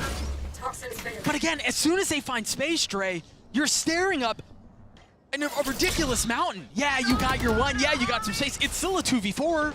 It's still a 3v5. Let alone a Thrash invested on top of it. I mean, what can you do? 30 seconds left. Boo with so many angles to cover, so many targets to find, so many things to consider. Paranoid tries to do what he can to fill the void, and there's the swing through the wall. Meteor, perhaps a little overambitious, perhaps a little aggressive, but it's still a song of success for Gen G. Playing together, peeking off one another. The synergy, the communication, it's all on point right now for Gen G. You can tell by the gameplay. Catching players off guard, this little drop right here, no follow-up, no punish. But Karon, he's holding it the whole time. So yeah, Petatek tries, the swing was a little late. One enemy remaining. Just too much to ask for.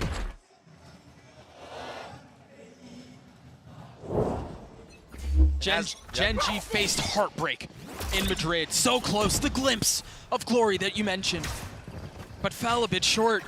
This is a team that's playing with a different level of fire, a different level of ferocity. You've got the op over the top, Petatek down again. The ults have been invested, Petatek will join the fold once more. Once divided, now reunited. Gen.G try to hold the line, and if they try to flip back, if Heretics try to find safe passage to the other side of the map, Meteor's there. He hasn't been as ridiculous on this map, but he was a terror on Breeze. This time, not given a shot, not finding value. Texture's able to pick off Foot, but they understand now. The veil has been lifted. The hit is A. Full focus forward for Heretics. Gen.G, they have a couple members here to answer back. If they can get the pit down from Boo, if they can find a little bit of space, there's a shot at this.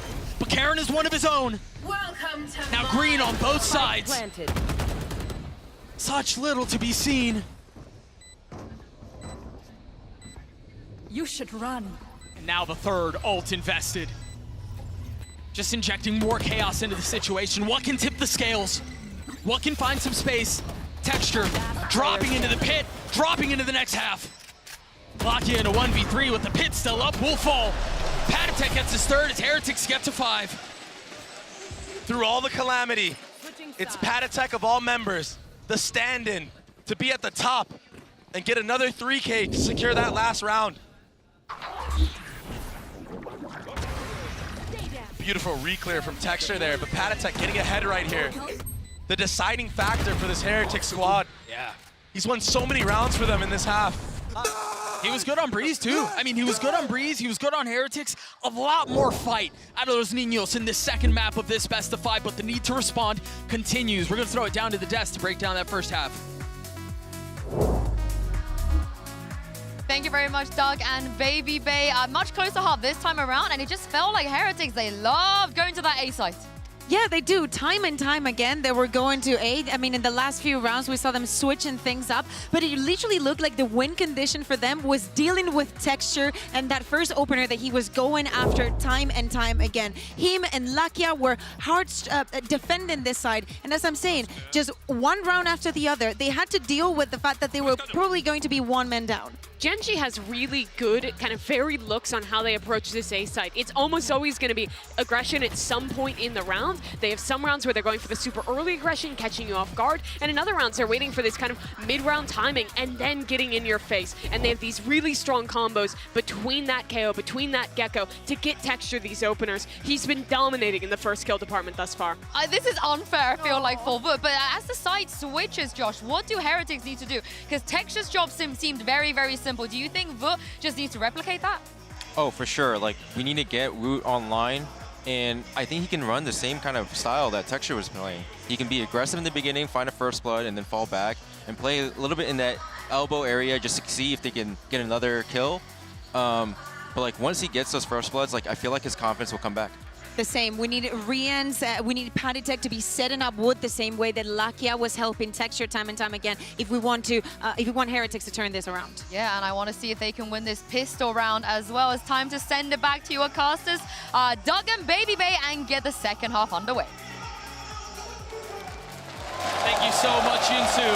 Heretics have given this crowd reason for hope as they close things out and kept it competitive at the end of the first half, but it's not over yet. Still down 2 rounds. The ever-pivotal pistol has to go their way. And now it's Gen.G, who again were so bellicose in the first half. Now it's on them, and they have a lot more room to be able to dictate the pace. A little bit of info gathered, but perhaps a false sense of security. Where that other player might be. Flash over the top. Benji Fishy not on the swing. Texture falls. That's a big one, Dre. Who other? The man is still here. He's still firing. Oh, you can run, but you can't hide. Lakia will hunt you down. Meteor getting in on it as well. Again, a pistol that's so desperately needed to go the way of the defense. It's just ending in a whimper. Even the plant that doesn't get seen from heaven. Small things like this. It's all going their way. They're aware of all the possibilities right now. Last player standing. Nice trading on the site from Munchkin. And that dagger does connect on a boost, so that's full info gathered from Gen.G. I mean, he even tried stepping it, just a little short on it. Now realizing there's no way to go but forward. There's no option but to fight. A 1v3 has become a 1v2, but Karn saves the day for Gen.G. And when Gen.G sees something they like on the silent walk-ups that they do, yeah, they're still down numbers. they get close to you and they just explode and obliterate anything in their path. It's one of the hardest playstyles to play against. Because you're damned if you do, you're damned if you don't. If you peek into them, they can punish you. If you don't, they can silently walk up and then just smother you on the actual site. Yeah, and then punish you. Yeah, Yep. You're right. It's so difficult to play against right now. Every team has tried to figure it out, and they just can't. But Boo can figure out how to take the head off of Texture with that Sheriff. Remember, he died at the beginning of the previous round too. Poor lad.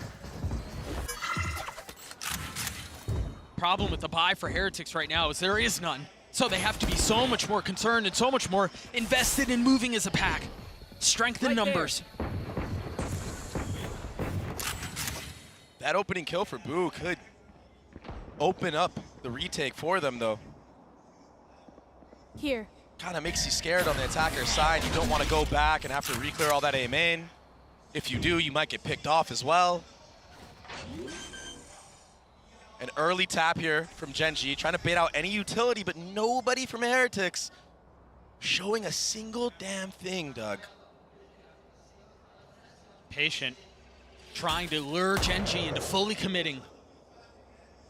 Trying to have them step all the way into the trap before they strike. And Meteor, he's re-cleared some space at A, but the time is running down low. left. If Gen.G connect, if they commit onto this B, I mean, they're gonna run into a bunch of conflict. Toxins going up. You got Benji Fishy who's holding mid as well, so if the plan is for Meteor to hit a late mid lurk, Benji Fishy would have been the problem, but he's the first to fall. Bomb's not down. 13 seconds left. They've got to commit. They've got to find a way to stabilize. Cauterize the bleed and capitalize on the situation. They're so weak, Dre. Balaki on the swing. 21 HP, no bullets left. They've gotten the spike down. Rienz is there. Munchkin, 1 HP. Can he be the architect to save the round? Can he put the pieces together? Can he build another clutch moment? Rienz and Wu with crosshairs trained will drop him. What a round for Team Heretics. Thrifty. The poise to just sit there and not get baited by the first tap. Patatech had that molly the entire time. Once the actual bomb gets planted, that's when the molly activates, and the time just runs too damn low. Take a look at the Mastercard Thrifty one more time. It was all the way of Sheriffs. Enemy remaining. What a beautiful hold. We talked about how they were trying to bait them in, slowly lure them in, tantalizing them in. And as soon as they take one step too far, it's over. So now 2 rounds separating the two. Now it's on Gen.G to try to replicate some of the magic that Heretics just hit them with. Just pistols. A good dink with the pistols onto Woot. He's gonna be forced back now, so that's some space gathered at B. He's still been quiet. But Heretics are in this fight, in spite of that. Yeah. He did get 2 kills in that last round, so maybe that is enough to be that spark, that fuse of lightning. As I say that, it's Texture to diff him again. Woot looked like he had the fastest hands in the game this tournament. There's nobody who could stand to him. Nobody quicker on the draw. We're watching an entirely different player here. Heretics will try to hold them back, though. A lot on the shoulders of Patatech.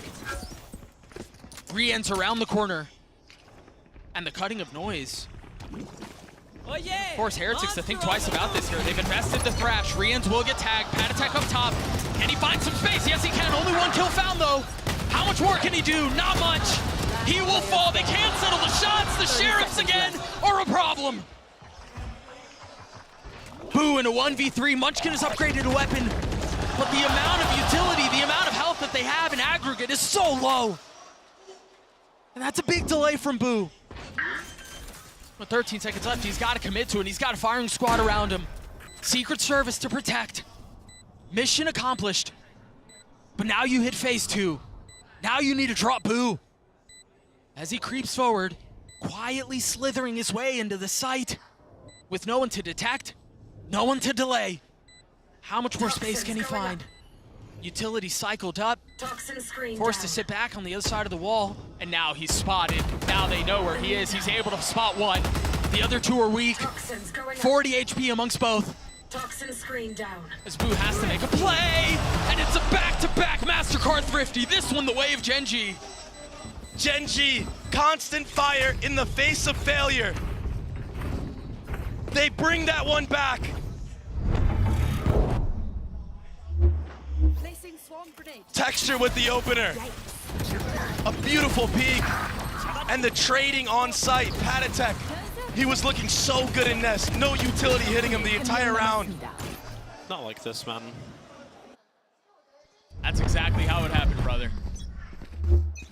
And so again, now 3 rounds separating these two. 2 rifles in the hand of Heretics, but Woot with no armor. Boo's already dead. The hopes of the round rest on porcelain prospects for Heretics. The dash through, the flash over the top, the swing from Texture is too damn clinical. And now they can turn their attention on getting the spike down. Now they can turn their attention on assuming their post-plant positions. Just when it seems like Heretics have a spark, just when it seems like they found some footing, the rug is pulled out of under him. But Rian's with that Vandal, light armor, making a run at this. He's gotten his one, already tagged up though. On the swing, Patatek getting in on it. We're gonna have it again, aren't we? A 2v2. Karen spotted. Rian's has to go though. Trying to turn the flash. A great shot from Rian's again. Can Munchkin clutch it out? He's got the shots onto him, but it's another. Rian's with 4. The defuse comes through. Make that 3. Back to back to back. This map just keeps delivering. We gotta run that one back. A 5v3, it looks so promising for Genji. Enemy remaining. What a spark that kid has been. Rian's has been, yeah. I mean, Rian's has been quiet sometimes throughout this tournament, but what a cornerstone. Ooh, getting tagged by some of the utility, not able to take the aggressive line that we saw Texture strike from. But does he try once more? Not able to land the shots. Texture's blades. So accurate, so deadly. Now they've invested the Hunter's Fury as well. Lakia falls. Spike down. Texture dancing around it, staying alive. Now a little bit of cover, a little bit of time, and a little bit of space. That doesn't feel good. Spike planted. Not enough to find a kill. How do Heretics attempt this retake approach? Beautiful dagger. Who has an op? Oh, it's Rian's again! Bomb grenade out. Meteor creeping forward. You see them starting to take a quick step back. Carol probably has a lineup. Woot's got the shot. Meteor's dead, but so is Woot. Last player standing. It's a 1v3 now. Whoa! Is able to get his one, but Benji Fishy stabilizes. Rian's the backbone of this roster. He's so clean on the Sova, especially on Icebox. No, you don't deserve. He's doing it again, Doug. This man is an absolute phenom on this map. The instincts, the intuition, all there. One enemy remaining. Someone who we haven't seen activate or be online quite yet has been Benji Fishy, but getting 2 in that last round. That secures him that Killjoy lockdown. And then to the defuse at the end, you're right. Rian's handed it over to him. Now they have that tool in their arsenal to play around. Boo also 1 away from his pit. Knives traded and information gathered. Patatek was tagged by that. Boo's trying to be aggressive. He's trying to take a page out of Texture's book. What a shot. Almost got punished. 10 HP. You can't pen that your way. Not with what Texture could do. He continues to push forward, but Rian's and Benji Fishy hold the line. They stand strong. He's gone backside though. The spike is out of reach, and now they've got the lockdown they have to reckon with. Easy does it, easy does it. Gen G will have to take a step back, wait this thing out. Now they go. 4 up on the side of Heretics, but Boo's playing elsewhere. Concerned about the late flank. He needs to be careful here, Doug. He's playing a little too aggressive with this HP that he has, but he's living for long enough. Playing to win. Not playing not to lose. Playing on a knife's edge. Banji, Fishy, and Rians keep him back. Munchkin a 1v3. The situation was dire before, and it's somehow gotten worse. Heretics knocking on the door of tying us at 9. And he's gonna have to save here. They have no money going into this next round. And while we have the time, I don't think Heretics are gonna go for this hunt.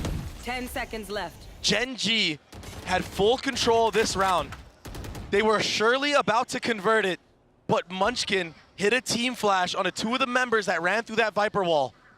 And that was the deciding factor to buy enough time for Rians to get out, for Benji Fishy to come back in. We'll see if we can take a look at it again, because if that's how it went down, that's heartbreak. A micro mistake.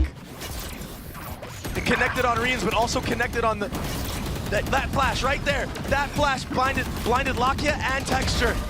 They had him dead to rights. One enemy remaining. And then the kills on the other side, the punishment through. Now a cause for conversation. And that cause is that we're tied at 9 apiece.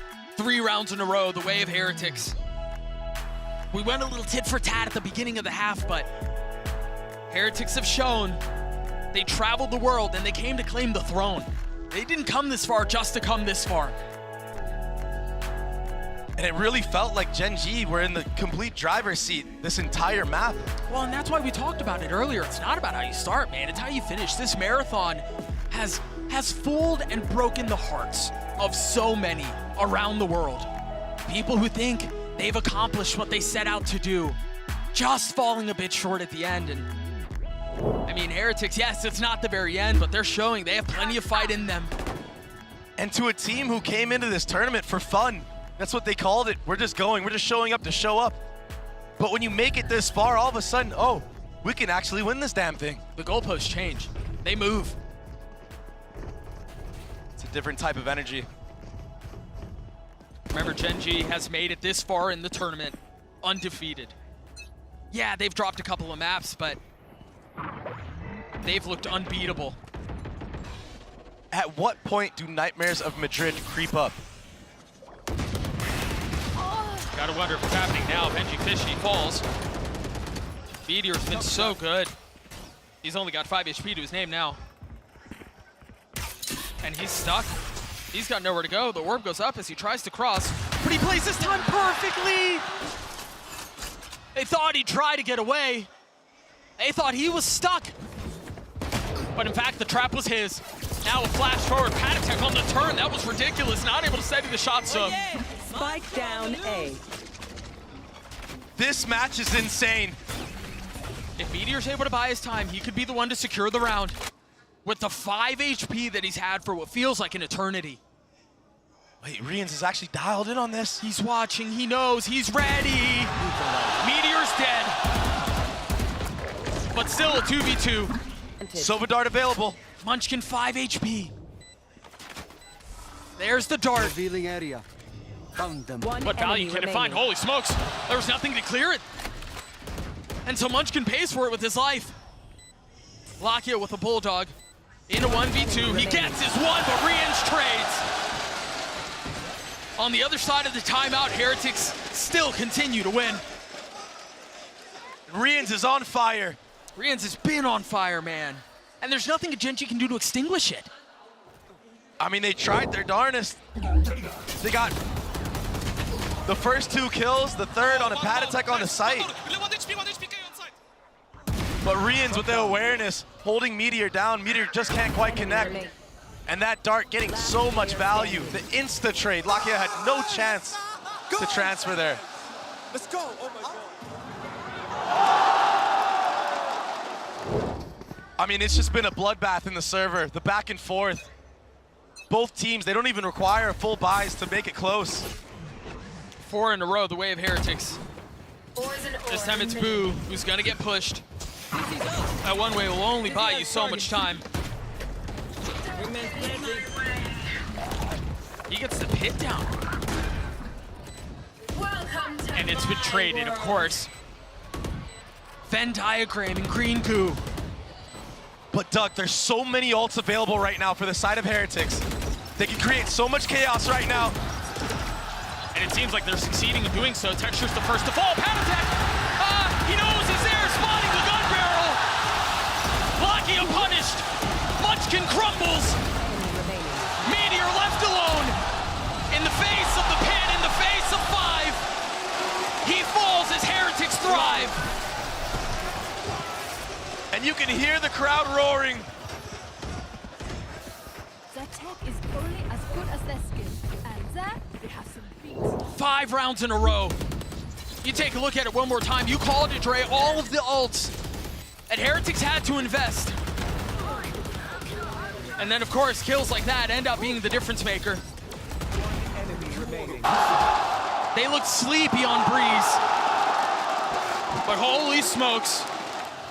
Those kids have woken up. Such a mind-blowing half.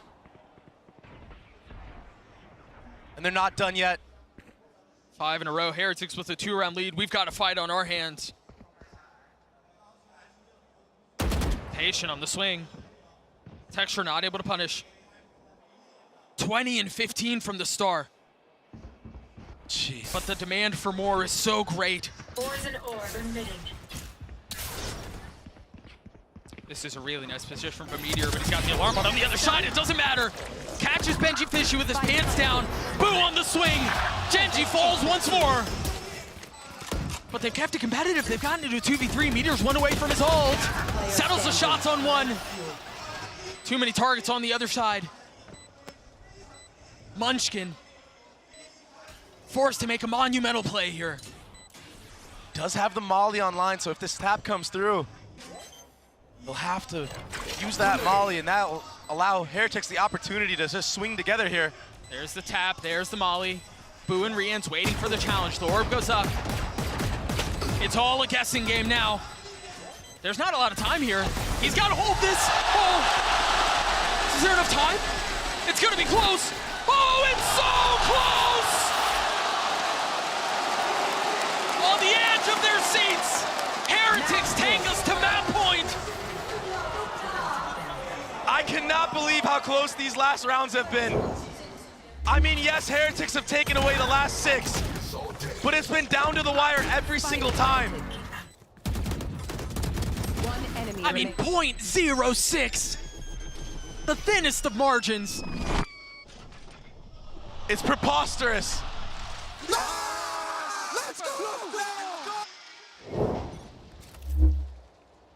An op in the hands of Woot. Still quiet, but honestly, at this point, who gives a damn? What a half from Heretics. Genji have a couple of tools, though. They have Meteor's ult, they have Lakia's ult.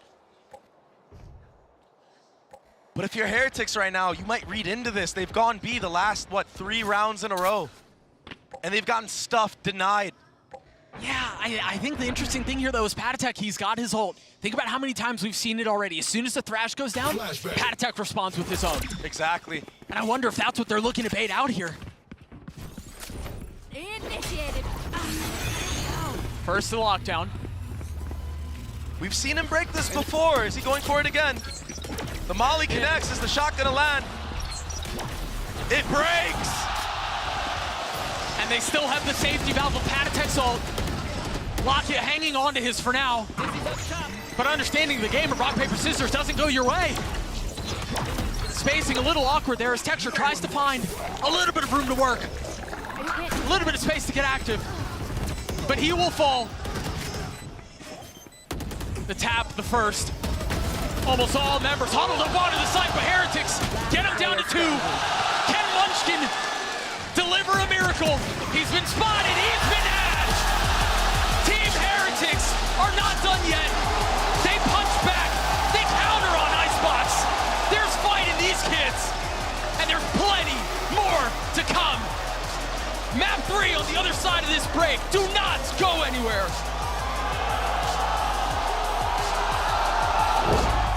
First half was shambolic. Biggest disaster. Wood, you are back. Let's go. Wood, listen to me, very important. Dodge the knife on A every time. Nice! Let's go! Nice! Let's go!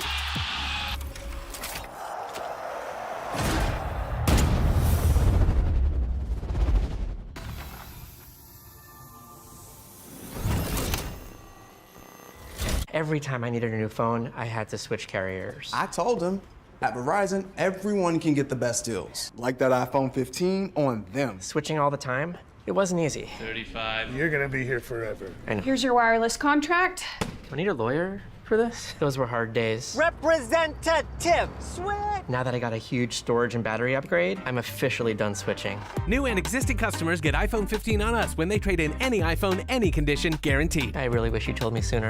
I did. What you gon' do? The bad boy look is overdue. The cops are chasing down everyone. Nobody is safe. That's evidence. That's a helicopter. I do it proper. I go wherever that offer. That's down south. That's New York. That's LA slow. What they talk about now? Read the news. It's all about how they need the views. I look around, try to read the room, just thinking, what more can I do? Protest, don't let up. Stand in formation. Show what is going to come. If they try to shut us down.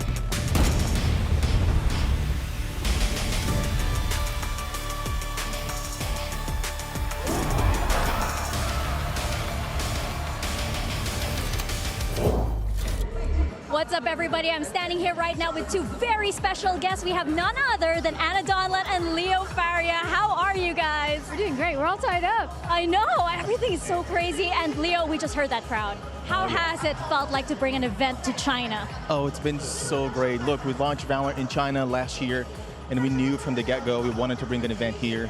And It's been incredible. Like, we've got to spend a week here now, walk around the city, see players, hanging out, doing a bunch of cool stuff. We had a bunch of activations around the city. And I think getting here, it's one of the, Mercedes-Benz Arena, one of the most iconic venues in the world. And just seeing the crowd has been phenomenal. I'll be honest, we got a little nervous when all the Chinese teams got knocked out. We're like, are fans gonna show up? And they did. We sold out in 20 seconds, and they've really, been supporting the event. And we're very happy to be here. Oh yes, we can definitely hear that as we walked on this stage, right? And we also had some big news recently. We had VALORANT console that was announced. How has that been received from your point of view? I mean, really, really well so far as we can tell. I mean, it hasn't been that long since we did the announcement, but so far the reception seems really, really good. Teams have been working on this for a long time, and for us it was like, we're only doing console if we can bring the true VALORANT experience to those platforms, and so that took a lot of work. And so I think the team at home is like celebrating in this moment because we're finally ready to share it with players, and we'll see what they think. We're so excited about it though, so excited. I cannot wait as well. And finally, what do the VALORANT audience have to look forward to for the rest of the year? We'll start with you, Leo. We still have a lot of season to go. We're gonna go back from Masters Shanghai straight into International League, straight into Stage 2. We're gonna crown the champions of the season. And then of course teams are gonna qualify to champions. It's always the culmination of the VALORANT year. That's where we pull all the stops and throw a big spectacle. We cannot wait to go back to Seoul. And I think this is shaping up to be our best champions ever, so we're very excited. Anna, what about you? I think it's going to be the best champions ever too. I mean, every time we do one of these big events, it takes so much for all the teams involved and players involved. It always feels like the end of the year. Honestly, it's halfway. We're halfway through the year. So there's a lot more to come. Teams focused on getting console out, focused on an amazing champs. And honestly, we still have game changers and some more stuff coming out in the game. So more to come, for sure. It's never ending. It never ending. We have such a dynamic game here. I cannot wait. Thank you so much for taking the time to sit in for this little interview. We have so much more coming up. And of course, the grand finals of Masters Shanghai will continue.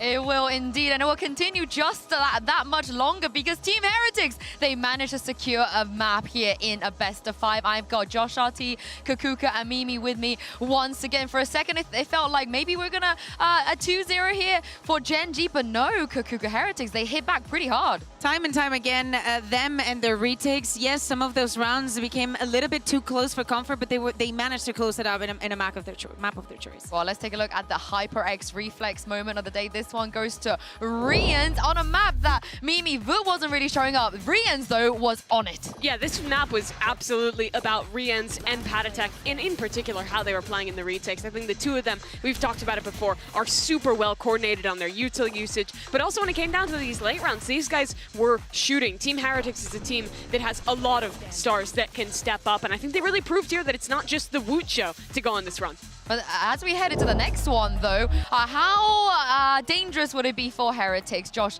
if Woot isn't able to show up the way that we've seen him so far in this tournament? Because Ascent is up next. I think Heretics just proved that they don't need Woot to just pop off and they can win with the fundamentals. I saw that in that last game, in the low number situations, they were able to trade out and convert those retake scenarios or all those scenarios that they didn't win in the first game. So hopefully that continues and they can just keep up with that momentum. Yeah, exactly. And now that they're starting on the defense, maybe just with the fact that they were able to close this one out, the fact that they're starting on the defense, it means that it goes the distance. I'm honestly way more concerned about that second half and what is going to happen when it has to be them on the attack against one of the strongest, even not the strongest Ascent defense that we have. I mean, you know what happens. You know. Yeah. Yeah, I know. I don't have to bring that up this soon. But yeah, I mean, a happy moment for him. Yeah, they did great. They came back. Oh yeah. I was thinking about Gen G's defense. I was thinking of Gen G too. Oh, okay, yeah. my bad. And Gen G's defense, I mean, Josh, you've played against it, is really good on this map. We talked about some of the kind of varying of the forward plays on Icebox and their retakes. They excel at that here as well. I think good protocols on that side. Yeah, for sure. And I want to point out that Munchkin lost a lot of 1v2s at the B side in Icebox, and I want to see how he's able to mentally recover into this next game.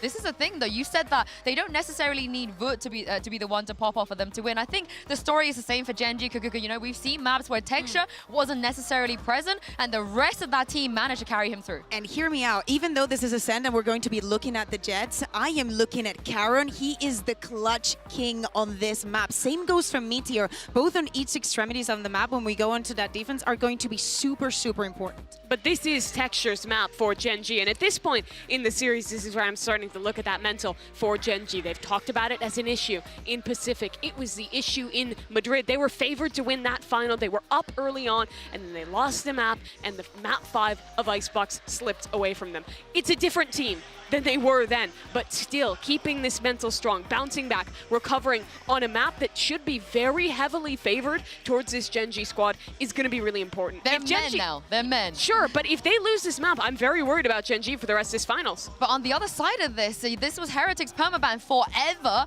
and they let it through against G2, and then they immediately went back to banning it again. So I feel like a mental side perhaps on the side of them as well, as we take a look at the Asian select, and they're going to bring in a Killjoy, yeah. I mean, we're not surprised. This is just the standard composition. Yeah, probably Benji felt more comfortable to be on the Cypher, but Killjoy brings you a lot more to do, especially slowing down and affecting Genji's attack. I'm honestly concerned about how Genji is going to deal with those post-plants and those retakes that Heretics has been so good in so far. Yeah, this seems to be a pattern. Benji switching over from the Cypher to the KJ. What do you make of this? I think Cypher gave some unique abilities to help him play out the defense that gave us problems. I believe the Killjoy swap is for their attack and making sure those like mollies are in the right spots to block out the rotation spots. So I expect a better attack from them here. They're starting on defense as well, though. Benji and Boo are great anchors on this map. If they can get a strong start in this third map, it postures Team Heretics for a great chance to win this final. Well, it's 1-1 on the board, and the momentum is on the side of Team Heretics. Doug and Baby Bay, let's get us back into game. Yinsu, it would be my absolute pleasure. Map 2 was a gift, and Ascent often delivers bangers, so there's very good reason to think we're going to get a little bit more of the same. We talked a lot, or the Des did, about the swap from the Cypher to the KJ. I'd love to get your thoughts on that as well. Yeah, I think it's definitely for the attacking side. Heretics struggled to get any type of B main control with just the cages and the camera. It didn't really do much of anything, honestly, and that's why you saw G2 just absolutely punish them on their defensive side. So that is the change, but the question is, will their defensive side now lack? Because that Cypher, he had so much value controlling a bunch of different areas of the map, playing at 2 spots at once. They're going to get tested. Genji had a field day with aggression at the beginning of Icebox, and they caused so many problems, but we'll see if it's a bit of the same. Lakia's drone clearing out mid, finding a little bit of space and getting any info that it can. But all this Killjoy utility, Dre, it's posted up. Hey. Perfect for Benji. Fishy, the turret as well. We've seen Boostio do this quite a bit. Saw him do it at Champs, actually. Texture doesn't feel good here. He's taking 70 HP. Yeah, he's swung. He's found safe passage, but he's been put in a corner, now finding space, now getting out. Genji looking really good on this pistol, and they don't seem to be slowing down. That's scrappy on the actual site. A bunch of players running through smokes. Woot will convert that kill onto Texture. Got a little messy there. Woot deciding that he wants to take a different approach, and Lakia is a step ahead of it. Meanwhile, I'm not really sure how that happened. Pen that through the wall. Oh, he's got to hit the shot, dashing to his left, trying to fire to his right, and a little bit more spam. What seemed secure, what seemed safe, is now up for grabs, is now unsettled. Woot with 22 HP. He's gonna have to clutch this out, but again, they've got him surrounded, they've got him. Drop, Genji, get the pistol. I mean, a flurry of bullets everywhere for Woot, getting a bunch of tags, getting a spam kill. And he's kind of online now, finally. I feel like Heretics have been waiting for him. Maybe now that he realizes that his team can do it without him. Allows him the space to breathe and actually just commit on some of these nice shots that we know he can hit. That being said, yeah, that was insane. That being said, Genji, they did a really good job of not falling early to those mollies of Benji Fishy. Yeah. And wrapping the site, going in and out of the smokes. That little bit of finesse, it goes the extra mile for them. That Texture played that so well. Yeah, he lived for so long. He's got a Guardian in hand now. That knife on the other side of the map by Tatatech, not going to tag anything. And Genji, it was the anti-eco that didn't go their way in the last map that kind of gave life to Team Heretics. So you have to believe that they want to convert this. They need to convert this. Give them an inch, and they'll take the whole damn map. Yeah, and on a map like this where you really need to salvage as many rounds as you can on the attacking side, I mean, it's going to be even more crucial than ever. Good utility being used so far to delay any flood from heaven. Booze was in a really nice spot, but he cannot stand in the face of the Vandal. So knife will be invested out, still just pistols for Heretics, not really able to do much else. We got Woot with the Sheriff. Spike planted. Little nice bit of HP. No spam kills this time around, though. No. Now Riens is going exploring a little bit.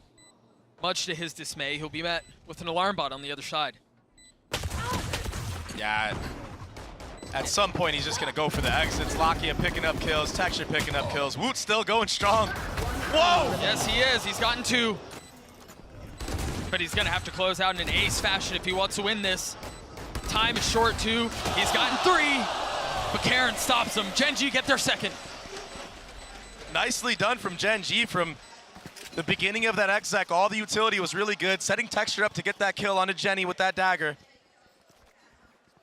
But Woot, he's 6-2. He already has knives online.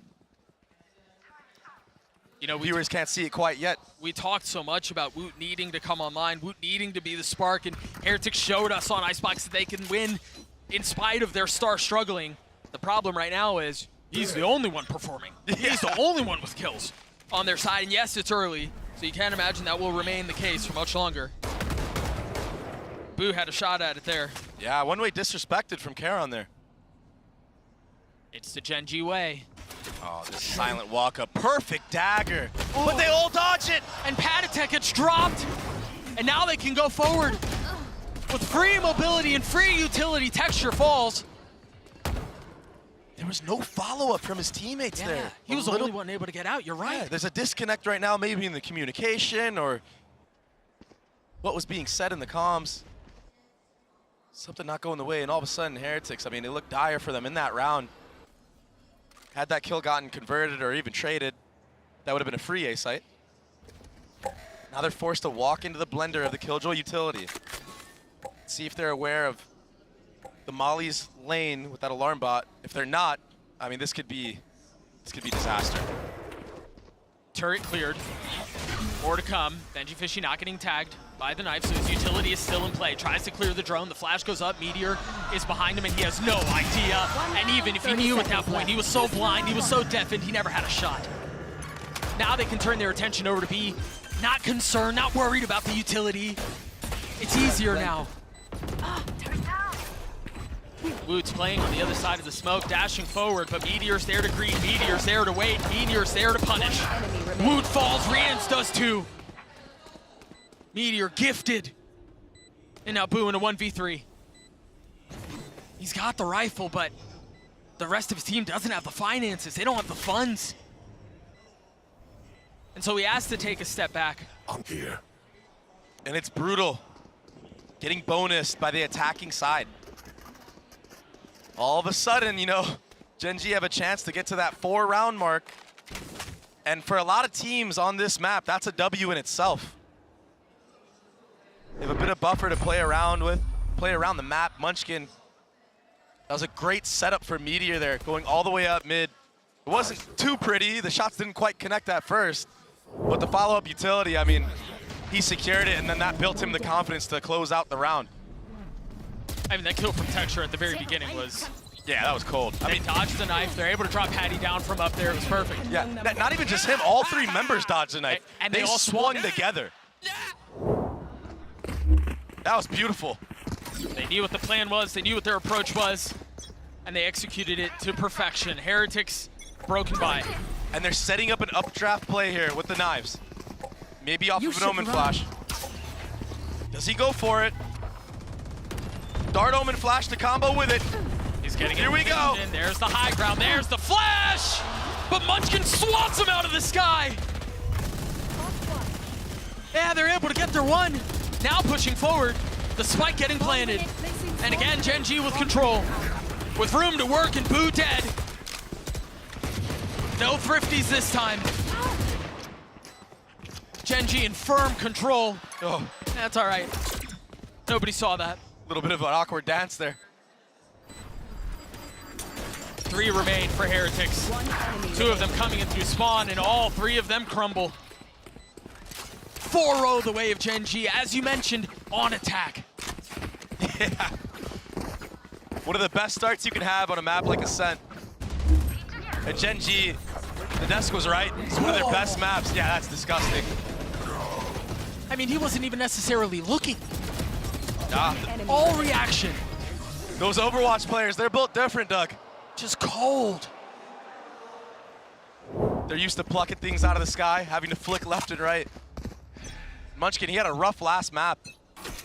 Josh was talking about how he didn't convert any of the 1v2s that he had. More disrespect shown in A-main. Paditech will punish. Oh, yes, he will! Benji Fishy not satisfied with sitting back and watching. Gets active, gets involved. Will also reap the benefits. And it seems like Heretics will get a round win. In flawless fashion, Paditech with 4 as Heretics are on the board. Yeah, an absolute crisis was just avoided with winning that round and winning it cleanly. Now they have an opportunity to build up the economy. Paditech, man, I mean, I feel like he was one of the deciding factors in the win on the last map. I would agree. He started off so strong on that attacking side. He was the spark that his team needed, the spark that Rians needed to be able to be set ablaze. And although Rians is sitting at 0 kills right now, he does get that Odin online. We've seen how overpowered it can be on a map like this, especially towards that B site, spamming through all the walls. Even if you don't get a kill, you get all that chip damage in. Aline A. Paditech holding the line. He's got his ult, but Munchkin does too. Traded in kind. Munchkin pushing forward, getting the best of Paditech. Is he expecting Boo on the other side? Yes, he is. Oh! He gets 2! Not able to convert on the 3rd for Benji Fishy! The 1-2 punch is too good! What spray control from Benji Fishy. I was blessing him last time with my words, and now he's done it again. The transfer, the entry here from Munchkin, it was so good, it looked so promising. But it just got stripped away by the multi-kills from the 1-2 punch you mentioned. And you can tell Munchkin, as soon as he goes through that door, check switch. But it was a sloppy check. Yeah. It was undisciplined. He second-guessed himself. And that's all it takes. I mean, these tiny margins for error. Unreal. Yeah, on Icebox, it was that pop flash that he did that connected on 2 of his players. Gave all the momentum on the side of Heretics. This time around, that little half check. Gotta feel like he's kicking himself in the leg for that one. There's no time to think about that, though. Gen.G made a little bit of noise while they let Meteor sit and wait. But now eyes towards B. And the problem here is Texture has no dash, so he's gonna be met by a flurry of bullets. I say that, but that tag might just be enough to gain the space. Oh, Rians handles that beautifully and then drops the dart, ready for the spam. Texture can't get out, he can't get in. What a play from Rians. The spark on Icebox. Now a full flame on Ascent.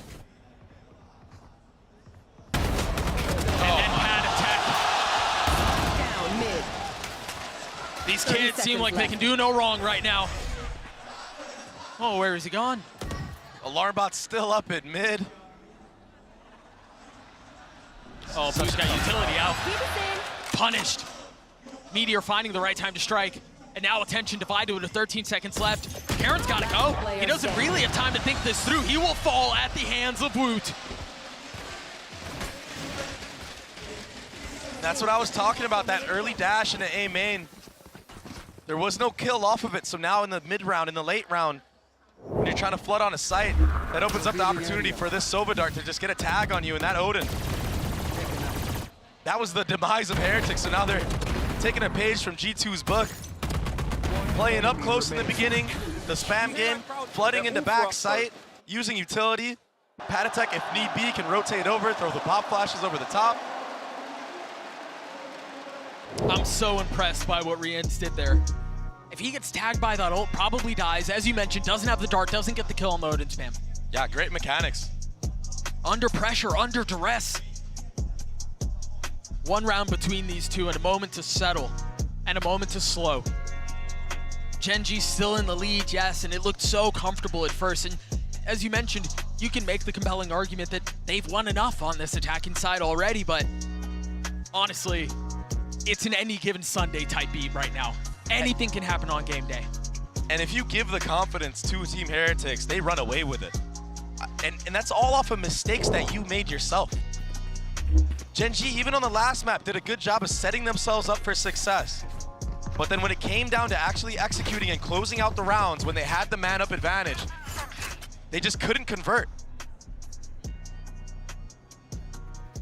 An op online for Woot. Op Odin. What a brutal thing to have to deal with. Yeah, 1-2 punch of its own, and it's all light armor on the side of Gen.G. 4 players tagged by that dagger. And of course, oh gosh, I thought he was gonna fight, man. I thought he was gonna swing. Just that little flash alone gives him all the info, though. He didn't even need to peek with it.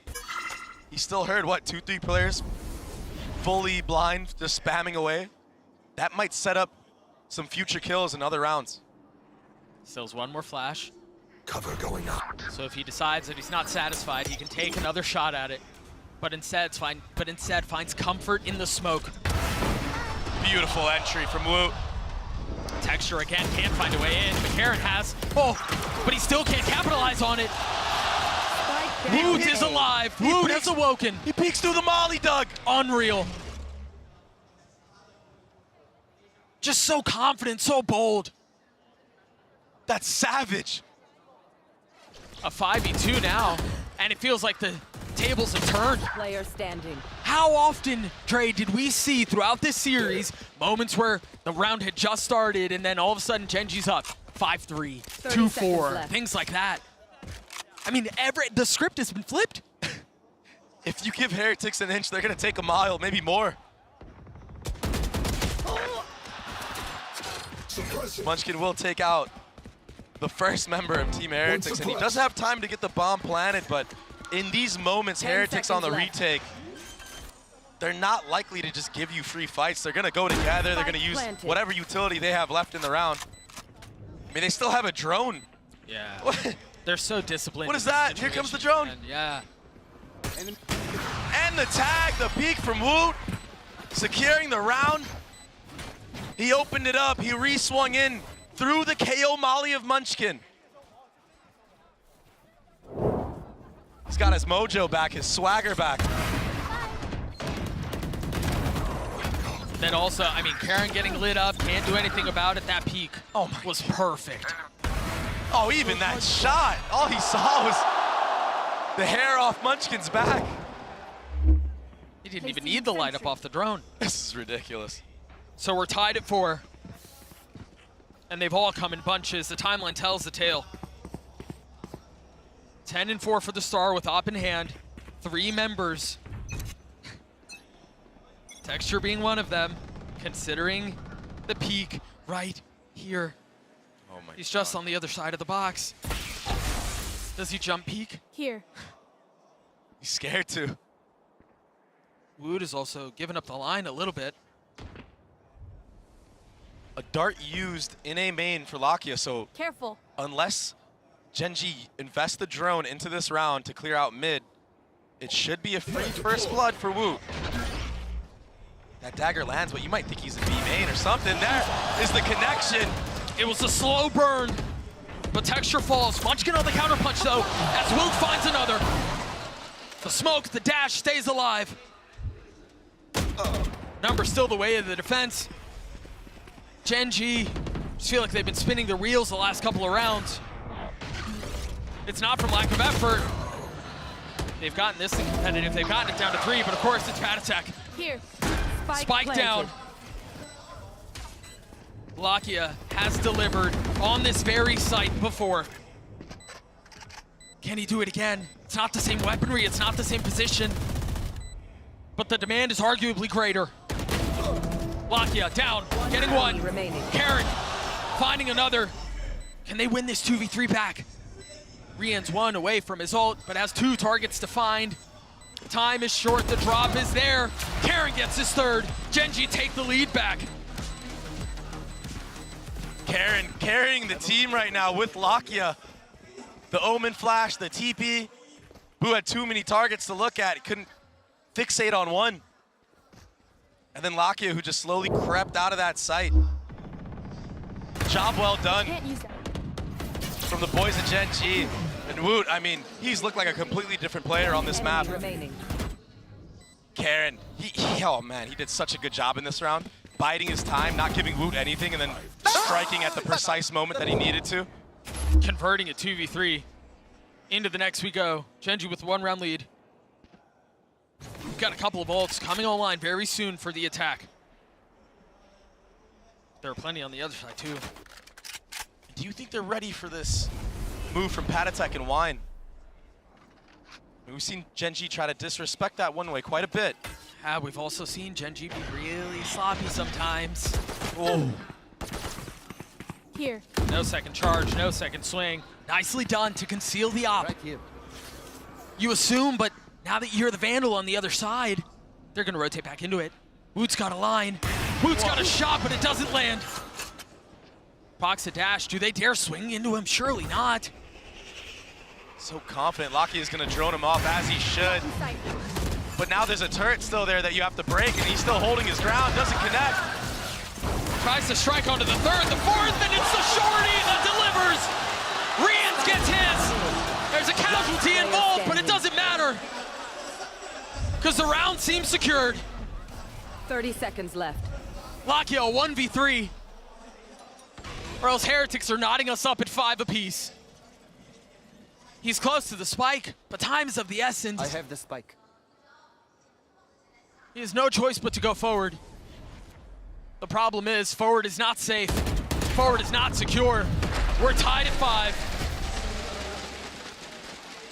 Woot absolutely overwhelming the opposition. I mean, he held his ground so much. At first, all the way pushed up B main. Gets tagged by the KJ turret of Meteor and the swing of Meteor. Then goes all the way back up forward, falls all the way back to here, and does this. Get out of my way. Plenty of reasons to smile. Rian just had to take him out. He's like, yo, chill out, brother. That timer's not moving, Dre. Uh-oh. Trying to take a glance on the stage.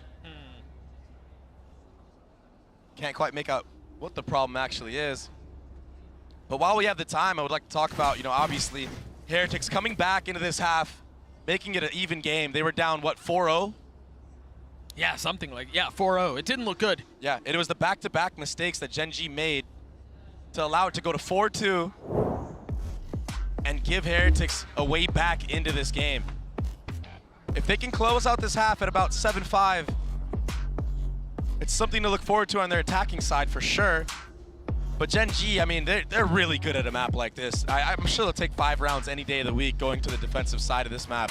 I think most teams on the attack side of Ascent would. Yeah. And yeah, now the roles have reversed. Woot is on the top of the scoreboard, sitting at 13 and 6. Texture is at 4 and 9. But this is nothing surprising to me because Jet on attack, I mean, you either drop 30 or you're sitting at like under 10. Yeah. And that's like a good game.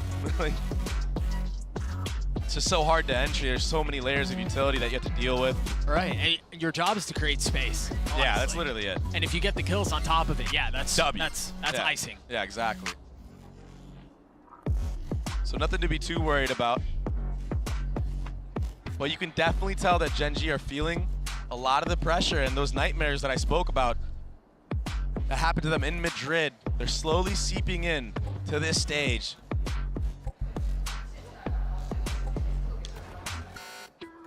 Those demons, those nightmares, they die hard. And so we are back into the action. VALORANT fans rejoice. The delay is over. Tied back at 5. We've got 2 rifles on the side of the attack.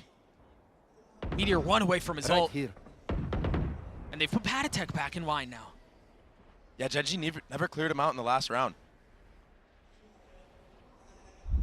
That allowed the quick rotation and the Sova ult setup from Rians in the previous. Do they clear him? That crosshair certainly is trained that way. They're not clearing him, Doug. Ah, they're looking. They're looking, but they're not clearing him, Doug. Oh. They're not clearing him, Doug. Oh no. Oh no. He gets his 2. Almost gets his 3rd. Meanwhile, the Alper at the top not able to connect the first time, but Woot does not miss twice. Again, as soon as the round starts, Genji are on a back foot. These are mistakes Genji don't usually make. But we saw it a couple of rounds ago. Remember the hit, the check switch? It's the same idea. These little boxes that are not going checked. And they're paying out dividends to Team Heretics. 30 seconds left. The feet of Texture will be seen, doesn't get tagged up. This would take an absolute miracle, but he might get the opening right here. Can't even get one as Benji Fishy cleans him up. 6-5, the way of Heretics. And the last round of the half. We'll take a look at that one more time. This position from Patatek was so good. This was a trap that was set in the previous round, and you mentioned it. They didn't clear him in the previous round. They didn't check him last time. And even then, Texture was looking, but there wasn't the full commitment to clean the spot. Usually you'll see a molly being thrown there before you use that drone or something, right? maybe even a body, as you're entering the site with that jet smoke. Nothing. Oh, there. That hurts. No kill, but yeah, a lot of damage done on a Meteor. He's an important player to stay alive here too. He's got his lockdown online. Last round of the half. It's a full B main trap. Omen flash off of the Killjoy turret and Odin spam. Honestly, it's very simple. Here we go. Saw Patatek do in the previous round. There's the ult. Boo's on the swing. Benji Fishy holds the line. Forget the paranoia. It's a barrage of bullets, but Genji able to punch back. But they're off kilter now. Wavering, wobbling. Flash. That flash missing its mark. When you're 12 and 6, that's all right. You'll let that one go. Locky investing. Oh, he's getting tagged on Rians. Again, can he stay alive? The fancy footwork is so good. I don't know how he does it. I do not know how he does it. It's not an easy thing to do. And Locky, he's so good with that ult as well. Patatek with that aggressive space. 30 seconds left. Just burning the clock down. Genji have to clear out everything. 53 HP, 20 seconds left in the round. I mean, Munchkin has to speed up here, throw the molly to delay so we can get the bomb down. If he doesn't, well, there's no question of that now. They've gone behind it. How? Munchkin gets 3. Genji ties up at 6. That was a 2v4. It's crazy. Well deserved. We got to see that again. They looked so done. Look at Benji Fishy on the swing. This is what looked like the round was done for. But Munchkin and Locky, the trades in main, they played together so well. And then this. Munchkin, what a hold. 3 on the round to tie us at 6. We talked about how 5 could have been enough. We talked about how maybe even 4 would be enough to carry you into the next. This is anyone's map now, and you imagine Heretics on defense will look good. We've got Devi standing by with an interview. Take it away. Hey guys, we have another special guest with us. We have Devi from PRX. Devi, what does it feel like? This whole crowd is cheering for you right now. What do you think of this crowd? 现在感觉我们现场的观众都非常的热情，为你们欢呼，感受怎么样呢？你对他有什么感想呢？ Amazing. One word, if I had to describe, amazing. The people are so nice. The venue is huge. Probably one of my biggest regrets is not to be able to compete here, you know? So yeah, Aww. 会感觉说这里真的是太奇妙、太棒了，大家都非常的热情，非常的棒，场馆也非常的大，真的很希望有一天我也能够在这么大的场馆进行比赛。Now the score is really, really close. Both teams have one map each. What do you make of the game so far?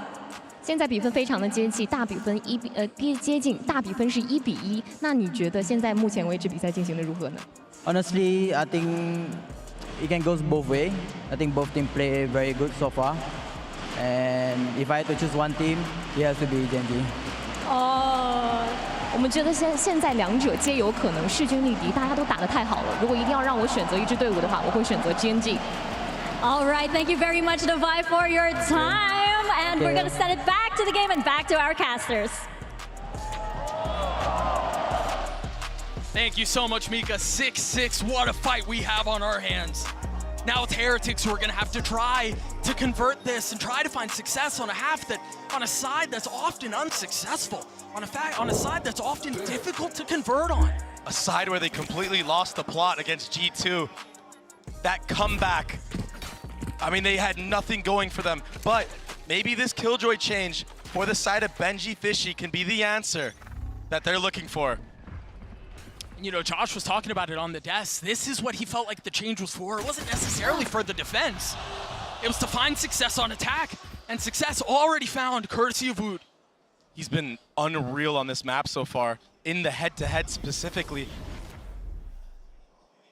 And he's pining for more. The little noise cut. Now they're gonna re-walk into B main off of that pressure. Utility being used to not get picked off. This is looking really good for Heretics. Meanwhile, what looks like could be disaster. There's a fight afoot mid. The push through the smoke. Genji striking. Wood's playing his position, he's playing his timing, but Karen aware of the possibility. Now staring back as the spike makes its way onto B. Things slow down for just a moment. What can Meteor and Karen do? Spike planted. They're healthy. Healthy enough to make a run at this, but Meteor falls. Karen on the trade. Wood on the swing. Oh, so smart to get out right there. That's perfect, it's beautiful. Tempting him in. Heretics get the pistol.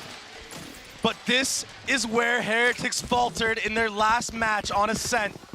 It was the anti-eco. They failed upon it. Look at this double swing into market right before the Omen flash connects. Benji Fishy, the Killjoy with the deagle. Maybe that was the answer. That timing could not have been better. Yeah. You thought you could. Show it for my body. Let's go. Good communication out of Team Heretics. A calm response. Not allowing the moment to get too big. Oh, Doug. Both these players in A main dodged the KO dagger. Oh, the flash setup is so nice, but it's traded. And so the trap that was set up results in nothing. Enemy down. Oh, making a statement. You've got to get through this cleanly. The hopes of a bonus rest on this round. If they can get through this and save the Bulldog, save the Guardian, maybe even the Spectre, I'd still go so far as to say you invest around it. Exactly, and this approach right now is what you want.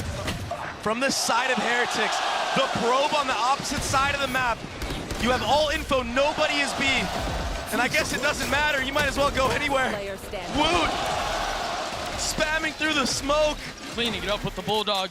On the other side of the map, Benji Fishy just grabbed another orb. I mean, if they could cycle the bomb plant onto them, unless Charon goes down right here. And he will. A flawless round for Heretics as they get to 8. But you're right, they min-max their way through that entire round, and oftentimes all we ask for is a clean round, right? Yeah. Save your weapons, try to take as little damage as possible. Heretics realizing that the moment does not get any bigger than this. The opportunity doesn't get any greater. Don't do anything. Yeah. Like, that was the B player. I think I might be able to walk out B. Great job. Yep. The probe, the human probe. You don't need utility. The walking drone. All he had was a sheriff, why not?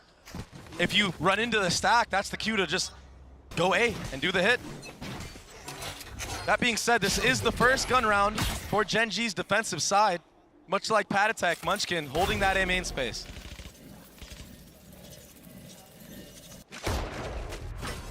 Heretics more than willing to give all that space up while they prod up mid slowly, surely.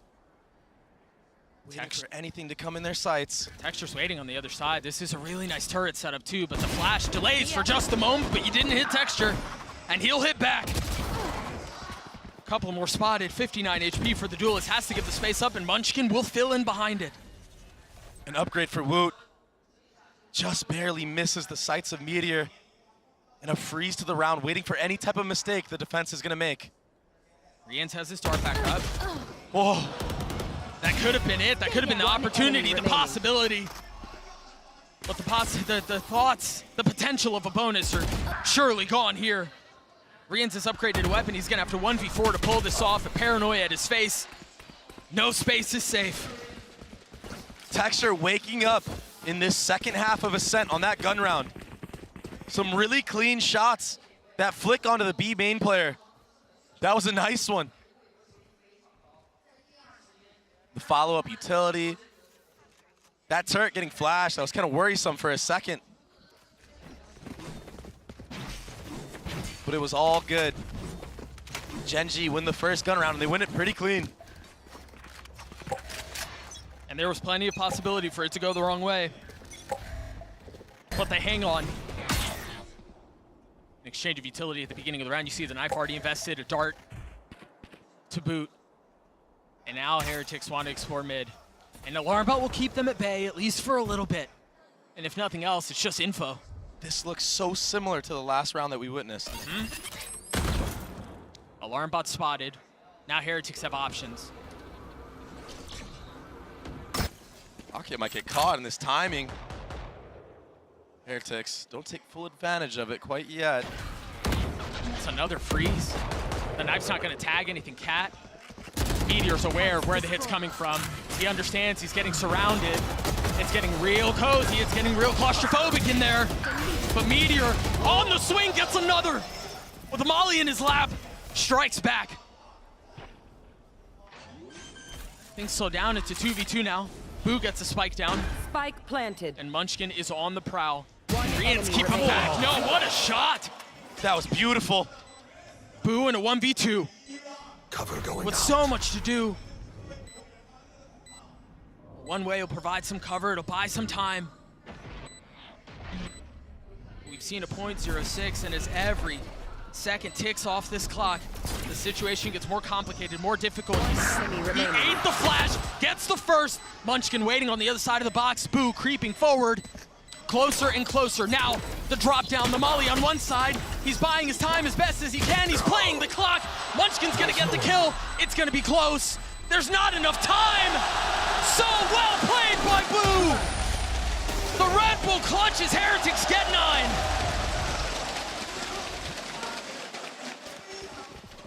Let that one soak in. IGL v IGL. Right at the end right there. Beautiful shots, beautiful trades, and so well played. The back and forth, and yeah, he goes down, he falls, but he secured the round. And he secured Gen.G being put on a bad buy.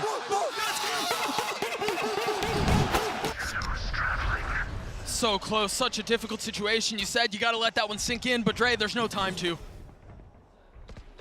17th round is upon us, and the buy for Gen.G, as you mentioned, is rough. Shadows traveling. It's so impressive how Heretics can just, within a one-day turnaround, couple-day turnaround, become a completely different team on new maps, new compositions. All 5 players, their macro game, their game sense, it's so on point to be able to apply everything they learn in such a short amount of time. It's so rare to find teams that can do this thing. Coaching staff and the value they provided is incredible, but I mean, you can do all the prep. You can do all the work on the front end, but if the execution is not there, then it's all for naught. Exactly, can you actually execute it? And this is a team that's shown us that they are willing to do that. They're willing to go the extra mile. There's a lot of Killjoy utility here. Patitech does not have his knife up. What a shot. And it's clear just like that. Almost effortless. 30 seconds left. Got Sheriffs on the other side. They've got to know that that's the case. The Stinger and the Sheriff provide some value. They deal some damage, and it's only getting worse. It's a 2v2. It shouldn't have gotten it down to this, but Heretic stabilized. Almost a chance there on the actual A site. That was a nasty shot from Karen. But the timing of Heretics, the trading, everything was just going their way. The utility, it was just too much when you don't have the gun advantage. I mean, Karen, he did all he could. This shot was ridiculous. That is disgusting. Benji Fishy on the lurk, the 4-1 coming out on top. The same exact anti-eco as the first time around. And it feels like this is it. Gen G have to win this round. An Operator invested, an Odin invested. And I think this is why you see Heretics just going for a full B main rush. They have 4 ults online. Whoa! And 3 members, 1 away. Now Lakia gets his off the spam from Woot. Bomb grenade out. Lockdown used. Remember, Lakia just got his ult. Could counter with it, and he will. That's going to clear things out, and it's going to slow things down for just a moment, but never mind. Boo wants to go forward. Texture with the out punishes. Meteor, meanwhile, playing his cards beautifully. It's a flawless round in response for Gen G. You said they needed to win it. They do. And they won it flawlessly. A beautiful setup. The spam in the beginning from Lakia. He invests the Hunter's Fury late into the round. He didn't use it off the rip. He let it kind of tick down a little bit. It's almost as if he wanted some of the players from Heretics to overcommit so they can run into Textures off, so they can run into Meteor and Logs. These are the micro things that when Gen G do it correctly, it makes them look like world beaters. Get out of my way. Knife used at the beginning here. The Blades invested by Woot. And he's not going to have him for a little while. That knife will cause problems. Yeah, makes them back away promptly. Woot decides to just hang around here, see if he can get any kills given to him, but so far from the side of Gen G, they're playing it pretty safe. You have Munchkin just spotting the cat, jiggling back and forth. Maybe he'll commit a molly or something like that, something of the sort. And Texture, he's just tucked heaven here, no reason to swing. A lot of info gathered B main, that's a free orb. Maybe you can catch a timing if he pushes all the way through, but we're already 4 players here, Doug. Yeah, the problem is Lakia cleared all that space to be made, and then you've got the alarm bot mid too, so they can stack all A, understanding where the hit's coming from. Yeah. And now Knife's traded. If there was doubt before, there isn't anymore. Meteor tries to catch a timing, tries to get aggressive and cheeky, pays for it with his life, but the rest of the guns around him will secure the round. Down A. Patatek in a 1v4 with the Guardian in hand. Will get dropped by the op, and what a shot that must have been. 3 for Texture. Meteor, he had to run swinging through that smoke. He was stuck with a shock dart behind him, a molly in front of him.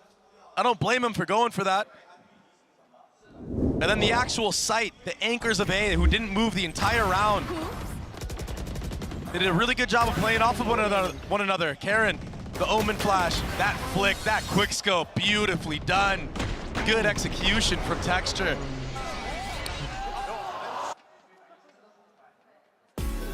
And so Heretics will call a timeout, and the conversation and the possibility of momentum becoming a factor kind of gets sucked out of the situation for just a little bit.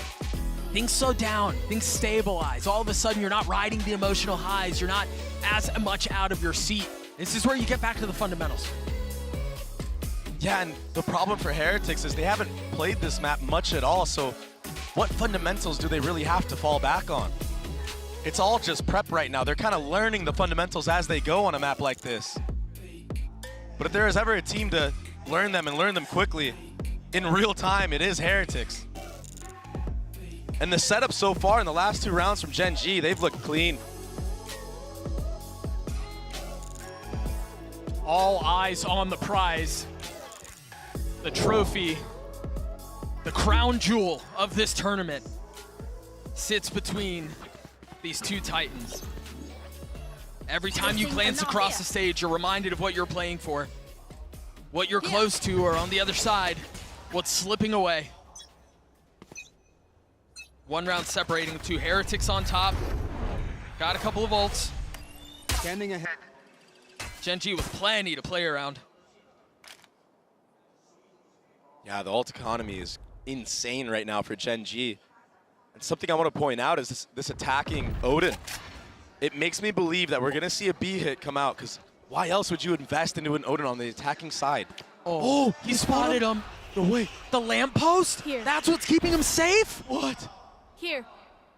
Crouching and staying alive. He thinks he's still there. Surely he gives up that angle eventually, but if he sticks around for too long, he might get punished. Oh, the footstep made. I think here's that. Alarm bot's still up though. Texture gives his face away, but you're right, the alarm bot will keep him at bay for now. And everything that Heretics has shown so far is a lean towards A. Woot has a smoke. He wants to try to play around this, or he'll just clear it. Forget about the element of surprise. An early Killjoy ult. Meteor not liking the silence around the map. Rian's having to invest the ult to counter it and trade it out. And will eventually get cleared. Remember Meteor, how well he plays this time, how well he plays this position. Now in a spot to do it again. As he hears footsteps coming through, Patatek had him. Seconds left. Read him the entire time. Locky is on the swing and he can't find a thing. Spike will go down. Texture and Munchkin sitting back. Forced to rotate over. They've been able to clear one, but the trades are perfect. Heretics will get to 11. What a call off of the timeout. That was absolutely ridiculous. A smoke in mid 2, a late knife A main, and it was that Odin purchase I talked about that kind of foreshadows the B hit to come through. There's no way you're buying that gun and going A. But they baited 3 members of Gen.G to stay at A site. There were no KO flashes over the top, and yeah, Karen invests that Omen ult to get backside B. But Woot, it's the Woot show, baby. It wasn't for the first couple of chapters, but it is now. Texture with the op. Has one boot, but Woot does it again. This is the Woot that we were talking about at the beginning of the tournament, at the beginning of the series. This is the Woot that was supposed to stand up against Texture. The one that's been redefining what a Prodigy is. On a roll that's not his.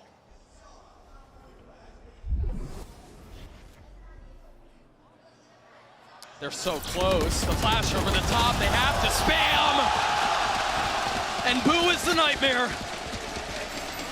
Gonna clean them up, and now they can waltz their way into A for free. But Meteor causing problems, dealing with pressure from both sides. He's able to alleviate a little bit of it, but it's too overwhelming, it's too great. Locky has to save. And if I'm Heretics right now, once that ticker goes down enough to where you know it's safe, maybe you leave one guy there, I am hunting. I'm looking for this operator. I am not letting Gen.G breathe. The economy is fine, forget it. But if you get this operator out, you don't have to worry about that going into the next round. I mean, you've got him in the corner, you've got him against the ropes with shoulders slumped and head heavy. And that could be the final blow to put him away. And so they will. Perhaps a bit too late, though. Locky will hang on to it. He'll take the op into the next.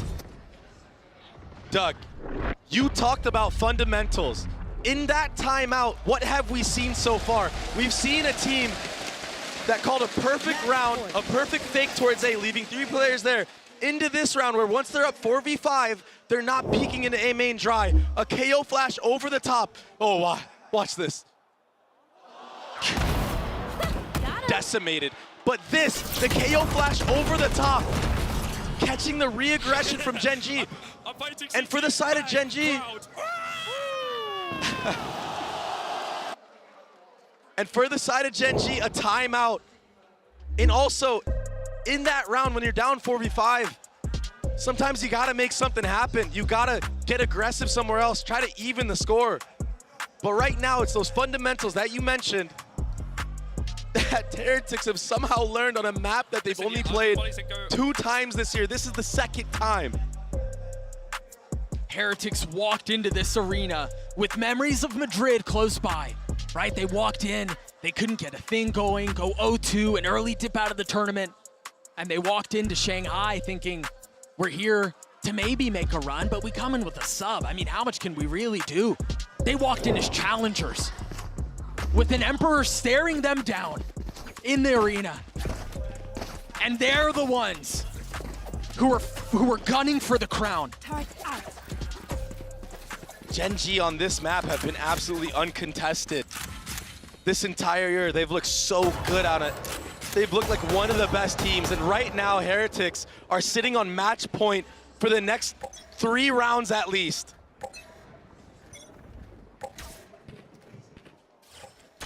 Right here. How do Gen G respond? Munchkin has his ult.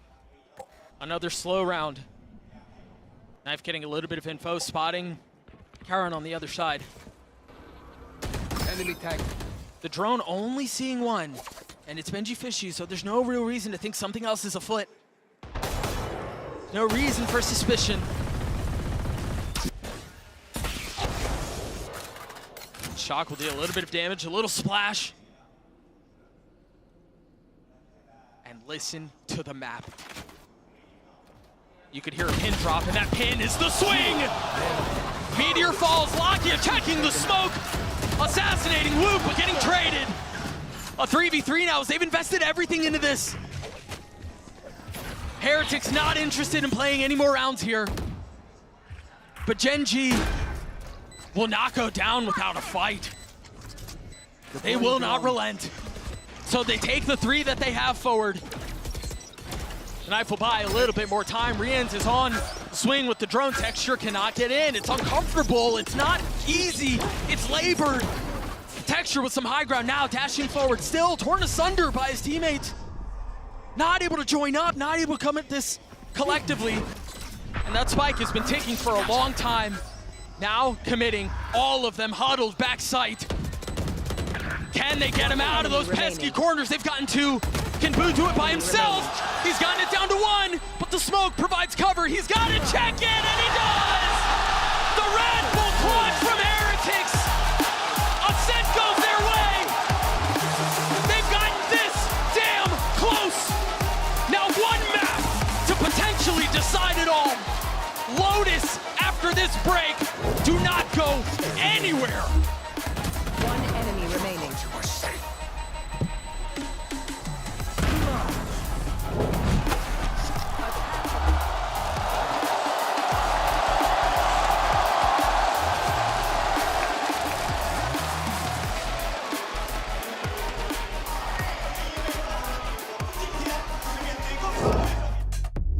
Come on, boys. Go! Oh, bro. You are disgusting, Woo. It's my map. This is how it... Best of 5, I'm telling you. Do you hear that crowd, bro? They're all for us, bro. Listen, I'm gonna say one thing. I'm reading them like a book. I'm fighting CT. Bang! Crowd. Ah!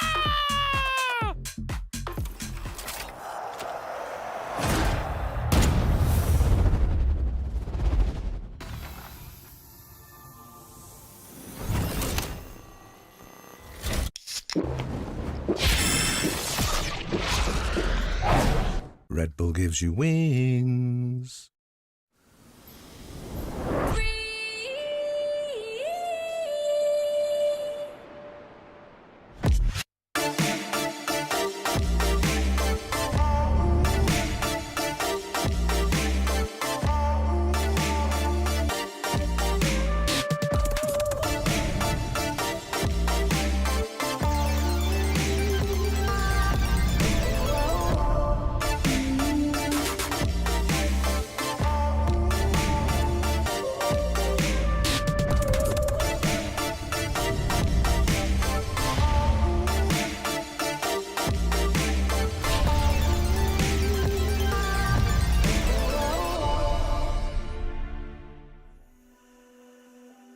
It's haunting like a ghost.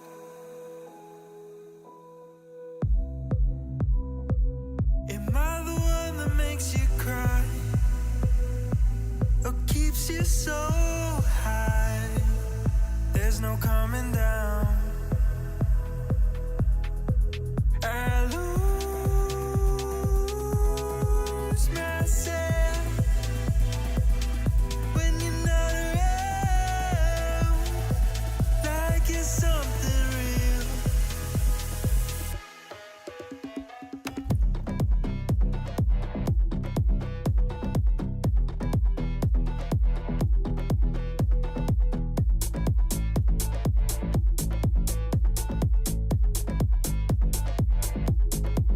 I lose myself when you're not around, like it's something real. So everything was just a lie. I think it's haunted you, like a ghost.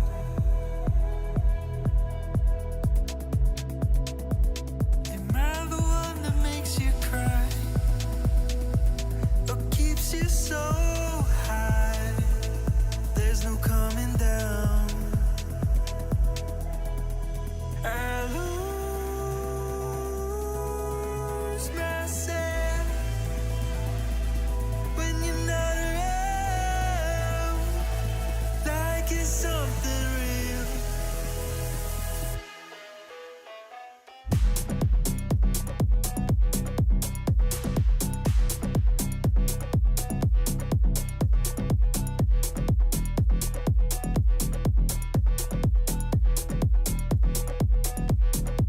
I lose myself when you're not around, like it's something real. I lose myself when you're not around, like it's something real.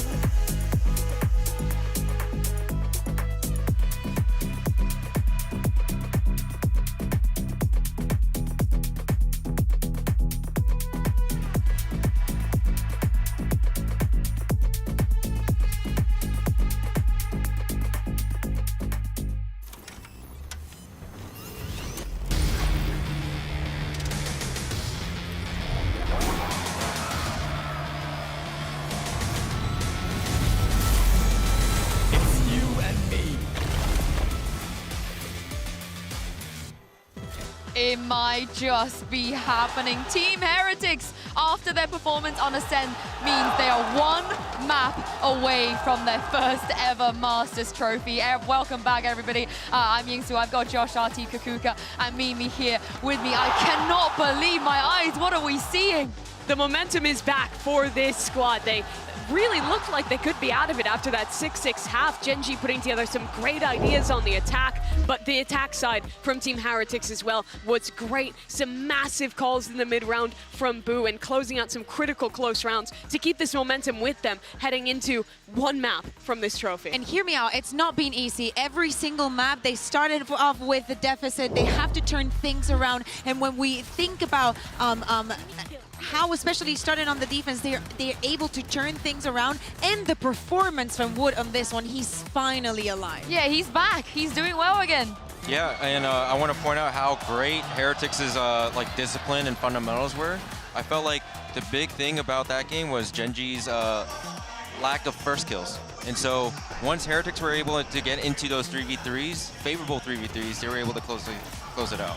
And that's a bit of a contrast to that first half too, where we saw Texture really coming online, getting some massive first kills, and also to that first map that Gen.G managed to pick up, where Woot was completely offline. This guy finding form in the perfect moment of the finals here, and playing against a guy in this form has got to be really difficult, especially for Gen.G. You can't help but remember that last finals against Sentinels. It feels really similar here, where they get a hot start and then the players start falling offline, their opponents peaking at the right time. This is a really dangerous situation for Gen.G. And look at the comparison, right? The Wood on Icebox versus now on Ascent. The numbers are completely different. They tell a very, very different story. But I also want to give a shout out to Nelsinho, because I think that his timeouts are having a lot of impact, especially when they were on the attack. And we knew that it was going to be complicated, not only because you're against Gen.G, but because in the past you have already stumbled against, you know, some things on the way. And I think that he had a massive impact also in the mentality of the Yeah, he did indeed, but this is the thing. If Gen.G don't pull it back, if they cannot win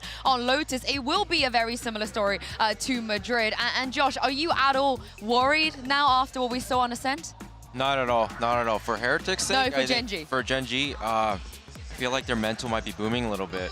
They always have a question of like mental resilience, and I feel like Heretics is now on an upward swing. I want to see like really strong A fights, Texture back online and getting his first bloods again, and I feel like that's their way to get back in. Yeah, I wanted to ask you also, because now that we're going on to Lotus, we saw Heretics yesterday in the lower final changing the composition and actually having a very good performance. Do you think it is something that they're going to be keeping up today? Because also Gen.G decided to start on the defense here on Lotus. Do you think there's some preparation coming specifically for that? Yeah, so like Gen.G, once they have the Odin and Op up, it's so hard to deal with them. Lockett gets the A line with his Odin, and you have Texture maybe at the C line. Heretics has a lot to solve going to this. They also do a really good job of like varying where Texture is going to be on the defense, kind of throwing in some of those forward defensive plays like we saw from them on Icebox as well. But for Team Heretics, I think a big point this whole event has been the momentum. When Woot and Benji start getting on that board, when they start yelling, getting up out of their seat, giving each other those special handshakes, the momentum continues to flow. And for this team that started out with literally everyone not believing they could go on a run with a sub in their squad, they have turned everything around. They have found their form. They have found their identity with this particular roster.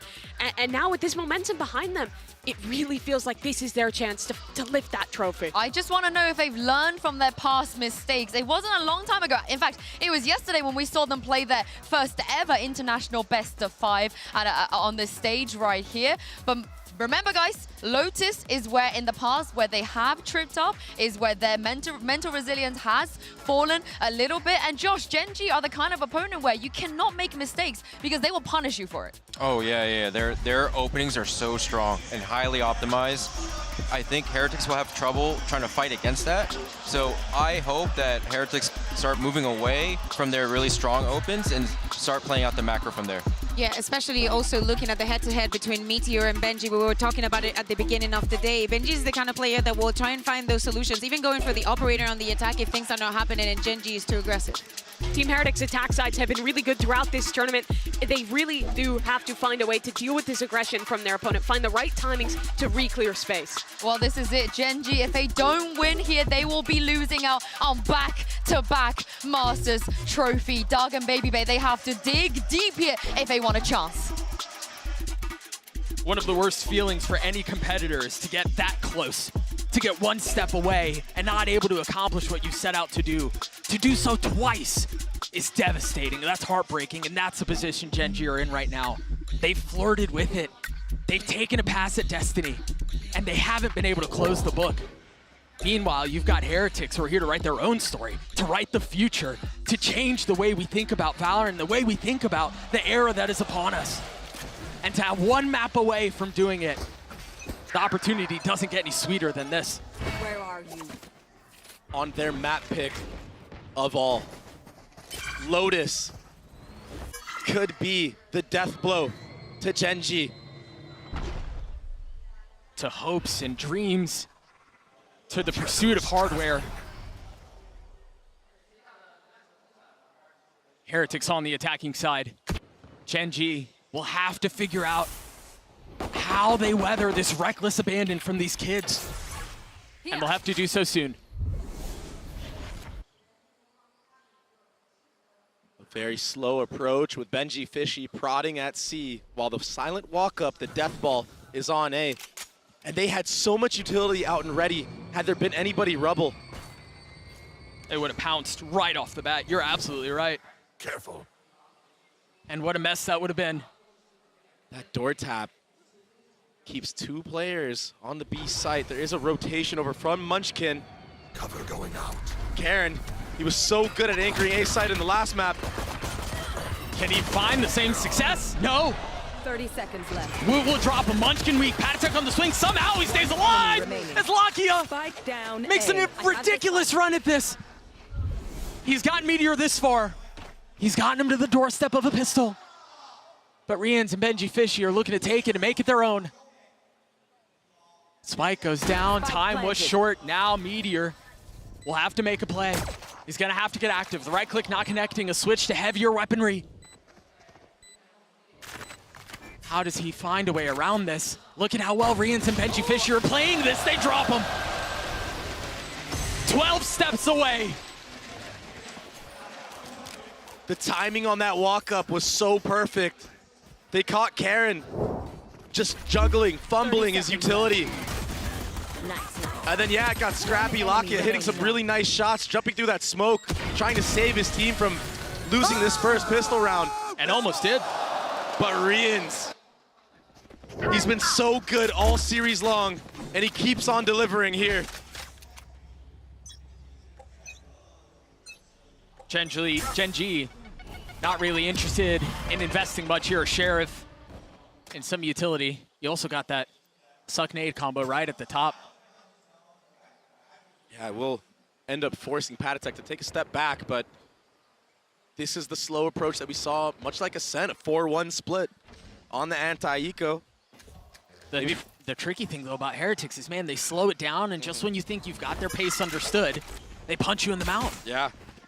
Pattek right now, he's just a human drone, a role that we saw Benji Fishy doing in the previous. And he did it well. They're pushing into a fair amount of resistance here, but the resistance crumbles. All of it picked apart.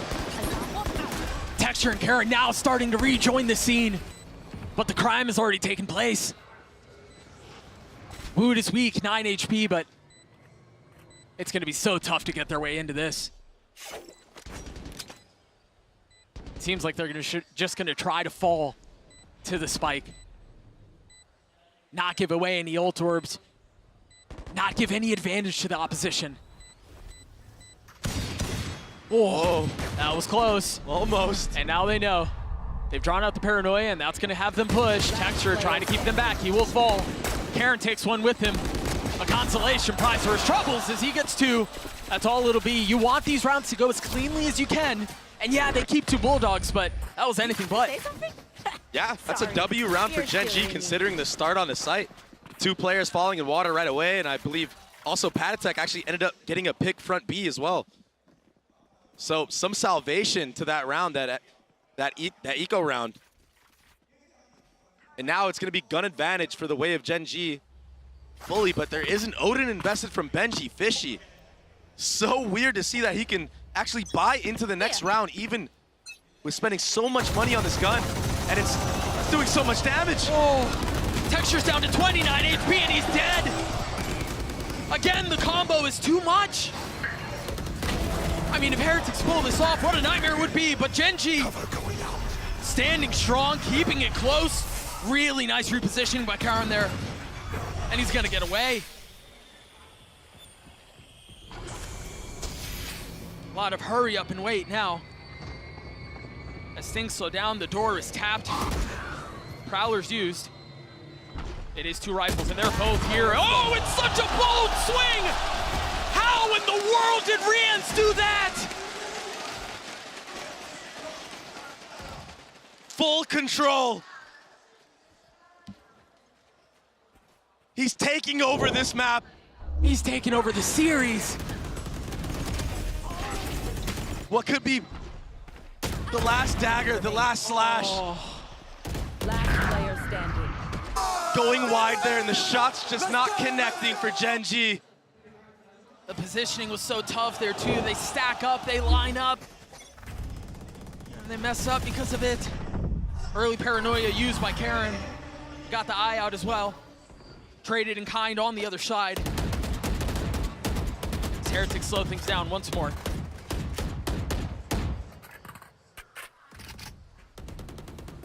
Genji have a pretty formidable defense towards C right now. Not only do they have the KJ utility, but they also have 3 members here. Texture being one of them, but The guns, not great. And Heretics right now, they're playing so smart. They baited the orb tap. They're waiting for any type of trap play, and here it is. They're not going to get punished whatsoever. A step ahead of it. The counter punch. Forcing Gen G to play the game they want to play, but Meteor perhaps interested in making his own. Still dancing up and down, in and out, dropping Boo. Sheriff shot secured, but finally will fall. They've got to tuck tail and get away from this. Down, C. They've lost the plot, they've lost the situation. I mean, Benji Fishy almost died just there. He has to stay. He has to control the guns. Yeah. And yeah, A-site is free, but now it's going to be 2 upgrades. And if they can steal this round away, a round that Gen G surely have the advantage of. Munchkin's going to cut him off. He's already there. They know where he is. Enemy remaining. That's the spike. Spike down. That's the A. round. Patatek's been good, but not this good. 10 seconds left. Oh, there's no time as well. What a round from Meteor. Dodging the Omen flash, it was all up to him. Solo hero on an island. And it's the Mastercard Thrifty for Gen G. The back and forth finesse, getting those 2 kills, his first 2 of the map. Oh my gosh. It's like you're trying to play whack-a-mole against this guy. But every time he pops up, he's not just tempting you, he's killing you. Yeah. One enemy remaining. Munchkin cutting off the rotation there as well. Here. That was all she wrote. So Gen G will get on the board with that Thrifty. Oh, again. Texture getting spammed out. Somehow he still gets a kill on Boo. They thought there was enough suppressive fire, enough cover for him to get around and TP across, but Texture a step ahead of it. And Lakia showing he can do a bit of the same. Yeah, the counter spam. 2 Odins on the map. It's just complete chaos on A. Amongst all that, you're right, Texture getting that pick. So impressive to do, especially on low HP. Good use of Molly to break that alarm bot. Yeah, and that's going to force things to slow down a little bit here because Gen G have to respect what's potentially on the other side now. And that's why you see the lean from Meteor. He knows he has to pick that up. That threat of a B split or any type of B pressure, it's so hard to hold with just one person. And early Roomba invested at A. And right now it's Heretics doing a C default, but if they do not push up and break this Killjoy turret, there's no need for Gen G to have to rotate anybody. It seems like Meteor's going to try to anyway. Karen with Paranoia at the ready. Super proactive with utility is Gen G. Patatek plays this so patiently, decides not to pull the trigger, decides not to strike despite it aching for the touch. Benji Fishy pushing forward, the Nightball in the face. Meteor falls. Woot will join him though, as the spike now down. And again, they're thrown apart, they will fall. Rians would have to 1v3 through this. They've gotten the spike down. All he has to do is buy time. Much like we've seen a couple of rounds already in this series. Eye gets clear, the spam through all of the targets spotted. He gets one, but it's just too much. He's overwhelmed and he's outnumbered as Gen G will get their second. Great discipline from Gen G. Great discipline from Munchkin, the IGL, to sit in heaven, play that off angle, dodge the rocket on the actual entry, and then just hold his ground. Let the kills come to him. This is that entry. Oh, it was through the smoke? What? Oh, what a shot. Snappy from Munchkin. Beautiful, and then just there at the end, just holding the ground. Much like Karen, just waiting for the mistakes, letting the game come to them. And with that comes the second round of the half for them. Heretics with a shoddy buy. 3 rifles and then a couple of pistols. We've talked so much about the spam game that's played early on. This time a little bit more aggression, a little bit more fight out of the defense. A little bit of friendly fire there as well with that Paranoia. But, I mean, no one there from Heretics to try to punish that. And even if they try to go through there, there's a tether at the other end of it. Too much utility to deal with. That's why you see them taking the C space. I didn't realize Benji Fishy had that good of an arm. Yeah. Meteor in a lot of trouble here, under a lot of pressure, but he gets his 2. Oh, he is the one who's the problem. Just when it seemed like he bit off too much, dinner bells ring. The jump from over the top of sight, the molly, the blender. It was like we were in a movie in real time, in action one. Mission Impossible, perhaps. Beautiful fadeaway. Nicely done. Let's go, guys, let's go! And hype out of the players from the Gen G squad. Heretics calling a timeout as we're tied at 3 apiece. This map has already been so competitive. We've already seen so many of these little micro games play out. Again, the Odin span that we talked about at the beginning, the conditioning of clearing all of the KJ utility on the defense and then flipping the map whichever way you want. It's been so impressive. But it's the Heretics who are forced on the back foot first. And yeah, and they've been impressive the last time they played this map of Lotus on this new composition they decided to run. But on the flip side, Gen G, I mean, they're no slouch to a map like Lotus. I've seen so many highlights of Texture just going absolutely nuclear on this map. And if I remember correctly, it was Josh who was talking about it on the desk. They're hard to beat when they get going. Yeah, and they're fired up right now. They're ready. They're not going down without a fight. Thrifty rounds can fuel you. You take a look at the ults right now on the side of Gen G. There are a lot to pick from. There are a lot to choose from here. That's why you see the value, the importance of this timeout. Ults, economy, everything in their favor right now. See that paranoia out, the Han over the top. Boo's already dead. They're stuck, man. They're corralled. Either they take the fight or they sit and die. And that's all Heretics can do. Texture's intuition and timing is so on point right now. A lot of these kills, he's just getting spammed through smokes, but he's just aware of where they're gonna play. And Munchkin will clean it up with a nice spray. That looked so easy. That looked so effortless. A flawless round for Gen G. On the other side of a timeout from Heretics too. Take a look at it one more time. There was that fight mid. The paranoia over the top. I mean, it was such a pretty setup. A cacophonous chorus of utility, sure, but it's the sweetest song that Gen G has sung. Just pistols for Heretics now.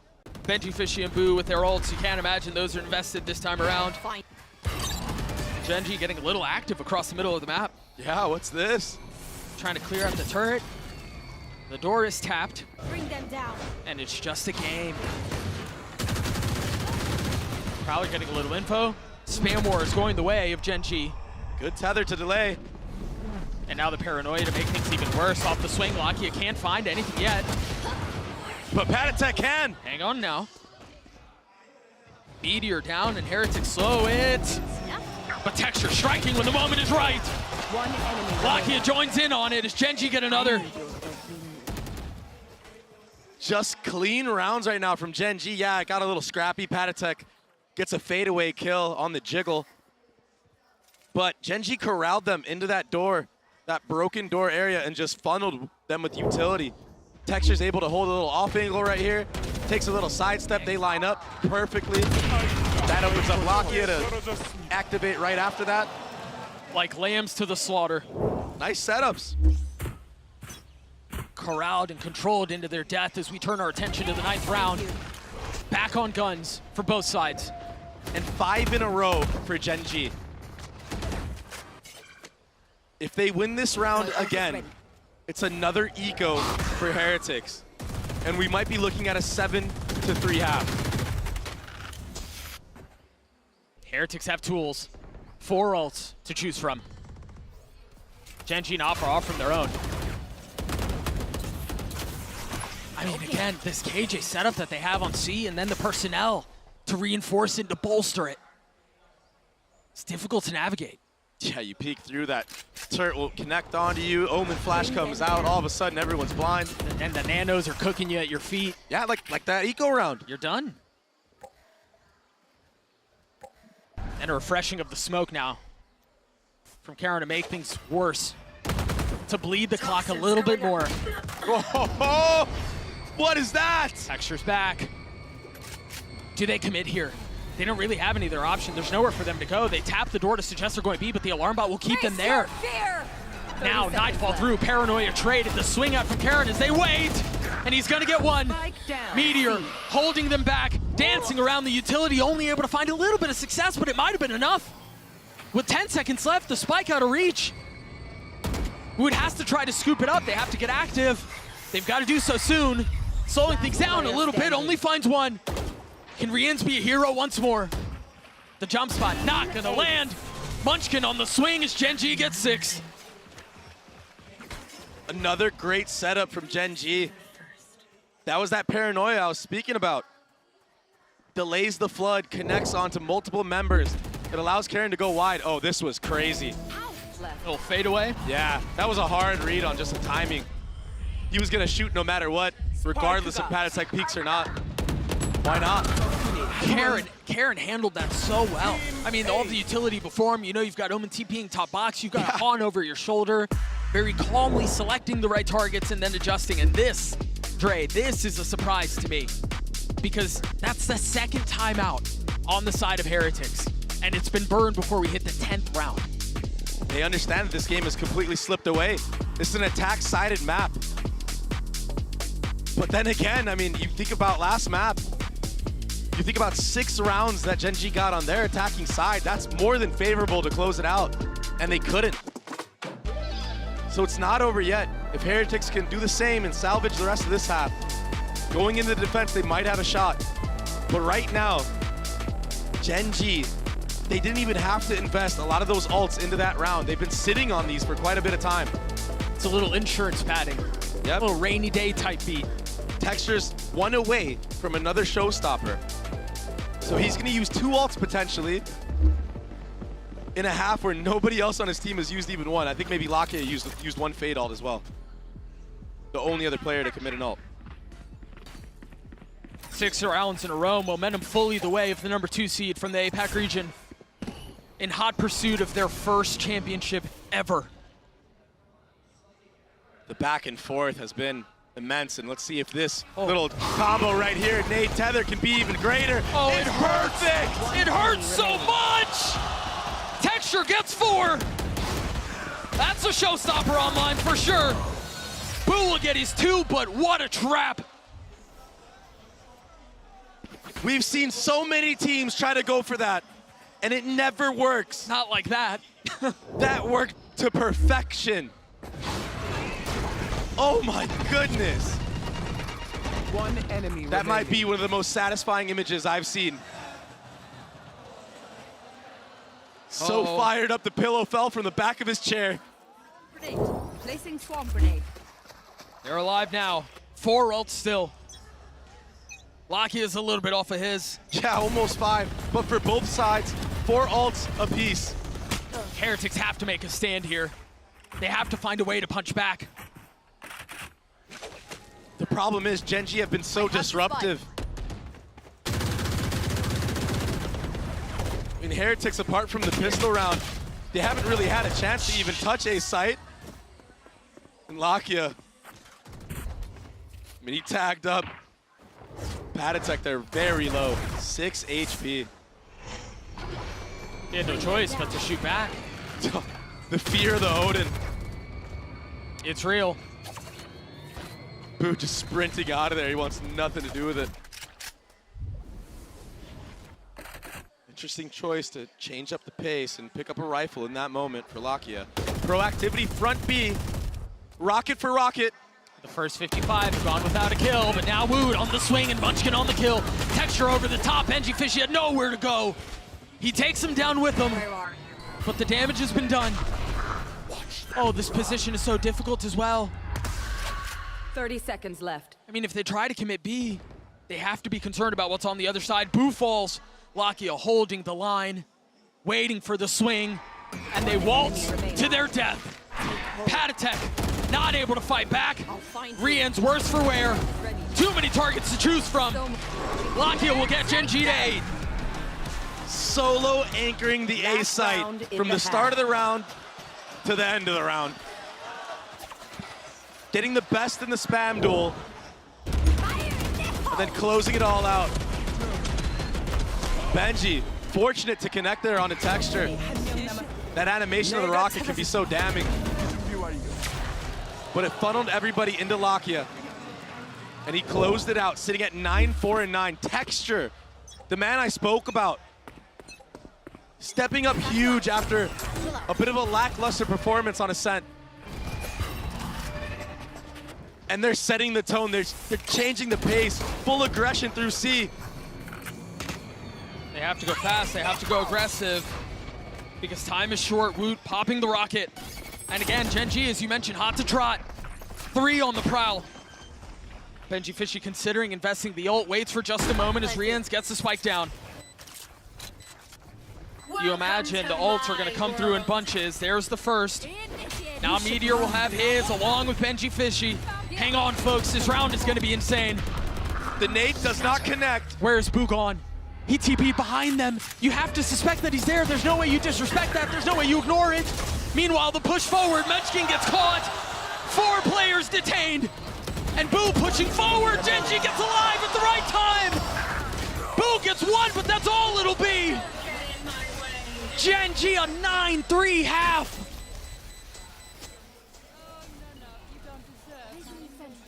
What an answer back. This series just keeps on giving. I mean, they got away with 9 rounds in a row. Lakia, the easiest kills of his life, and possibly the most meaningful. For him to get those there was perfect. So a 9-3 half, the way of Genji, trying to push us to split. We've got another interview standing by. Right now, Mika's hanging out with Life from FPX to get his thoughts on what he's seeing around him. Hey guys, we have another halftime interview for you, and guess who's here? Yo, 大家好，我是 Formula Life. Hello guys, I'm Formula Life. Live, thank you so much for being here. Now you went up against Team Heretics and Gen G. What is your opinion of both of these teams? 其实现在来福都跟今天的2支队伍 JNG 和 HyperX 都已经交手过了，那你对这2支队伍作何评价呢？我觉得 GNG 它是一个战术非常充足的队伍，以及教练组非常强劲。然后 TH 的话，我觉得是偏个人实力一点，然后对战术储备可能没有那么充足。对。I think for GNG, actually they got a lot of strategy and really strong coach stuffs. And for TH, I think they played like powerful individuals, maybe not that much strategy compared to GNG, maybe. Who do you think is going to be MVP of this series? 你觉得这张地图的 MVP 会是谁呢？我觉得这张地图 MVP 会是 TH 的 Riens. I think it's gonna be Riens from the Heretics. Oh, that's very, very spicy, and I totally agree. But do you have a special message for our audience? 有没有什么特别的话想要对我们的观众们说的呢？我想说大家，电子竞技的魅力就在于翻盘，翻盘的游戏才有意思。我们一起为 TH 加油！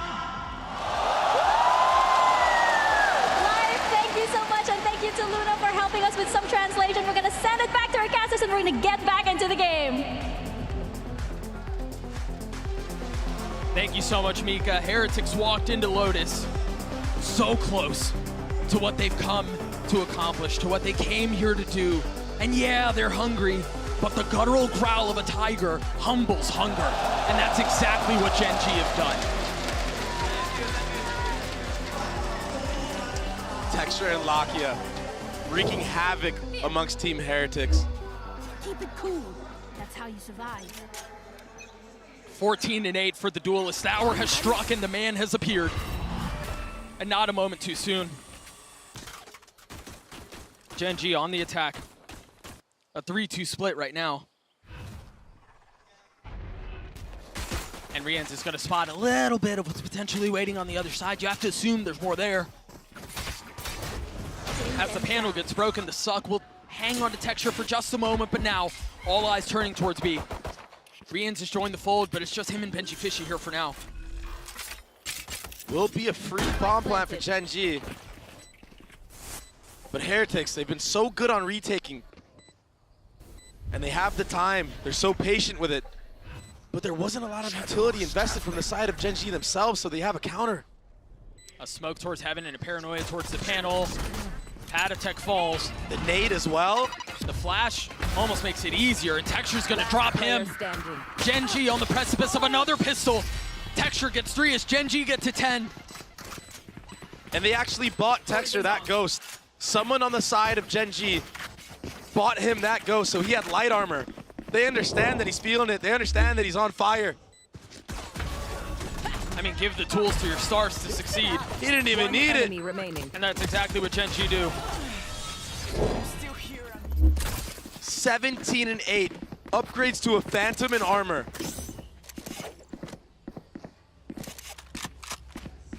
Satchel out.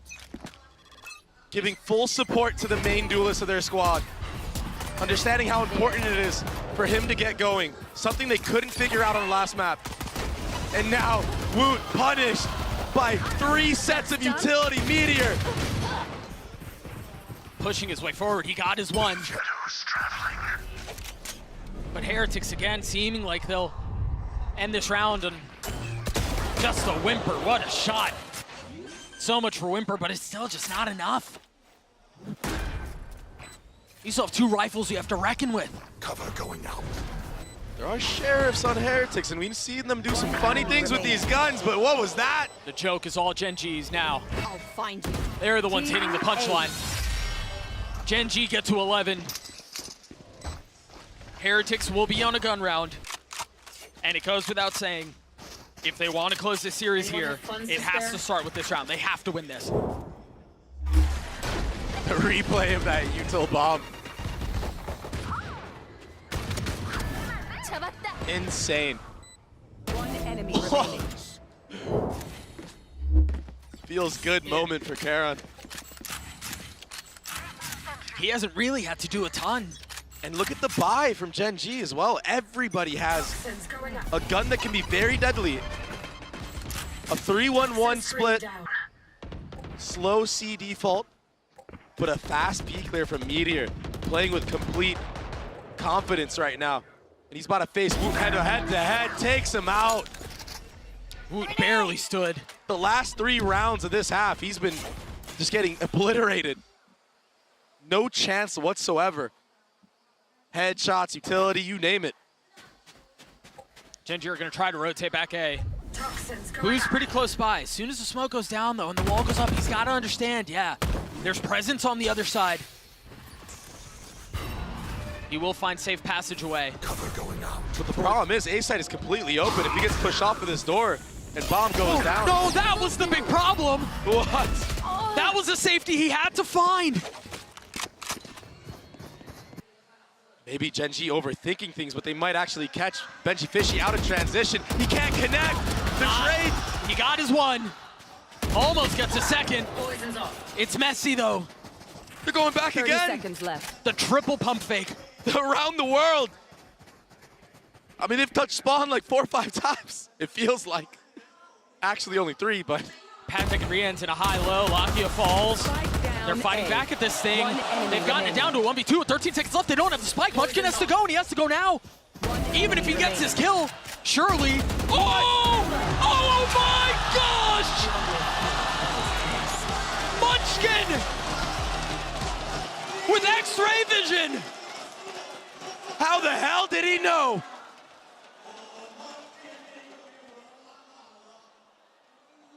All he had to do was survive.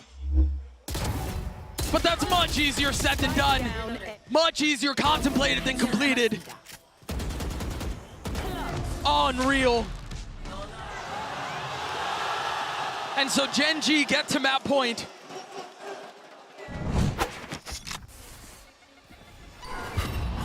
No real interest in slowing the clock down. Really no option for Heretics to do so anyway. 1 ult to their name. 4 Guardians and then a Phantom for Rien's. Gen G have obliterated Heretics on Lotus. Careful here. They might obliterate them again on this C site. We're gonna go fade ult for fade ult. The deciding factor might be that showstopper from Texture. Just a little bait of the door. Drags a player away from C. Rien's with his ult at the ready. There's plenty of defense here. What's the Q? What's the go button? The smoke goes out. There it is. That's all it'll be. And that's going to cause the rotate. They're not even really interested in sticking around. They tap the door, they're going B, and it's going to be a foot race. Patatek forced to sit back and wait. Not able to pass the lava at his feet.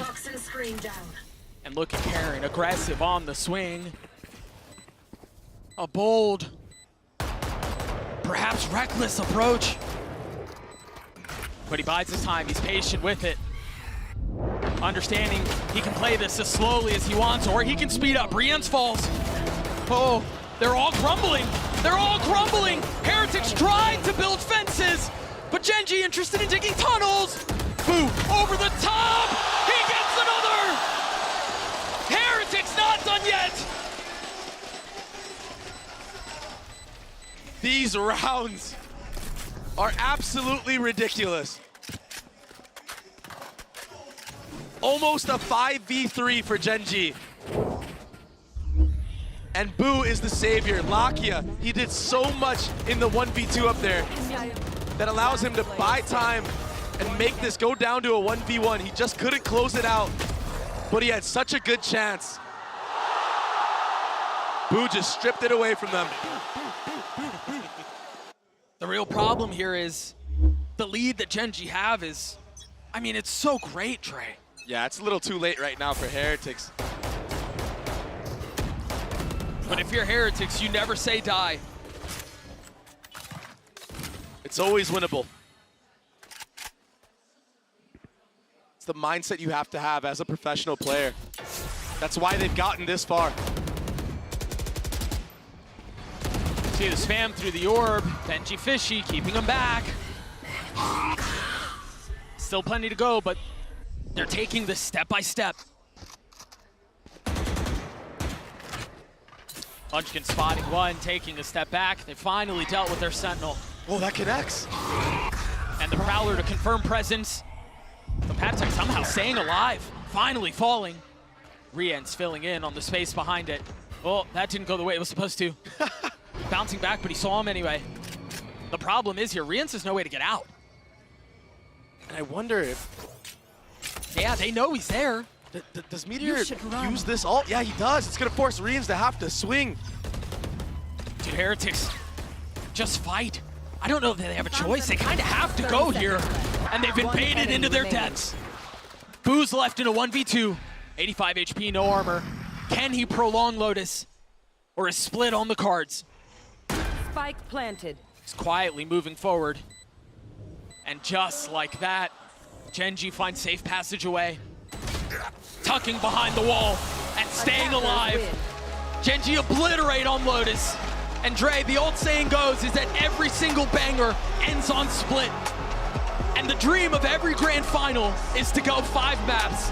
Lo and behold, we have everything we could possibly want. Stay around.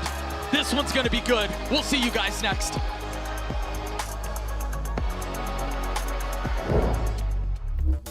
Yo, what the f***ing guys? What the f*** are you doing, guys? What?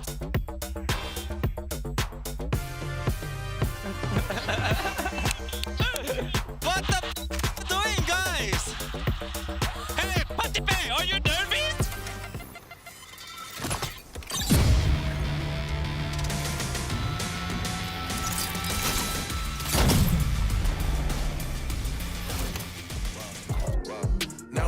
Now we up. Talked to guy yesterday, said it's more on the way. I done made a lot of money and it's more on the way. I done got a couple plaques and it's more on the way. I put a lot of people on and it's more on the way.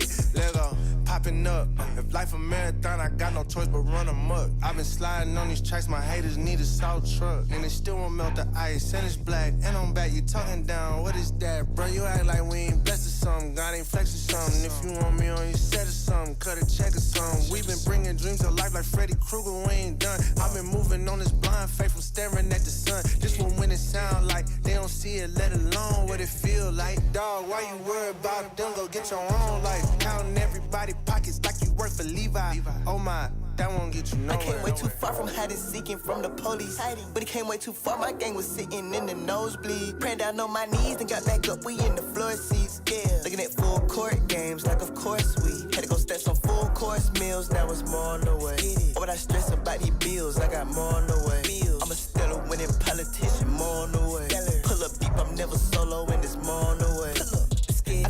lot of people on, they got no thank you.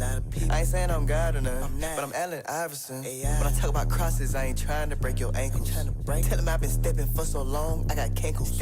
Wanna make me mad, try to come tell me what Jesus can't do. Make me mad. Well, you better be glad you ain't no villain, Jesus saved you. Baby glad. Everybody used to be like, what's that smell? Jesus bathed you. And the real ones always recognize me cause I'm fake proof. Every time I'm lit, I don't get bit cause I'm snake proof. Had to tell that sin, I can shake. And I told Goliath, it's a 30, I can take it. It's a 30. I came too far from living dirty.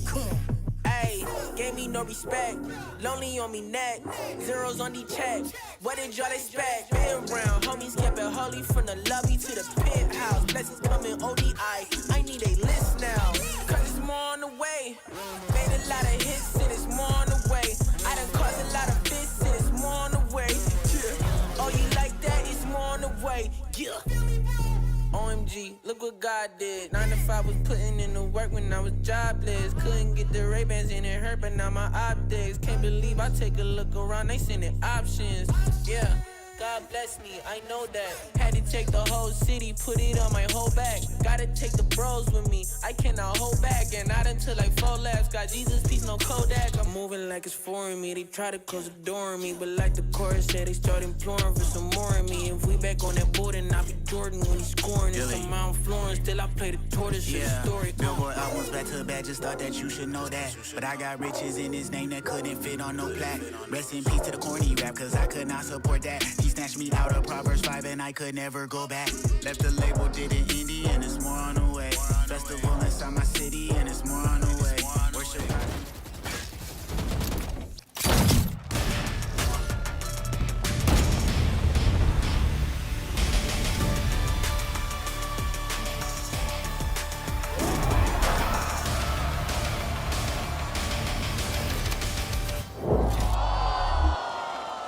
After that tremendous performance on Lotus, we are heading to a map 5. This grand final is gonna go the distance. I am your host, Yingsu, and I'm back here once again with Josh, Mimi, and Kakuka. Who would have thought that we were gonna get to this point?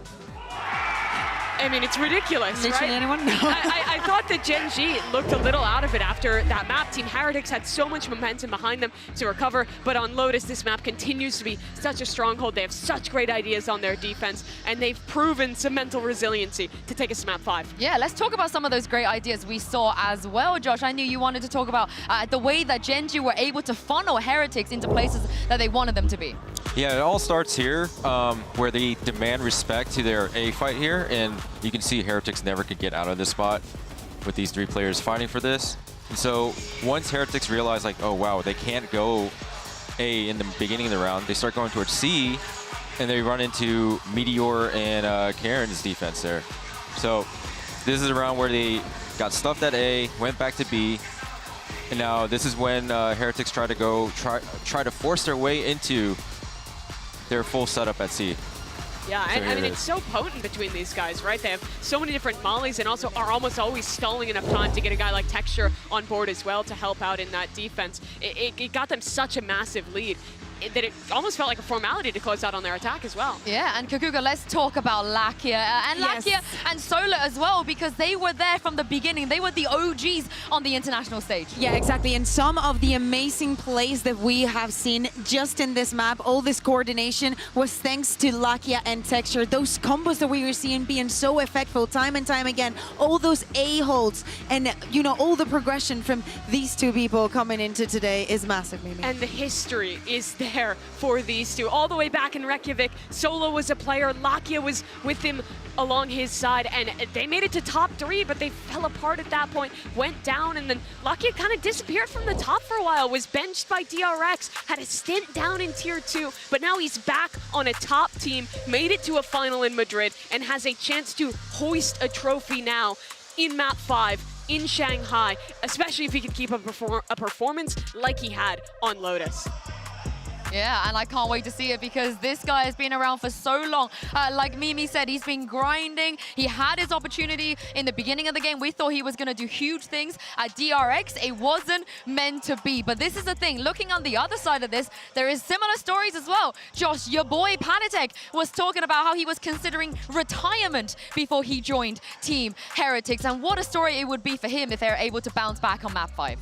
I think it'd be insane. And like in their final map, they made a player swap, a role swap with Patatek onto the Viper and Woot on Duelist. So I think that this will come down to the defensive play calling. I thought the defensive play calling from Gen.G was excellent. HyperX needs to do the same thing here. Yeah, I think Split is going to go crazy. Now, we haven't seen Gen.G play this map in a while because the last time that they played it was in the final in Pacific, and this map was the one that made them the 2nd seed. Losing this last map on that last best of 5 that they played turned them into what we're seeing today. They have a chance to change history today. So the big question for everyone really, and for Team HyperX facing up against this Gen.G team is, what can you expect? They were playing the double dive comp back in Pacific, but it has been a while, right? Not showing it whatsoever at this event. Do they stick to that same game plan? Do they change something up? It's a real wild card in this map pool, considering how little both teams have put into Split. And do not forget, we saw HyperX, as Josh was mentioning, changing the roles here and there. Maybe they thought at the beginning that they wanted to go with Paddy on the race, which he had experience playing back in Tier 2, but decided that Wood was better for this suit. Anyway, that was a bit ago. It was against EDG. They haven't played it ever since. Yes, they had a very, very good result, but not that much practice, and I don't think Gen.G is going to be the kind of opponent where, you know, it's going to be just easier, especially if we think about the mental of HyperX right now. In that Lotus, they started with 3 rounds in a row, and then Gen.G comes back to life and gets all of the rounds on their defense. Right now, their mental cannot be the same as they had when we were back in EMEA on that last map. Well, let's take a look at Agent Select here and see what we're gonna get. And yeah, what do you guys make of this? It's a mirror comp. Yeah. Both teams are running double lurk. I find that like it's really easy to work attack here, even though there's a lot of defensive agents. The Viper's able to lurk B, Cypher can put some question marks at A. Gen.G's gonna have a tough time, I think. That they may, but Lakia locking in this sky again feels like we might be going back in time a little bit, right? Yeah. All the way back to when he was playing this role as the solo initiator when he lost in Reykjavik. He was great on map number 4, but with no recharges on the sky flashes, his util has to be perfectly placed to set texture up for success, and that's the same task on the other side for Riens and Woot. That rookie has got to be incredible in this map 5. Well, it all comes down to this one final map. The Masters Shanghai trophy is on the line. For the last time, here's Doug and Baby Bay. Thank you so much, Jinsu. All bangers end on Split. We've got to talk one more time about what it is that they're playing for here.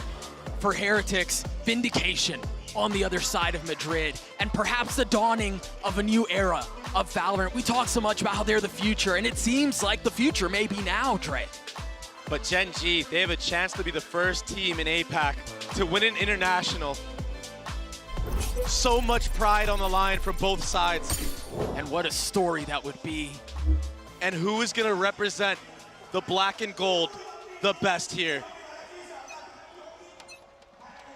Both teams looking to clean the skeletons out of their closets to exercise their demons. And what better place than Split to see how it all shakes out. Gen.G on the attack side. Mimi was talking about Lakia turning back the time and playing that solo initiator once more. What a legend he was, but it seems like it's Boo who wants to take the spotlight. Traded though, 1 for 1. Exactly, great trade from Meteor, and that slows the round down.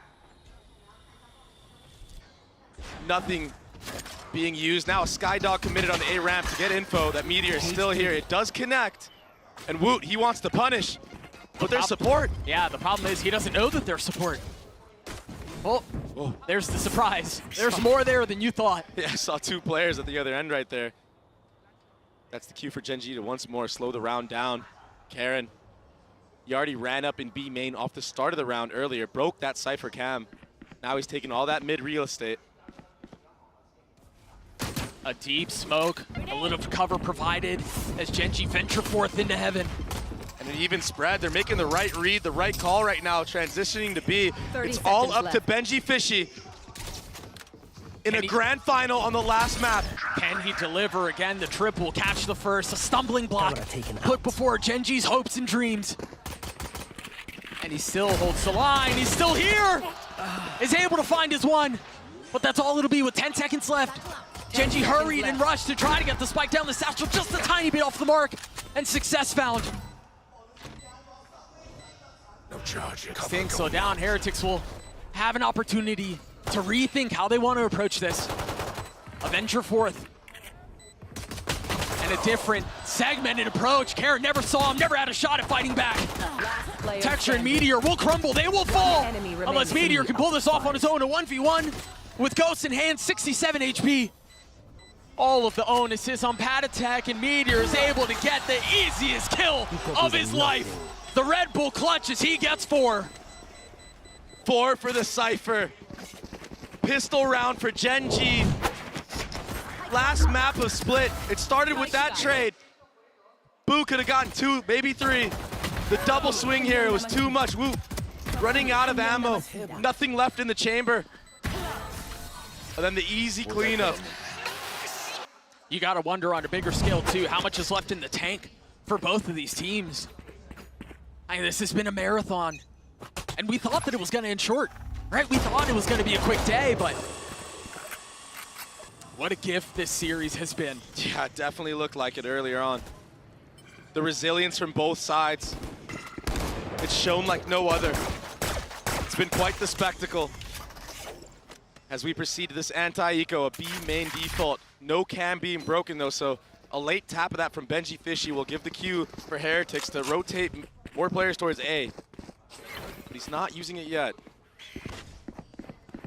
Like an accelerated approach towards the middle of the map. There it is. Taps the cam, gets info, no one's B main, and the rotation set in. Heretics, although they don't have the gun advantage, they could get ahead of this. A Thrifty in a situation like this would be ridiculous. It would be absolutely ridiculous. And there's an Omen flash here as well. They're ahead of it. They're here, they've arrived. They're gonna try to dig their heels in. It's a really early nade from Woot. Do they try to flip back again? I think they have to, they know. Oh no, Trey, they're committing. The satchel out, the flash forth, and Texture cracks the side wide open, but Woot's on the counter. Meteor pushing forward. Benji Fishy getting the best of him. What a 1v2 now. Can he upgrade a weapon? I don't think there's anything that he can find. So he's gonna have to push forth with the classic, and he's dropped before he even gets a chance to fight back. Texture is not slowing down. Perfect satchels into elbow, catching 2 members off guard of Heretics. Yeah, the stack was there. Yeah, Woot tried his damn best to try to even it out. And they did that, they made it costly. 30 seconds left. Nice shots from the young gun. Crispy little one tap from Texture there to close the round. To get 3 to his name, to get 1 step away from his ult. In round 3. Such a ridiculous advantage. This is that conditioning from the previous round. Taking B main control once again. Testing the waters, testing the one-way. That smoke is tough though, man. There's no real way to challenge that. Yeah, it makes it so awkward. They can see a sliver of you spam where they think you might go. So they wait it out, or at least they try to. It's refreshed. Yeah. Good job so far from Heretics denying that rocket. That was Gen G's plan, and they've thwarted it completely. You know, Gen G have more than one attempt at this, though, more than one take. So they rotate back A. And lo and behold, it would be Benji Fishy who's challenged once more. Trips and cages, cameras, full surveillance. Here come the lineups. This should get most of the trips. So Benji Fishy, he's gonna have to rely on his cages. Both cleared with 1 nade, Ridiculous, and now the rollout. Texture getting high ground, trying to find comfort behind the screens and drop Benji Fishy for it. Texture will not be denied. As he finds more, ult on mine now. I don't know, the Heretics can find a way back into this one, Dre. Not this round. We've seen 5v3s, but it's been a long time. They're not even going for it. They've conceded. They've thrown in the towel on this round.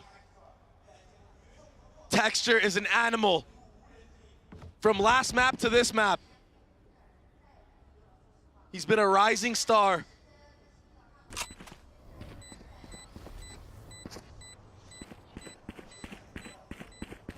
An attempt at hunting will ultimately net nothing. I can't imagine they'll hit the timings to get there.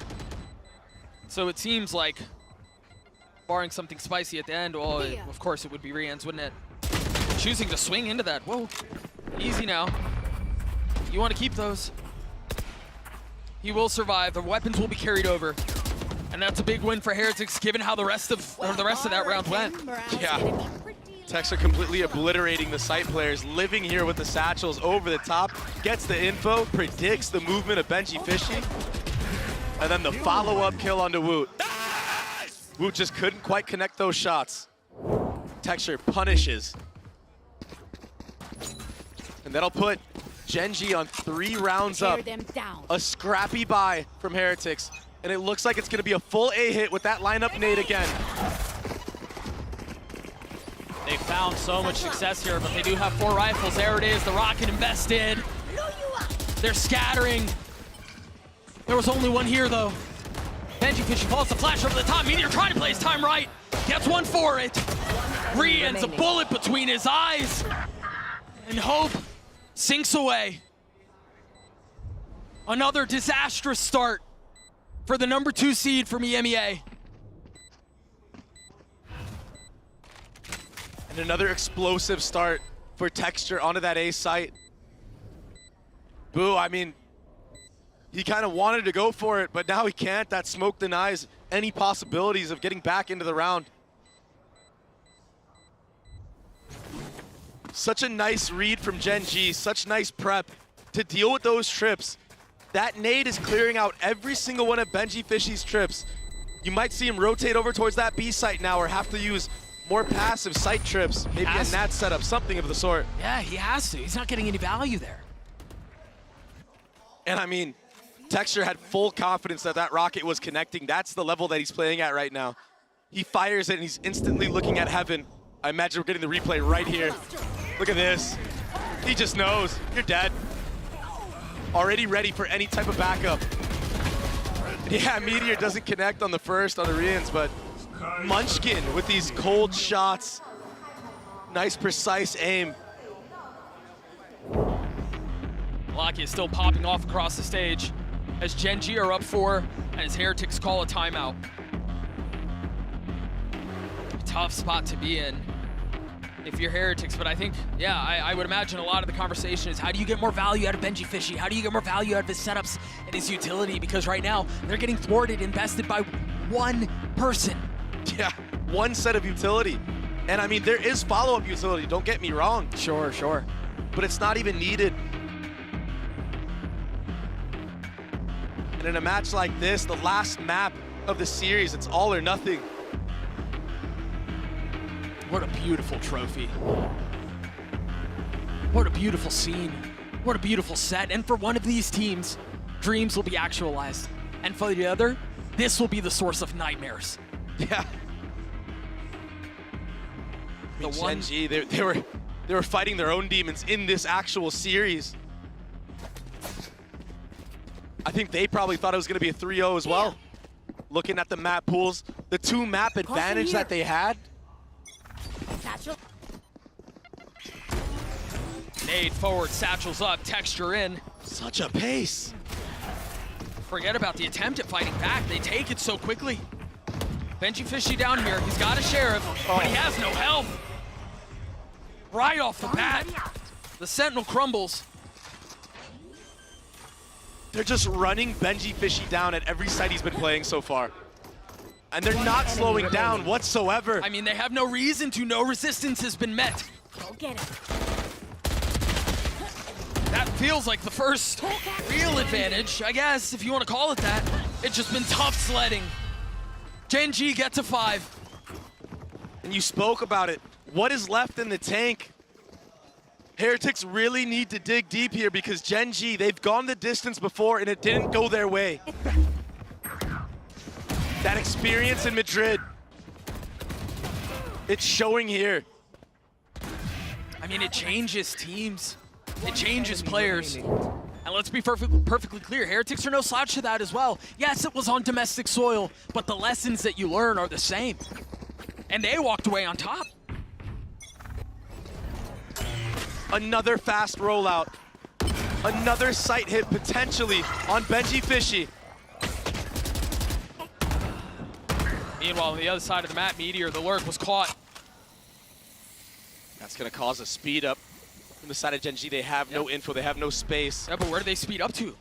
I mean, they still have these trips they have to deal with. They know Dog. Destroyed. Yeah. There you go, the first one goes down, but you haven't cleared Benji Fishy, not yet. Texture over the top, and Woot drops him. Investing more util as Locky is on the swing, and Patatek's on the greet. Down B.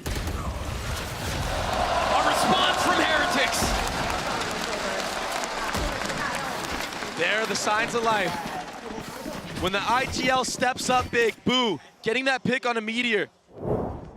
That was the start to a snowball in the round itself.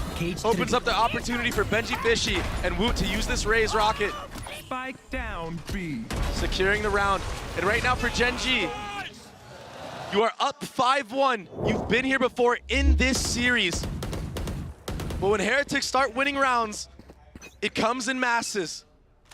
First it's 1, then it's 2, then 3, all of a sudden it's an even score. What can they do to make that not happen? What have they learned? The conditioning is so nice. They try to invest utility to clear out the trips that aren't there. But Gen G found a little bit of space. Karen over the top. The Guardian Angel for Gen G. Patatek and Benji Fishy are forced to rotate back over to the site, but they're so outnumbered at this point. The spike is planted. The guns are down. Patatek. I mean, I guess the rest of your team has some money. I guess maybe you go for it. Flash in the face, Meteor falls. Benji Fishy getting active, creeping forward, Karen down. But the trade timing is just too nice. Lakia gets his 3 Seekers online as Gen G get another round. Karen had a wild round right there, Doug. A double TP play. First onto the double box in front B, then behind in rafters. This was ridiculous. This is taking things into your own hands. This is playing to win. No fear at all, no doubt in his play. There's no room for it. There's just not. Gen G get to 6. But Heretics, they've got a lot to fight back with here. 4 members on light armor, sure, but look at the ults.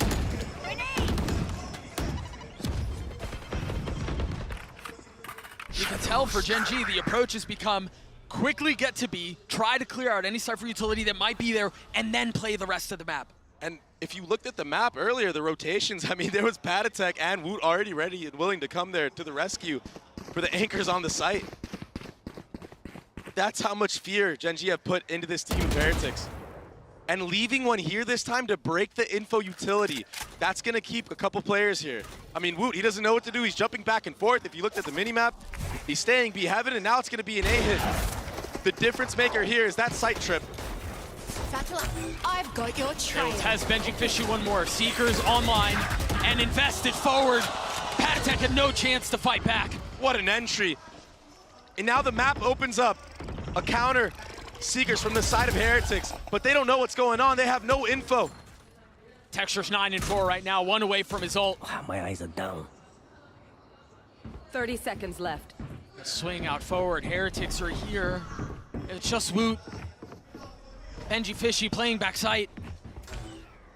The trip's a little bit of safety, a little bit of cover, but now Texture understanding where his prey lays.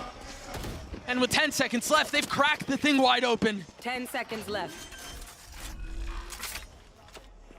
So patient, so precise, waiting for the double swing. Texture, he crept up forward. I mean, they knew off of that satchel of Woot that there's a player in elbow. And they're not making mistakes this time. They're swinging together. The fundamentals are in full effect. The mistakes that we saw on Ascent gone. A distant memory. And obviously they looked so clean on Lotus. You wouldn't think, you wouldn't suggest that they would rear their ugly heads once more. This has been as clean as you could possibly ask for Gen G. One enemy remaining. My ultimate is ready. They're hunting. They're playing everything by the book. Everything is considered. The economy is just insane right now for Gen G. they can probably buy for the rest of the half. Every gun taken away from Team Heretics. And it's a scrappy buy, if there even is one. I've got your train. You take a look at this one more time. Yeah, he's on a different level. It's just ridiculous. That's that slow creep up I was talking about. Yeah. And then the wide swing, changing the angle, the perception of how you're actually swinging. Dre, it really feels like Heretics have lost control of the situation. Second timeout burned, much like we saw on Lotus. Just nothing left in the tank. Nothing at all. Not even a fight.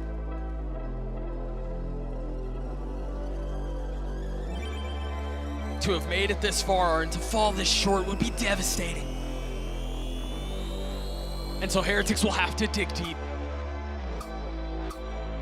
They'll have to find a way to turn Embers into something more. The problem is the fire of Heretics has been cold for a long time now.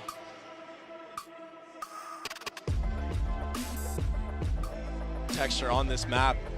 He's been the one holding the torch for his team, leading them to victory so far. A 7-1 half.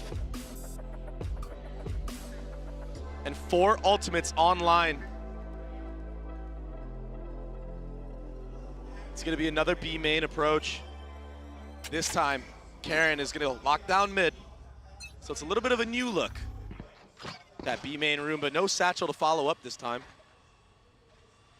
And it's a change of pace. Gen G have been putting on so much pressure, and this time they just freeze off the rip of the round. Waiting for any type of aggression from Heretics, waiting for any info. That flash gets no value, and the punish is there for Texture. What a beautiful call. Munchkin. I know exactly where you are. He's been so great this entire tournament, this entire year. They have so much of an advantage right now in every single facet of the game. They're perfectly okay with investing a Cypher ult right now. And as all this sound is being made water, Munchkin just walks out B and he's gonna call them back. Yo, I got B, guys. It's as by the book, it's as clinical as it could possibly be. Boo taking the head off Alakia there will keep things interesting, I suppose, but again, min-maxing the orbs, getting everything they want, and then some. 30 seconds left. This call, I mean, this round from beginning to end was a beautiful display of calling. The only thing Heretics have going for them right now is hope.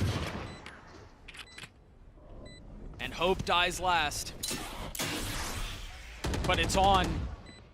I mean, it's on a lifeline. The paranoia out. Heretics all huddled up in heaven, waiting for the flash to come through, waiting for the swing to connect. And yes, a couple of kills have been found. But is there enough time to make this happen?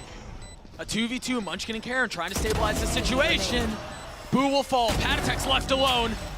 And much like has been the case this series, Heretics get to the doorstep of something special, and the door is slammed in their faces. Just everything right now. Gen G are on the top. They are supreme.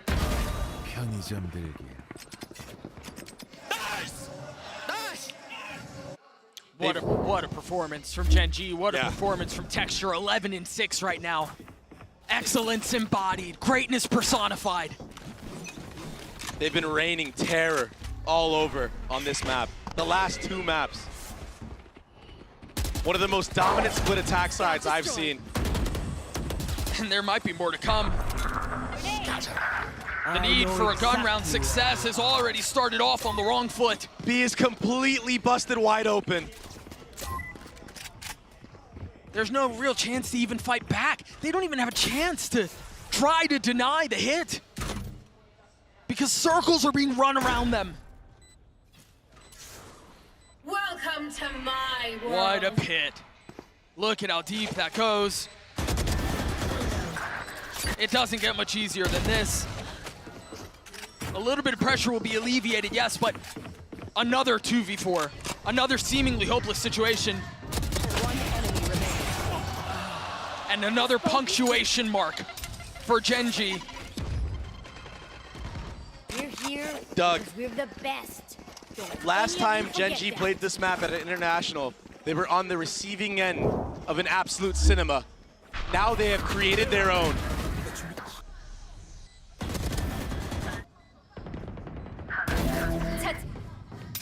All bases covered. Hit you with a little more history. The last time EMEA as a region lost a best-of-5 on international soil to another region, it was in Iceland. That was so long ago. And now Gen.G have the opportunity to do something really special in a number of different ways.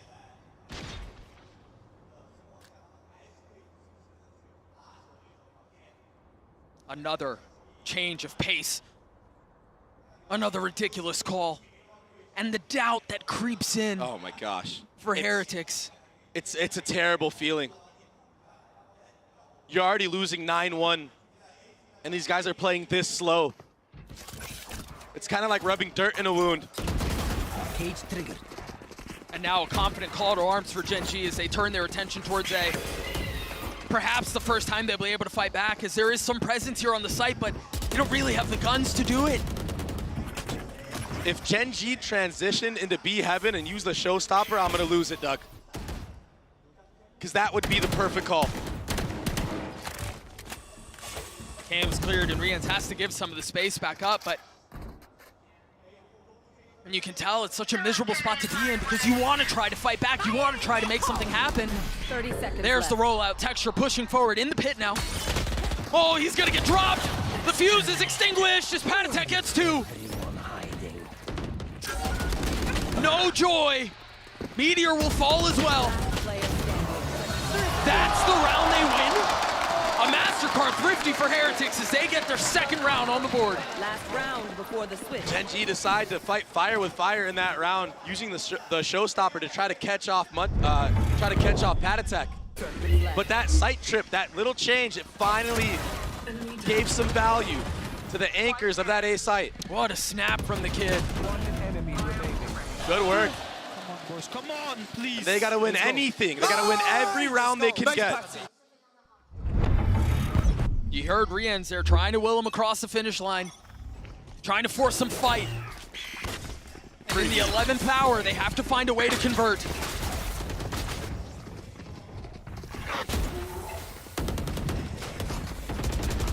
Heretics in such a tough spot here. Rians has his Seekers. They're already seeing him satchel forward, back towards B. Benji Fish is doing the best he can to keep him back. They've drawn the paranoia out, though, and now Gen.G can flip the map once more. That Omen ult is gonna have Team Heretics guessing about where he could be. That's why you saw Benji Fishy clearing out all backside. They know now that he's not on the flank. The smoke will cover the trip. If Gen.G want to go forward mid, they're gonna have to deal with that. The truth is, they have a couple of ways to go about it as well, should they choose to do so. And meanwhile, for Heretics, as you see a couple of members anchored on B, eyes rise to turn tides. They have to find success here.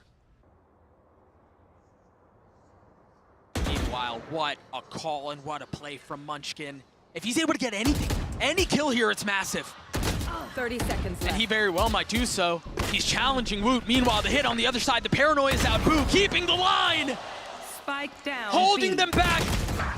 Cover going out. And yeah, they've dealt with him, but you didn't consider Benji Fishy. 13 seconds left. The spike is out of reach. Munchkin thought he was the one making a play. He was the one drawing this direction on the other side of the map. And he was wrong. Heretics will get to 3.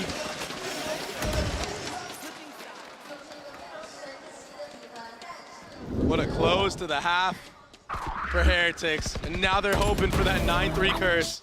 My camera is destroyed. Good off angle from Boo. Good bait setup to secure the last round of the half. One enemy remaining.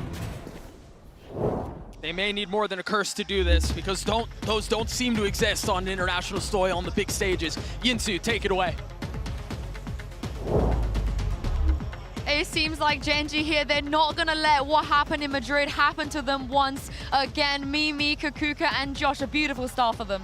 It's been absolutely incredible from them thus far. They come out onto a map that they have barely played, they change their composition, and Josh, the prep has looked on point. I mean, these A executes were excellent.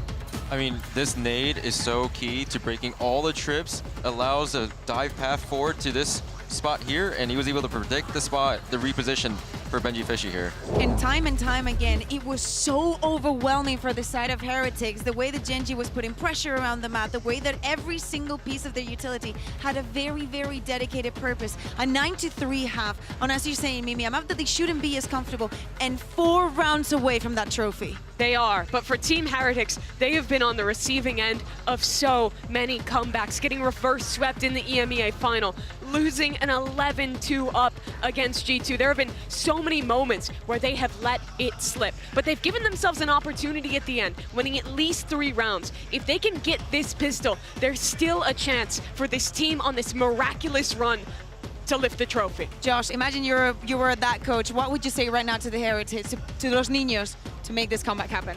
I would tell them believe in the game plan, believe in each other, win this pistol and make it happen. All right, you heard it from Josh. Believe in the game plan, believe in each other, win this pistol, and maybe Heretics will have a chance. But Gen.G, they lost once already this year on the international stage in a grand final. Doug and Baby Bay, something is in the air here. It feels like they're not about to let this one slip again. That certainly seems to be the case, Yinsu. I mean, this is a brutal spot to be in. Heretics have to find some success here. We often talk about how important pistols are. This very well may be the biggest they have ever played. You imagine they're going to want to convert this round. And for Heretics, the pressure, it's unsurmountable. If you make one mistake, Gen.G can run away with this thing. They can wash you like they did on the last map, 13-4 on Lotus. They can wash you like they did in the first half.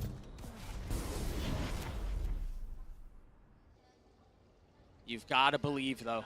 And honestly, comebacks of this magnitude don't start in the server. They start in the mind. They start in the mental. All of the questions around how much is left in the tank for Heretics are coming to a head. They're demanding an answer right now. Heretics deciding to turn towards B. The paranoia is out, all of the utility to try to obfuscate what their approach is. And Woot and Benji Fishy able to get a couple here, but Meteor and Locky on the trade. Threes apiece, everyone is here. As again, utility becomes a problem, and Woot cannot convert. Gen.G will get to 10. Meteor the anchor. The longest standing member of this roster, remember that. 14-7 on this map of split. He's been biding his time, and he's looked so good on these pistol rounds. They can feel it. It's so close.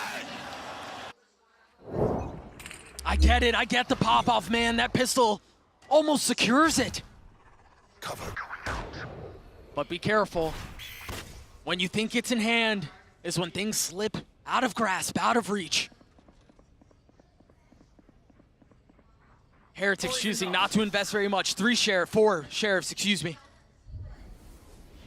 But and no a stroll up mid. Woot's gonna be there on the trade, but Texture dropping 2. Overwhelmed by the swing, but Locky is the cover. Locky is the backup, and Locky is down 2. We warned about this. We warned about the possibility of being so close, yet so far, Boo will fall. Now Patatek and Rians have to turn their attention towards B, and of course, they're already here. Karen's waiting, posted up like a watchman backside. And he's been so cold in these moments when he's anchoring. He doesn't panic when he gets double swung. He commits to one of the kills, but he's moving. He's alone here and gets them both. Gen.G will get to 11, now 2 steps away. It got scary, but Gen.G secured the round. They brought it back. 2v3. That opener from Woot. That was so clean. The double swing here. Texture and Lakia, they just couldn't connect. But Karen, he's been so stable all year. Such a great addition. And their fans can feel it. Heretics is feeling a lot of the pressure here too. Look at how aggressive of an approach this has been from Gen G to start the round. What they were looking for, they have found. The orb in the hands of Texture, 3 away.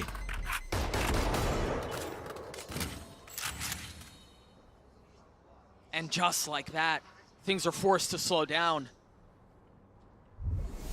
No sky flashes for Rians. Woot is gonna have a hard time entering. Boo is the only one that has a flash available for his side of the team. Look at that triple stack on site. They're all here. They're so ready to fight. They know they baited out both flashes. Crosshair's trained. And this doesn't feel difficult for Gen G. They've handled this so well. Oh, but they're backing off. They've left Lakia alone. An opening for Heretics. He's on an island. No way. The flash on the other side of the cage. Oh, but he doesn't swing. Wisely takes a step back, but makes his presence known. Meanwhile, can Karen strike from the disciplined corner as they roll out onto the site? They're spotting one. And now they know. Gen G are trying to make this thing work. They're trying to fight him back with inferior weaponry, but with 13 seconds left, they've got to go. Heretics have no time to slow this 10 down. seconds left. Meteor's so far away. Of course, it's Texture to potentially secure the round. The spam's not going to connect. One enemy remaining. Patatek's left alone. Can Patatek deliver? With 8 bullets to his name, he too will crumble. What a nice setup on site. Playing up in the beginning, baiting out a bunch of utility. Woot, he entered into that site with no flash and got punished for it. Lakia running him down like a dog. And the double swing. Finito, chef's kiss.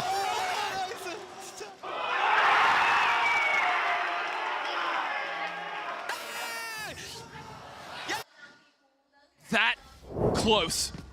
1 round away. No timeouts to call. Is this where the Heretic story ends? And is this where Gen G's begins? Looking to put the finishing touches on this now. Yeah, it's gone the distance. It's gone all 5. But you wouldn't believe it with how Gen G played these last couple of maps. Heretics have to make something happen here. The paranoia as they try to satchel out into heaven, but they've only gotten to mail. Satchel out. Texture forced to try to hold the line. Satchel traded. A nade as well. Karen falls. Lakia on the snap. Benji Fishy dead. They're trying to work their way in, and they cannot. And now it's on to Boo. He has the swing, and it's time to kiss the ring. Denied, no more. Deferred, no longer. Vindicated. Gen G stand on top of the world. They are your Masters Shanghai champions.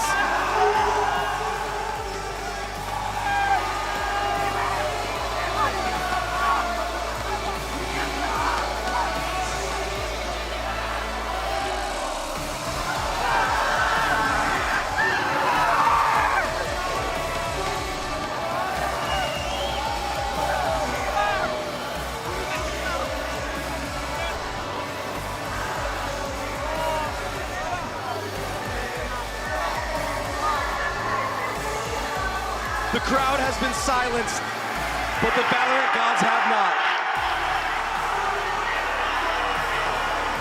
The Gen G Emperors will go down in history as the first team in APAC to hoist an international trophy. A final bow from Heretics. They arrived in Shanghai as niños, but man, have we seen this team grow.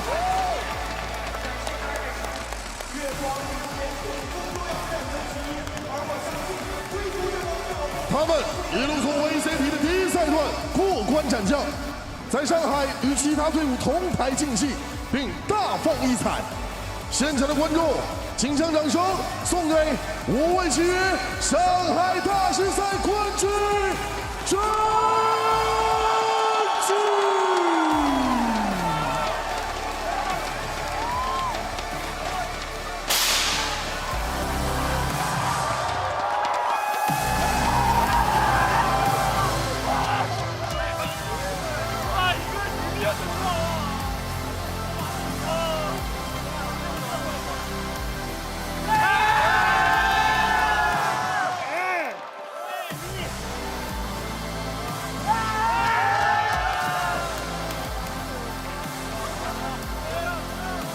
Madrid.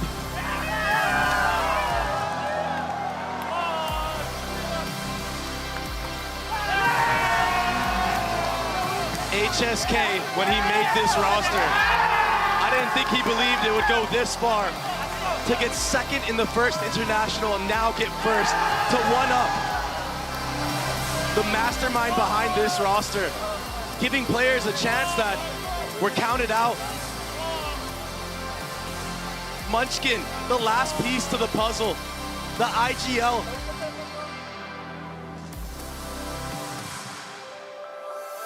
What an amazing moment.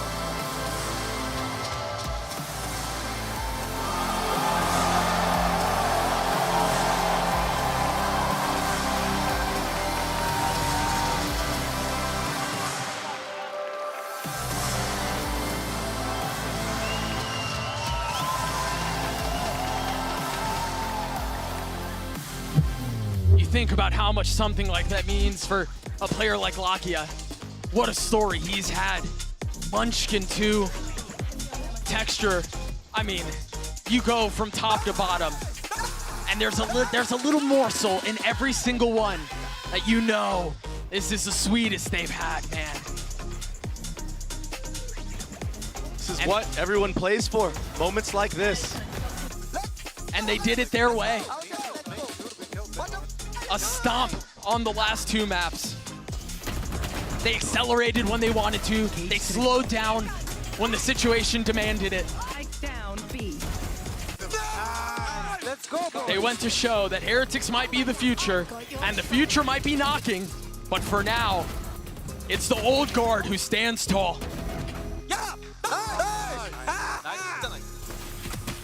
What an insane series. From start to finish, being down 2-1. Losing the Ascent the way that they lost it. And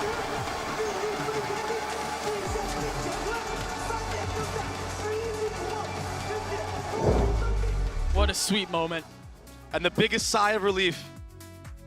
They finally have done it. And they did it here. They did it their way. They got pushed. They got sent the distance. We're going to throw it to the Verizon post-match interview for the very last time. Gen.G, they have done it. Back-to-back grand finalists, and this time they are the champion, guys. Give it up one more time for the champions of Masters Shanghai here. Now, before we get into our interview, I'd like to invite Anna Dolan and Leo Farrier to come and congratulate our winners here. It's been a long, long road for them. They made it here flawlessly, may I add. After a heartbreak journey they had back in Madrid, they managed to come back. They get their redemption knock, and they get that beautiful trophy as well. We are going to ask you guys some questions and have an interview here. I am, of course, joined by Luna, who's going to do some Chinese translation, and Jen, who's going to help me out with the Korean translations as well. I'm just going to start down the line here with you, Carol. Now, you played your first ever game, your debut in January 2023. That was not a very long time ago. I wanted to ask you, did you expect to lift such a big and important trophy so soon? And why do you think that you've managed to find so much success in such a short amount of time? 其实 Karen 选手是从2023年1月开始才开始正式步入了我们的无畏契约的道路，但是就能够在如此大的国际赛事上获得了人生当中的第一座奖杯，感受怎么样？以及你觉得为什么你们能够拿成这样的成就呢？ 1월에 처음 경기를 치르고 프로씬에 데뷔를 해서 이렇게 빨리 우승을 하고 좋은 결과를 얻어낼 수 있을 거라고 예상하셨는지 궁금하고요. 그리고 어떻게 이렇게 최고의 모습을 빠른 시간 안에 보여줄 수 있었을까요? 일단 1월에 처음에 들어왔을 때 저희가 스크림 하는 거 보고 이거 형들 진짜 잘한다. 이거 나만 더 잘해지면은 이제 진짜 이길 수 있겠다. 우승할 수 있겠다라는 생각을 늘 가지고 있었고요. 그리고 제가 이렇게까지 성장할 수 있었던 것은 아마 형들이 저를 믿고 이끌어주고 그리고 도움을 많이 줘서 제가 여기까지 올 수 있던 게 아닌지 그렇게 생각을 하고 있습니다. When I first joined this team in January, I scrimmed with them. And after that one scrim, I automatically thought, you know what, we're going to be able to win this. So I always believed that we could do it. And I just feel like always, hats off to my teammates for leading me. I couldn't have done it without them. So it was them that kind of pushed me to be the better player, step up my game. And also, we did this together. So it's all up to, shout out to my teammates.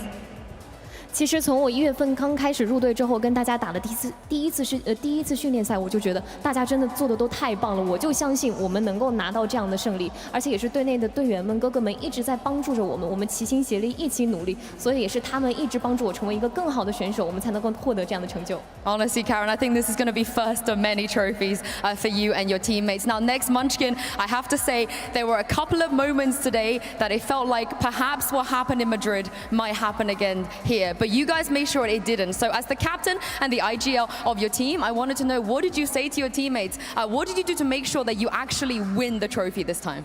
오늘 경기를 치르면서 약간 마드리드 플래시백이 떠오르는 그런 순간들도 있었지만 오늘 우승을 하기 위해서 선수들에게 어떤 얘기를 해주면서 이끌어가려고 했나요? 오늘 저희 3세트 가장 자신 있는 부분 어센트 지고 저희가 마드리드 때 반복을 하지 않기 위해서 진짜 정말 후회 없는 경기 하지 않기 위해서 멘탈 잡으려고 노력했고 그리고 다 같이 그 안 될 것 같은 플레이도 다 되게 만들면서 모든 선수들이 너무 잘해줘가지고 진짜 너무 고맙습니다. It's okay, Jen, take your time. This is a big moment. After dropping Ascent, which was the map that we were most confident in and the map that we thought we were the strongest in, we tried to, rally the troops and keep the energy up because, we didn't want to repeat what happened in Madrid. And it was just us, a group effort to make sure that we create those plays that weren't, that we thought weren't possible, and we pushed through and finally lift the trophies. 刚刚的问题其实是问到说，作为队内的 IGL， 今天整个赛程可能在图2、图3的时候，会当然人想到可能在马德里的一些经历。那想他问他作为队内的 IGL 当时是怎么想的，是怎么稳住心态帮助大家拿回来的？那他的回答是，其实在我们丢失到了亚海全城我们最自信的一张图的时候，当时其实是有点慌的，但是我们努力的稳住心态，我们齐心协力去好好的去打，好好去做，因为我们不想让马德里的历史再次重演，我们真的是也是大家都打得很好嘛，所以我们才能够最后赢得了我们这座奖杯。Well, next up, Meteor, you're a name that we've known for a very, very long time. It's not that you were recognized this year, but I did want to ask you because after playing for this long and after trying your best to win a trophy, how does it feel to finally be rewarded for your hard work? 메테오 선수 여기까지 오기 정말 오래 걸렸고 정말 힘들었잖아요. 오늘 드디어 우승이라는 타이틀을 해냈는데 지금 소감이 어떠신가요? 일단 우리 팀원들이랑 감코진들 너무 감사하고 그리고 제가 여기 있기까지 이제 바일 감독님 때문이라고 생각해서 드디어 약속 지켰습니다, 우승으로. 그리고 이제 한국에서 보고 계시는 분들 그리고 세계 각국에서 응원해 주시는 분들 다 감사합니다. 더 노력하겠습니다. I would like to thank my teammates and the coaching staff, of course, first. And I would like to give out a shout out to Coach Bio, who made me the player that I am today. So to Coach Bio, I kept my promise by finally winning the trophy and becoming the champions. And also thank you to the fans who are cheering us, supporting us all the way through thick and thin. I really do appreciate it. 刚刚的问题其实是问到说，我们也知道他可能是经历了非常长的一段职业经历，才能够赢下这人生当中的第一座冠军的奖杯。想问他的感受怎么样？那他说，首先是非常感谢我的队员们以及我的教练组，尤其要感谢教练 Mile， 他一直对我的支持和鼓励，我也终于实现了我的诺言，获得了这座人生奖杯。当然，我要非常的感谢大家。And speaking of, fulfilling your destiny, Lakia, you and Solo, you were there for the very first tournament we ever had on the global stage. You came close back then as well, but it felt like a really, really long journey for you to get back here. You had to go through tier 2 too. Did you ever imagine that this moment of you lifting a trophy would be like this, and how does it feel? 라키아 선수 솔로 감독님과 함께 발로란트 최초 국제대회에 출전을 했고 그리고 그때도 너무너무 우승과 가까이 있었는데 지금 이렇게 다시 국제전에 출전을 해서 우승 트로피를 들어 올릴 때까지 정말 많은 일들이 있었고 또 감내해야 했던 부분들도 많았잖아요. 지금 이 순간 어떻게 느끼고 계신가요? 제가 프로를 시작하고 이 트로피를 향해 달려왔었던 게 이루어져서 말로 없이 행복한 기분이고 지난 힘들었던 일들이 다 스쳐 지나가면서 결국에는 해냈기에 너무 행복하고요. 그리고 솔로 형에게 너무 감사하다고 전하고 싶고 저의 최고의 멘토이자 감사합니다. 사랑합니다.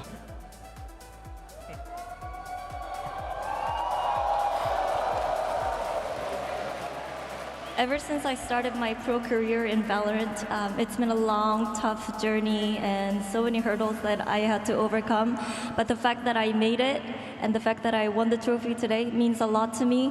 And I would personally like to thank Solo for being a great mentor. And I would just like to tell him that, I appreciate him a lot. 其实刚刚的问题是问到说，我们也知道他可能在第一次和 Solo 教练一起出征的时候，出征国际赛事的时候就获得了非常不错的成绩。可在那之后，他可能去了4级联赛，经历了非常漫长的一段时间的沉淀。那今天获得了属于他们的冠军奖杯，感受怎么样？那他的回答是说，首先我觉得可能在我漫长的职业生涯里面，我经历了非常多的困难，但是我非常高兴，我终于克服了他们，以及现在能够达成这样的成就。我还是非常想到感谢 Solo 教练，他是我这个无畏契约人生道路上的一位导师吧，非常感谢他的帮助，然后我们也能终于走到这步，我们也获得了奖杯，真的非常感谢。Now to Texture, I think you've captured a lot of people's hearts with your personality, with your smiles, and with your crazy gameplay on the server as well. I think no matter what's going on stage, you're always smiling, and that attitude is very infectious to all of the fans here as well. So I gotta ask you, just how happy are you right now? How big of a smile are we gonna get out of you? 텍스처 선수 그동안 인게임에서의 플레이도 그렇고 또 텍스처 선수의 평소 때 재미있는 모습 덕분에 팬들의 마음을 많이 훔친 것 같거든요. 지금 이렇게 드디어 챔피언이 됐는데 얼마나 기쁜지 들어보고 싶습니다.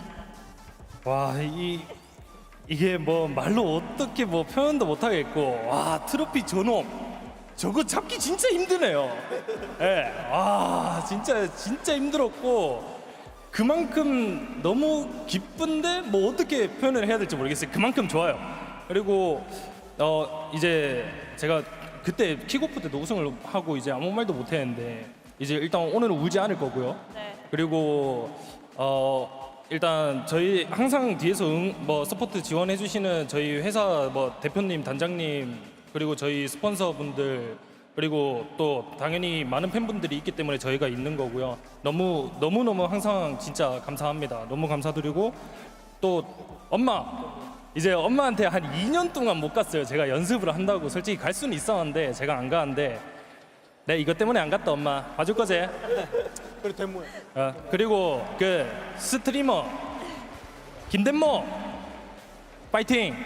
구치리, 갓데드, 에피나 버니버니 하여튼 IM 애들 파이팅 됐지 이 새끼들은 네?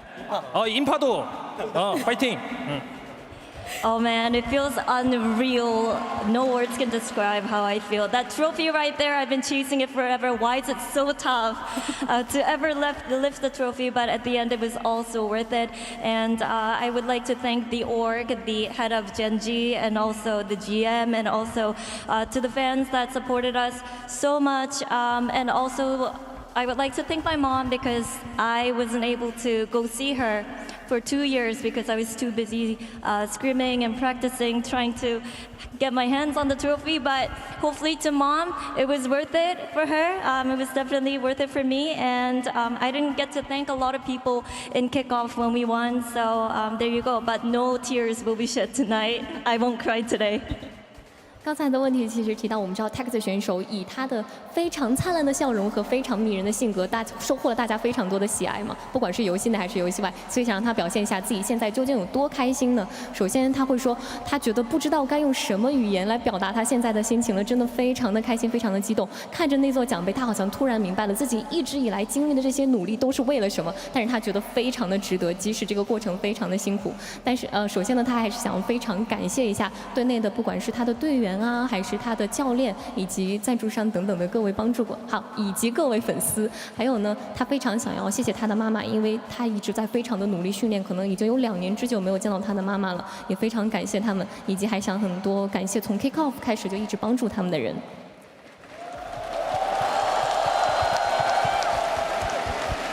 Alright, I have to speak to you now, Solo, because you are not just the Korean FPS legend. I don't think anybody can have a conversation about FPS in Korea without mentioning your name, Solo. And obviously you heard your players, they like to thank you, you know, they attribute their success to you. So I wanted to ask you, what's it like to kind of harbor the future of Korean FPS? 솔로 감독님, 한국 FPS의 레전드이자 거장이시잖아요. 그리고 선수들도 이제 굉장히 감독님께 감사하다는 말을 많이 하고 있는데 이제 이렇게 감독으로서 한국 FPS계를 끌어가고 또 이렇게 선수들을 양육해 나가면서 미래를 준비하는 기분이 어떠신가요? 사실 뭐 제가 뛰어서 게임을 못하지만 뭐 저의 능력이나 뭐 저희 HSK 코치의 능력이 뭐 좋으면 더 좋겠지만 그냥 선수들이 대회 때 잘하는 거 보면은 너무너무 기분이 좋아요. 선수 때랑은 다른 기분, 약간 그런 기분이라 그냥 계속 잘했으면 좋겠습니다. 저희 선수들. 네. 그리고 좀 다른 말 해도 되나요? 좀 긴데? 제가 세계 대회를 딱 14년 만에 14년에 중국의 항저우에서 대회를 했었거든요. 그때 대회하고 우승하고 이제 14년 만에 이제 선수가 아닌 감독으로 우승했는데 그래서 약간 전 멤버들이 좀 생각나는 것 같아요. DRX의 뭐 터미, 글로우, 페리, 바일 네, 이렇게 좀 더 많이 생각이 나는 것 같고 그리고 저희 덴지 아놀드 대표님 감사하고 폴님 감사합니다. 에릭님 감사하고 영철님 그다음에 종민 PD님 감사합니다. 그리고 마지막으로 저를 믿고 저희 감독직에 맡겨주신 이지훈 단장님께 감사드린다는 말씀하고 싶습니다. 네, 감사합니다.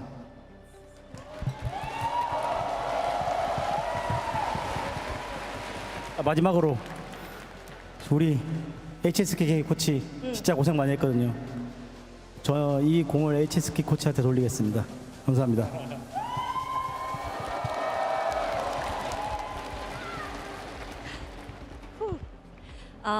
Although I'm not competing as a player, it's just so wholesome to be able to make history in VALORANT with these players. And you know, of course, we have great coaching staff with HSK and myself trying to help the team a lot. But when I watch our players compete on the stage doing incredible things, it just makes me feel so good and so elated. And it's just a completely different feeling than when I used to compete. But I would also like to add that the last time I competed in an international tournament and won the international tournament, that was 14 years ago in China, Hangzhou. And this moment really makes me miss and think of all the players that were with me, Perry, Bio, Galo, and Termi. So I would like to say thank you to them. And also thank you to the org, Arnold Ha, Easy Hoon, and everybody, the manager, the social contents creator as well. And it's just such a great feeling to be able to do this all together. And I would just like to say thank you to everyone. 刚刚的问题是，可能之前 Solo 教练也是提到 FPS 不得不提的一位传奇人物。那他现在可能不是以选手的身份，而是以教练的身份，能够帮助这么强的一支队伍获得冠军，感受怎么样呢？那他的答案是，可能是现在我不是以选手的身份站在舞台上，但是能够看到他们夺冠，我真的感觉到非常的开心，非常的兴奋。有时候和我们的教练组一直看着他们在舞台上打比赛，我会觉得这是一种完全不一样的感觉，但是我同样的感受到了那种兴高采烈、那种兴奋的感觉，以及说我可能还想要再去。感谢非常多的人，因为这次旅程可能让我回想起了14年前我第一次来到杭州去打一次国际赛事的时候那种感觉，我非常要感谢那时候的非常多的队友，以及我很想感谢现在队内的不管是经理还是运营，感谢你们的支持和帮助。And then last but not least, HSK, I have to ask you a question as well because I feel like you are such an underappreciated member of this team. You deserve every bit of success they have as well. So I wanted to ask you, after all of the effort you put in, the sacrifices you made, what does it mean to win this trophy alongside your boys? 감독님 옆에 계신 HSK 코치님, 이번 우승에 많은 공이 있는 것 같아요. 좀 이렇게 팀원들과 그리고 솔로 감독님과 함께 드디어 우승을 하게 됐는데 코치님께는 어떤 의미일까요? 일단 이렇게 한국팀에 와서 딱 전부 다 간절한 사람들만 왔다고 생각하거든요, 젠지에는. 그래서 더욱더 뜻깊은 것 같아요. 사실 이 선수들 전부 다 예전부터 알고 있었는데 이렇게 한 팀에 한 번쯤 모일 수 있을까 이 생각은 하긴 했는데 실제로 이렇게 모이게 됐고 그리고 모이고 나서 연습도 정말 열심히 하고 이렇게 이루게 되어가지고 정말 너무 기쁩니다. 감사합니다. When I first joined this Korean roster, all of us, we were just a group of people who were desperate to have a chance to prove ourselves. And that made us push more and work really hard. As we said, we don't slack off. And it just means a lot to me to be able to do this with the guys alongside me because I know we've been pushing ourselves and putting in a lot of work just to prove a point and show the world what we can do. So it definitely does mean a lot to me. 想要问一下，就是能够跟大家一起赢下今天的这场比赛，赢下冠军奖杯，感受怎么样？那他的回答是，其实我们整个不管团队里面所有的人，我们都非常的渴望能够获得这场比赛的胜利，拿下这座奖杯。所以我们真的是非常非常努力，夜以继日的去练习了。那今天也终于证明了我们向全世界证明了我们能够达到什么样的水平，我们有什么样的能力，最终赢了下来。Thank you very much, Luna, for your translation. Thank you very much, Jen, as well, for yours. Everybody, one more time, your Masters Shanghai winners. It is HSK, Solo, Texture, Lakia, Meteor, Munchkin, and Karen. 谢谢 Thank you 谢谢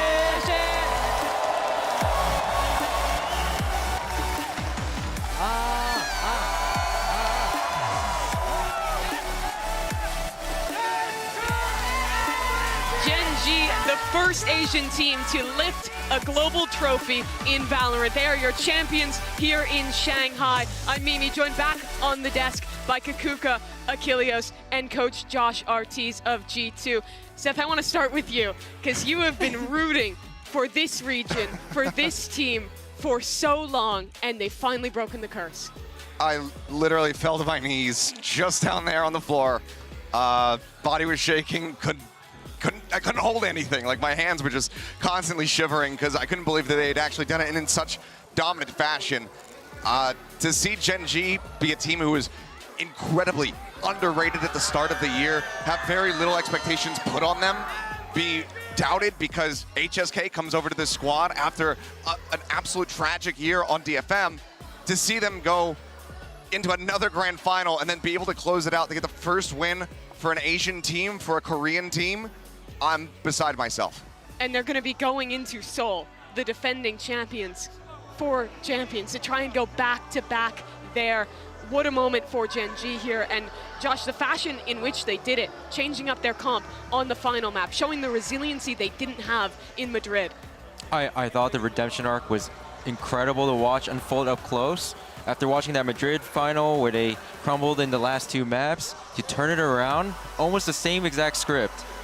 They really close it out in a 13, what is it, 13-3? 13-4? Oh my God, insane. Well, one thing that the first seeds had in common, and they all agree with, this was the team that everybody wanted to avoid after the performance that they had regionally, after what they did in Madrid. They were just set to do the same here, but what they showed today, especially we were here in the interview, after losing Ascent, after losing a map that they were so comfortable in, HyperX with 2 chances of sending them home, of putting them again on the same position, almost getting that trophy, but nothing for them. As you're saying, Seth, to have the resilience to turn things around in the last 2 maps that they had, where they were completely on top of every single situation. And you talk about the doubters, the people who didn't believe, especially after losing in Madrid, that they wouldn't be able to close out in a trophy. Not only did they win it, but they do it without dropping a series. And what's so impressive to me too is they do it in Karan's rookie year. He's a player who came up from ranked SEP,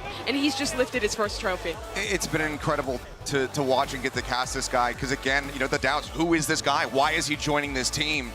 And then seeing what he's able to do, becoming a Royal Roader, winning in kickoff, getting to that second place but falling shy of the mark, and then on the second attempt being able to actually close it out to get that trophy. What a year. It's an absolute dream for a rookie. It's ridiculous what they've pulled off and what Karan has achieved for himself and for his region. But I think that brings us to the obvious conversation around MVP. Who do you guys have in the books for this tournament? I mean, after the last 2 maps, like I'm torn, because I think that you can make a case for almost or everyone on this team. Sure. I think we also need to talk about HyperX. We talked about them a lot because they've played a lot of rounds and a lot of matches, but we need to be true to what just happened here. I think that to me is the texture. I think that Lucky had a brilliant tournament. I know that he is not dropping 50 every map. I don't think that he needs to drop 50 every map. I think that you can tell his presence in every single one of them. I think mine would be a little bit more unexpected, especially just with those last 2 maps that were played. I think that I might lean towards Munchkin, because the calling and the reading of everything that HyperX wanted to do, it was so perfect, and he was constantly pivoting his players around the map. That split was just an absolute masterclass. That positioning of texture, getting him over towards Vent to collect those final 2 weapons, not allow them to save anything carrying over, not giving any advantages. I might have to go with him. What about for you, Josh? I'm torn. At first it was texture for me, but like you said, like the last 2 maps, the defensive play calling on Lotus, so many good moments. You know, demanding that respect at A, setting up that C hold and the B trap at the end, and then swapping to split on attack. Their pace control, they kept switching the tempo up constantly, making like HyperX second guess themselves. So I think like Munchkin setting up his players for success here. What do you want to? Probably MVP. I mean, just for 1 second on Munchkin, no one thought he would be a good IGL, right? After how things ended with T1, he had such a negative conception in the community, and now he's turned around and done this. But for me, I think it has to be texture, just because of his performance across the tournament. He was incredible throughout. He was even great back in Masters Madrid. The guy is just so consistent for this team. But that does wrap things up for the finals here in Shanghai, but there's still a lot of Valorant left, and it's coming your way with Stage 2. All of our regions, all of our international leagues will be kicking off soon. For Pacific and CN, Pacific, the region just lifting that trophy, will be coming up just around the corner on June 15th. EMEA is 3 days after, and Americas will join in the action in June 22nd. But I'm so excited to get back into regional play. We've seen so many teams surprise here. Right, because we're talking about how this year's been crazy, how nobody but Gen G can fight that consistency. You can also make the same argument for HyperX, but going back into the regions, I feel like the gap is not going to be as big from like stage 1, like kickoff and Madrid to stage 1, but I'm really looking forward to see what every team has been cooking up, what they've been learning from here, and how prepared they're going to be with all the new changes that we're going to have in the game. Yeah, and for Pacific, and eventually a new map. Off, yeah, new map on the horizon, but with Pacific kicking off in like 5 days time, basically 6 days, something like that. I'll see you guys on the opening show. The level of play has now been set way up here with Gen G lifting this trophy. I want to see which teams can rise to that. You excited to play again, Josh, back in Americas? Can't wait to work again. I mean, after getting this close to the grand final, like, I can't be more motivated. The boys have been so motivated after losing that. Because we're just so damn close. Hungry. Yeah, we got to experience such a big stage. We want to do this again. and you'll have the chance. Champion Seoul is on the horizon, the final tournament of this year for the VCT circuit. Seth, I want to give you a chance to give a primer. Why should we be so excited for an event in Seoul? I mean, the crowd's going to be amazing. The venues are going to be amazing there. There's so many arenas in Seoul. The food, the culture, the people. It's just one of the best places that I've ever been. That's why I've been living there for the last 8 years. That's why I'm going to live there for the rest of my goddamn life. And for the fans that can travel out and have that, I know that you are just going to absolutely love it. The level of play is going to be incredible. Well, 16 teams will be taking the stage in Champion Seoul, but that wraps us up here for Masters Shanghai. A massive thank you to everyone here in Shanghai, China, and to everyone that came out to the VCT CN studio and right here in the Mercedes-Benz Arena. One last time, thank you to everyone for watching. Josh, thank you for joining us today, and we'll see you in Seoul.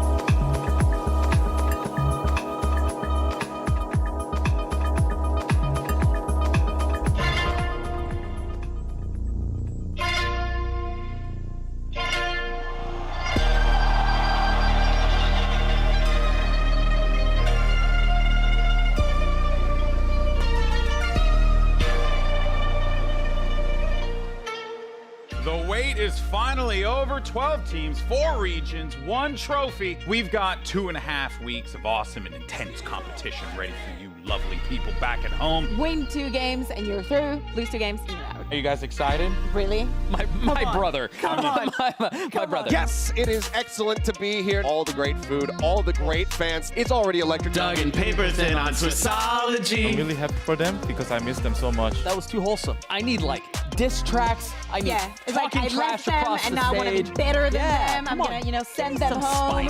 I give you one routine, okay? Before match, go drink. Boom. What is this? Decided. Skip. Trying to see if he can come up with a surprising kill, and what is that? Grabs the bulldog, manages the transfer yet again. Can he find it? He does! Absolutely astounding as X-Curate gets himself an ace in the 2nd round of action. Undefeated. Fnatic are going to run back Tokyo 2023. That's like Mongolian hot pot last night. There's only so many times you can actually choke. And tell me, where can people get this t-shirt? They look sick. Ooh, we got a lot on the way, so if you want, just hit up my manager, Saywolf, DM him. No way, not again. Lysor in a 1v2, down to a 1v1, lands the shots! Their very first win on international stage, and it's on home soil! All that love and support I from didn't your think friends. love and support would be that viscous. The Dizzy Blind will come through, but it doesn't matter as Icebox mows down another Meteor, the last one standing, and Icebox will claim it as well. Has to be Genji. Pacific bias. Paper facts right there. But Bukashu has an answer back. He's able to get both. Bukashu certainly not trying to conceal it! And he snaps on the boo! FPX are winning Shanghai. That's a 5. This is an overreaction. Just tap it away, finds one, and Lakia cannot get the flick. Autumn says, nah, son, I'm better than you with the off.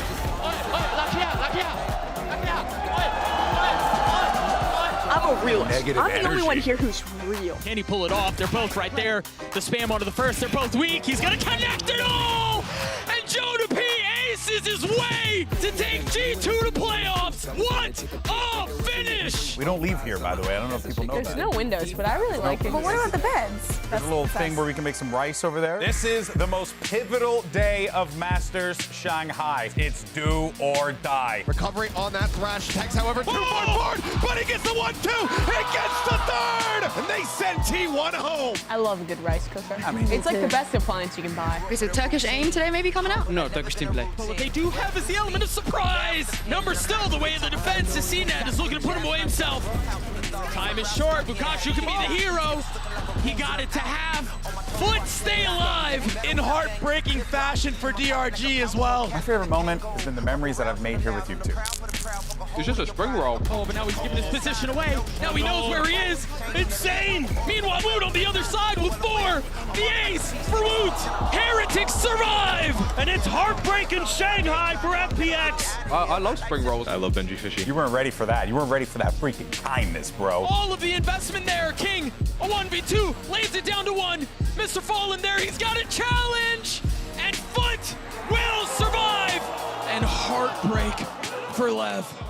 It's playoff time in Shanghai, baby. The game has officially changed. He can't really play around it. He's gonna have to figure it out on his own. And Lakia gets his third. Genji pick up right where they left off. They're here to play. Growing up, Jonah P had 2 pet ducks. Just throw whatever you have at me. I will bear through it. I will shut you down. They say to PaperX, you asked for this. You picked us. We got to see Show us the ducks. We've seen his cats. Show us the ducks.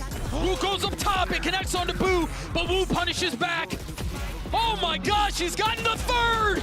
Wu single-handedly destroying EDG. I'm weaving up some narratives right now. This is me weaving. Leo up over the top, just waiting patiently here for that wall to fall. He comes away with one, but CNED gets himself a third.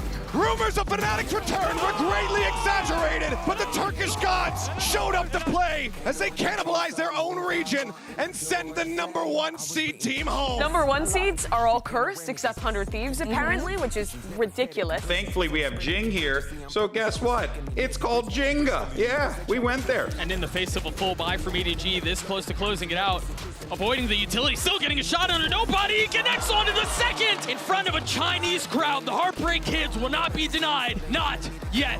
I do not eat breakfast. Now the Molly Wu dropped. 13 seconds left. Jonah P holds the line. 3 found, make that 4. Come on! And what looked unreachable will be found. G2 are headed to the Mercedes-Benz Arena. Wheel, can they complete the miracle run? I hope it is. Ooh, oh my God, it almost was. Okay. Do not think about the names. Do not think about the players that you're going up against. Just go and beat them. Paranoia at the ready, set. They're all in, but Forsaken, guns down 3. Cash hasn't been built up super well for them. In perfect position, Boostio still gets the shot. Denies the ace. Making their way over here in towards his ace side. Boostio playing forward, dealt with, but Asuna down below. Bang try to hold. Peek it, Bang finding it, getting them both. They fought tooth and nail to get to overtime, but PaperX cannot extend the series. They cannot get revenge on Boostio. He once again sends them home trophyless. Singing the final song of this half for Heretics. There he is, he strikes, and the spike, the most prized possession, sits at his feet. 9! And then there were 4 as Heretics toss Foot aside and survive. This is on fire. That's how much we love you. And we should probably, Smells like we're gonna die. We're coming to you live from the Mercedes-Benz Arena, the largest venue to ever host a VCT event. Genji, they're just 1 away from back-to-back global grand finals. But who doesn't love a Cinderella story? Into the poison orb, pushes out the timing, the backstab potential. He's playing it patiently, and he drags across both. What is that? Paranoia across. Knives will be able to find one. Texture into the back. Finds Icy. Finds the third. They know that he's low and he's got the right click. Genji get themselves into back-to-back grand finals. This team looks unstoppable, unflappable, unbelievable. It has not been an easy road for either of these teams, but only one can survive, and it all comes down to who will not crumble under the pressure. Now they've got the Orb of Strike they're going to have to deal with as the pick goes down. They've been able to find a little pocket, just enough safety as Asuna gets 3. The spike is out of reach. Asuna with 4. Can he get the ace? Yes. Yes, he can. You've got the ult from Patek who's going to be joining late, but Boo gets 2. And now the snap is exceptional. Let's go. And that's it. Forget about waiting. The future is now. Los Niños stand tall. It was electric. It was special. Congratulations to Heretics. The script has been flipped. Today, 2 underdogs will face off for a chance to make history. Jonah P completely and utterly unaware. The knives coming out as he drives the blade into his back. Back-breaking round to win here for Heretics to try to shut down G2 and Woot. He finds himself a second. He gets the third. What is that? To try to slow things up. Push in. He manages to collect 2. 1 HP. Certainly impossible, but no. Patek looking for the ace clutch. Jonah P the slow crate forward. How does he do it? And the hopes and dreams of G2 have come to an end. Lightning will not strike thrice in Shanghai. G2 are the ascended ones, but Heretics refuse to bow at their altar. Today, the Masters Shanghai trophy is up for grabs, but before that happens, we've got something fun in store, as we often do. We're gonna have a show match between two teams of international content creators, and they'll be playing on the brand new map Abyss. The Masters Shanghai Grand Final starts right now. And here he goes with the TP on the bridge into the smoke. Okay. This is exactly what we wanted to see. Oh, and the timing on the Dizzy, looking great. Fantastic execute. Oh, that is gorgeous. And that is exactly what we want to see from this map. We want our players to think a little harder about how they're using these abilities. Oh, no, wait! What? Here he goes! Yes! We did it! We got it! We got the shot! The rope lurk. Come in. Yep. It might pay off. Oh, there's knives out, but there's... Team China in front of the home crowd, able to pick up the victory here over Team International. What an incredibly fascinating map. It's the second time this year Gen.G will have an opportunity to lift a Masters trophy. They let it slip in Madrid, but this time around, all they need to do is get past Team Heretics, the only team that's to ever make a grand final with a sub. Now striking, on to Munchkin. But Texture and Meteor, again, he's not able to control the spray though. Benji Fishy lit up. He's the last one standing and will meet a similar fate. Breeze goes the way of Gen.G. Yeah, Heretics put up a fight, but Gen.G able to slam the door. Rians has to go though. Trying to turn the flash. A great shot from Rians again. Can Munchkin clutch it out? He's got the shots onto him, but it's another. It's all a guessing game now. There's not a lot of time here. Is there enough time? It's gonna be close. Oh, it's so close! Team Heretics are not done yet. They punch back. They counter on Icebox. Is he expecting Boo on the other side? Yes, he is. Oh! He gets two. Not able to convert on the third, but Benji Fishy, the 1-2 punch. Texture with the op. Has what? Boot, but Woo does it again. The flash over the top. They have to spam, and Boo is the nightmare. Ascent goes their way. They've gotten this damn close. In a lot of trouble here, under a lot of pressure, but he gets his two. Oh, he's the one who's the problem. Just when it seemed like he'd bit off too much, dinner bells ring. Little combo right here. Nate Tether can be even greater. Oh, it hurts. It hurts so much. Texture gets four. Gen.G obliterate on Lotus. Every single banger ends on split. And the dream of every grand final is to go 5 maps. We have everything we could possibly want. There it is, the rocket invested. They're scattering. Benji Fishy falls the flash over the top. Meteor trying to play his time right. Ends a bullet between his eyes. And hope sinks away. Benji Fishy getting active, creeping forward, Karen down. But the trade timing is just too nice. It's time to kiss the ring. Denied, no more. Deferred, no longer. Vindicated. Gen.G stand on top of the world. They are your Masters Shanghai champions.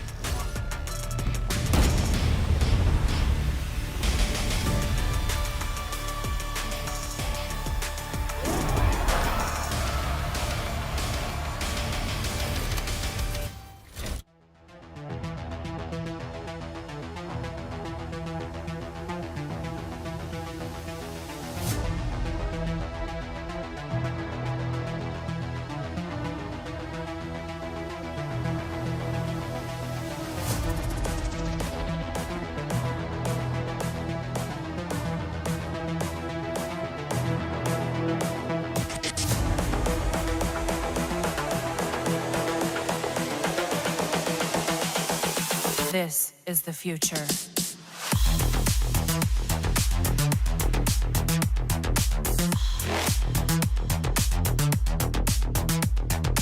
Evolution.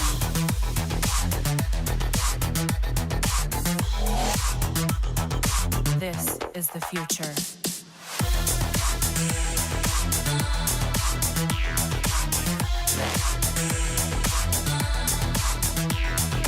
Evolution.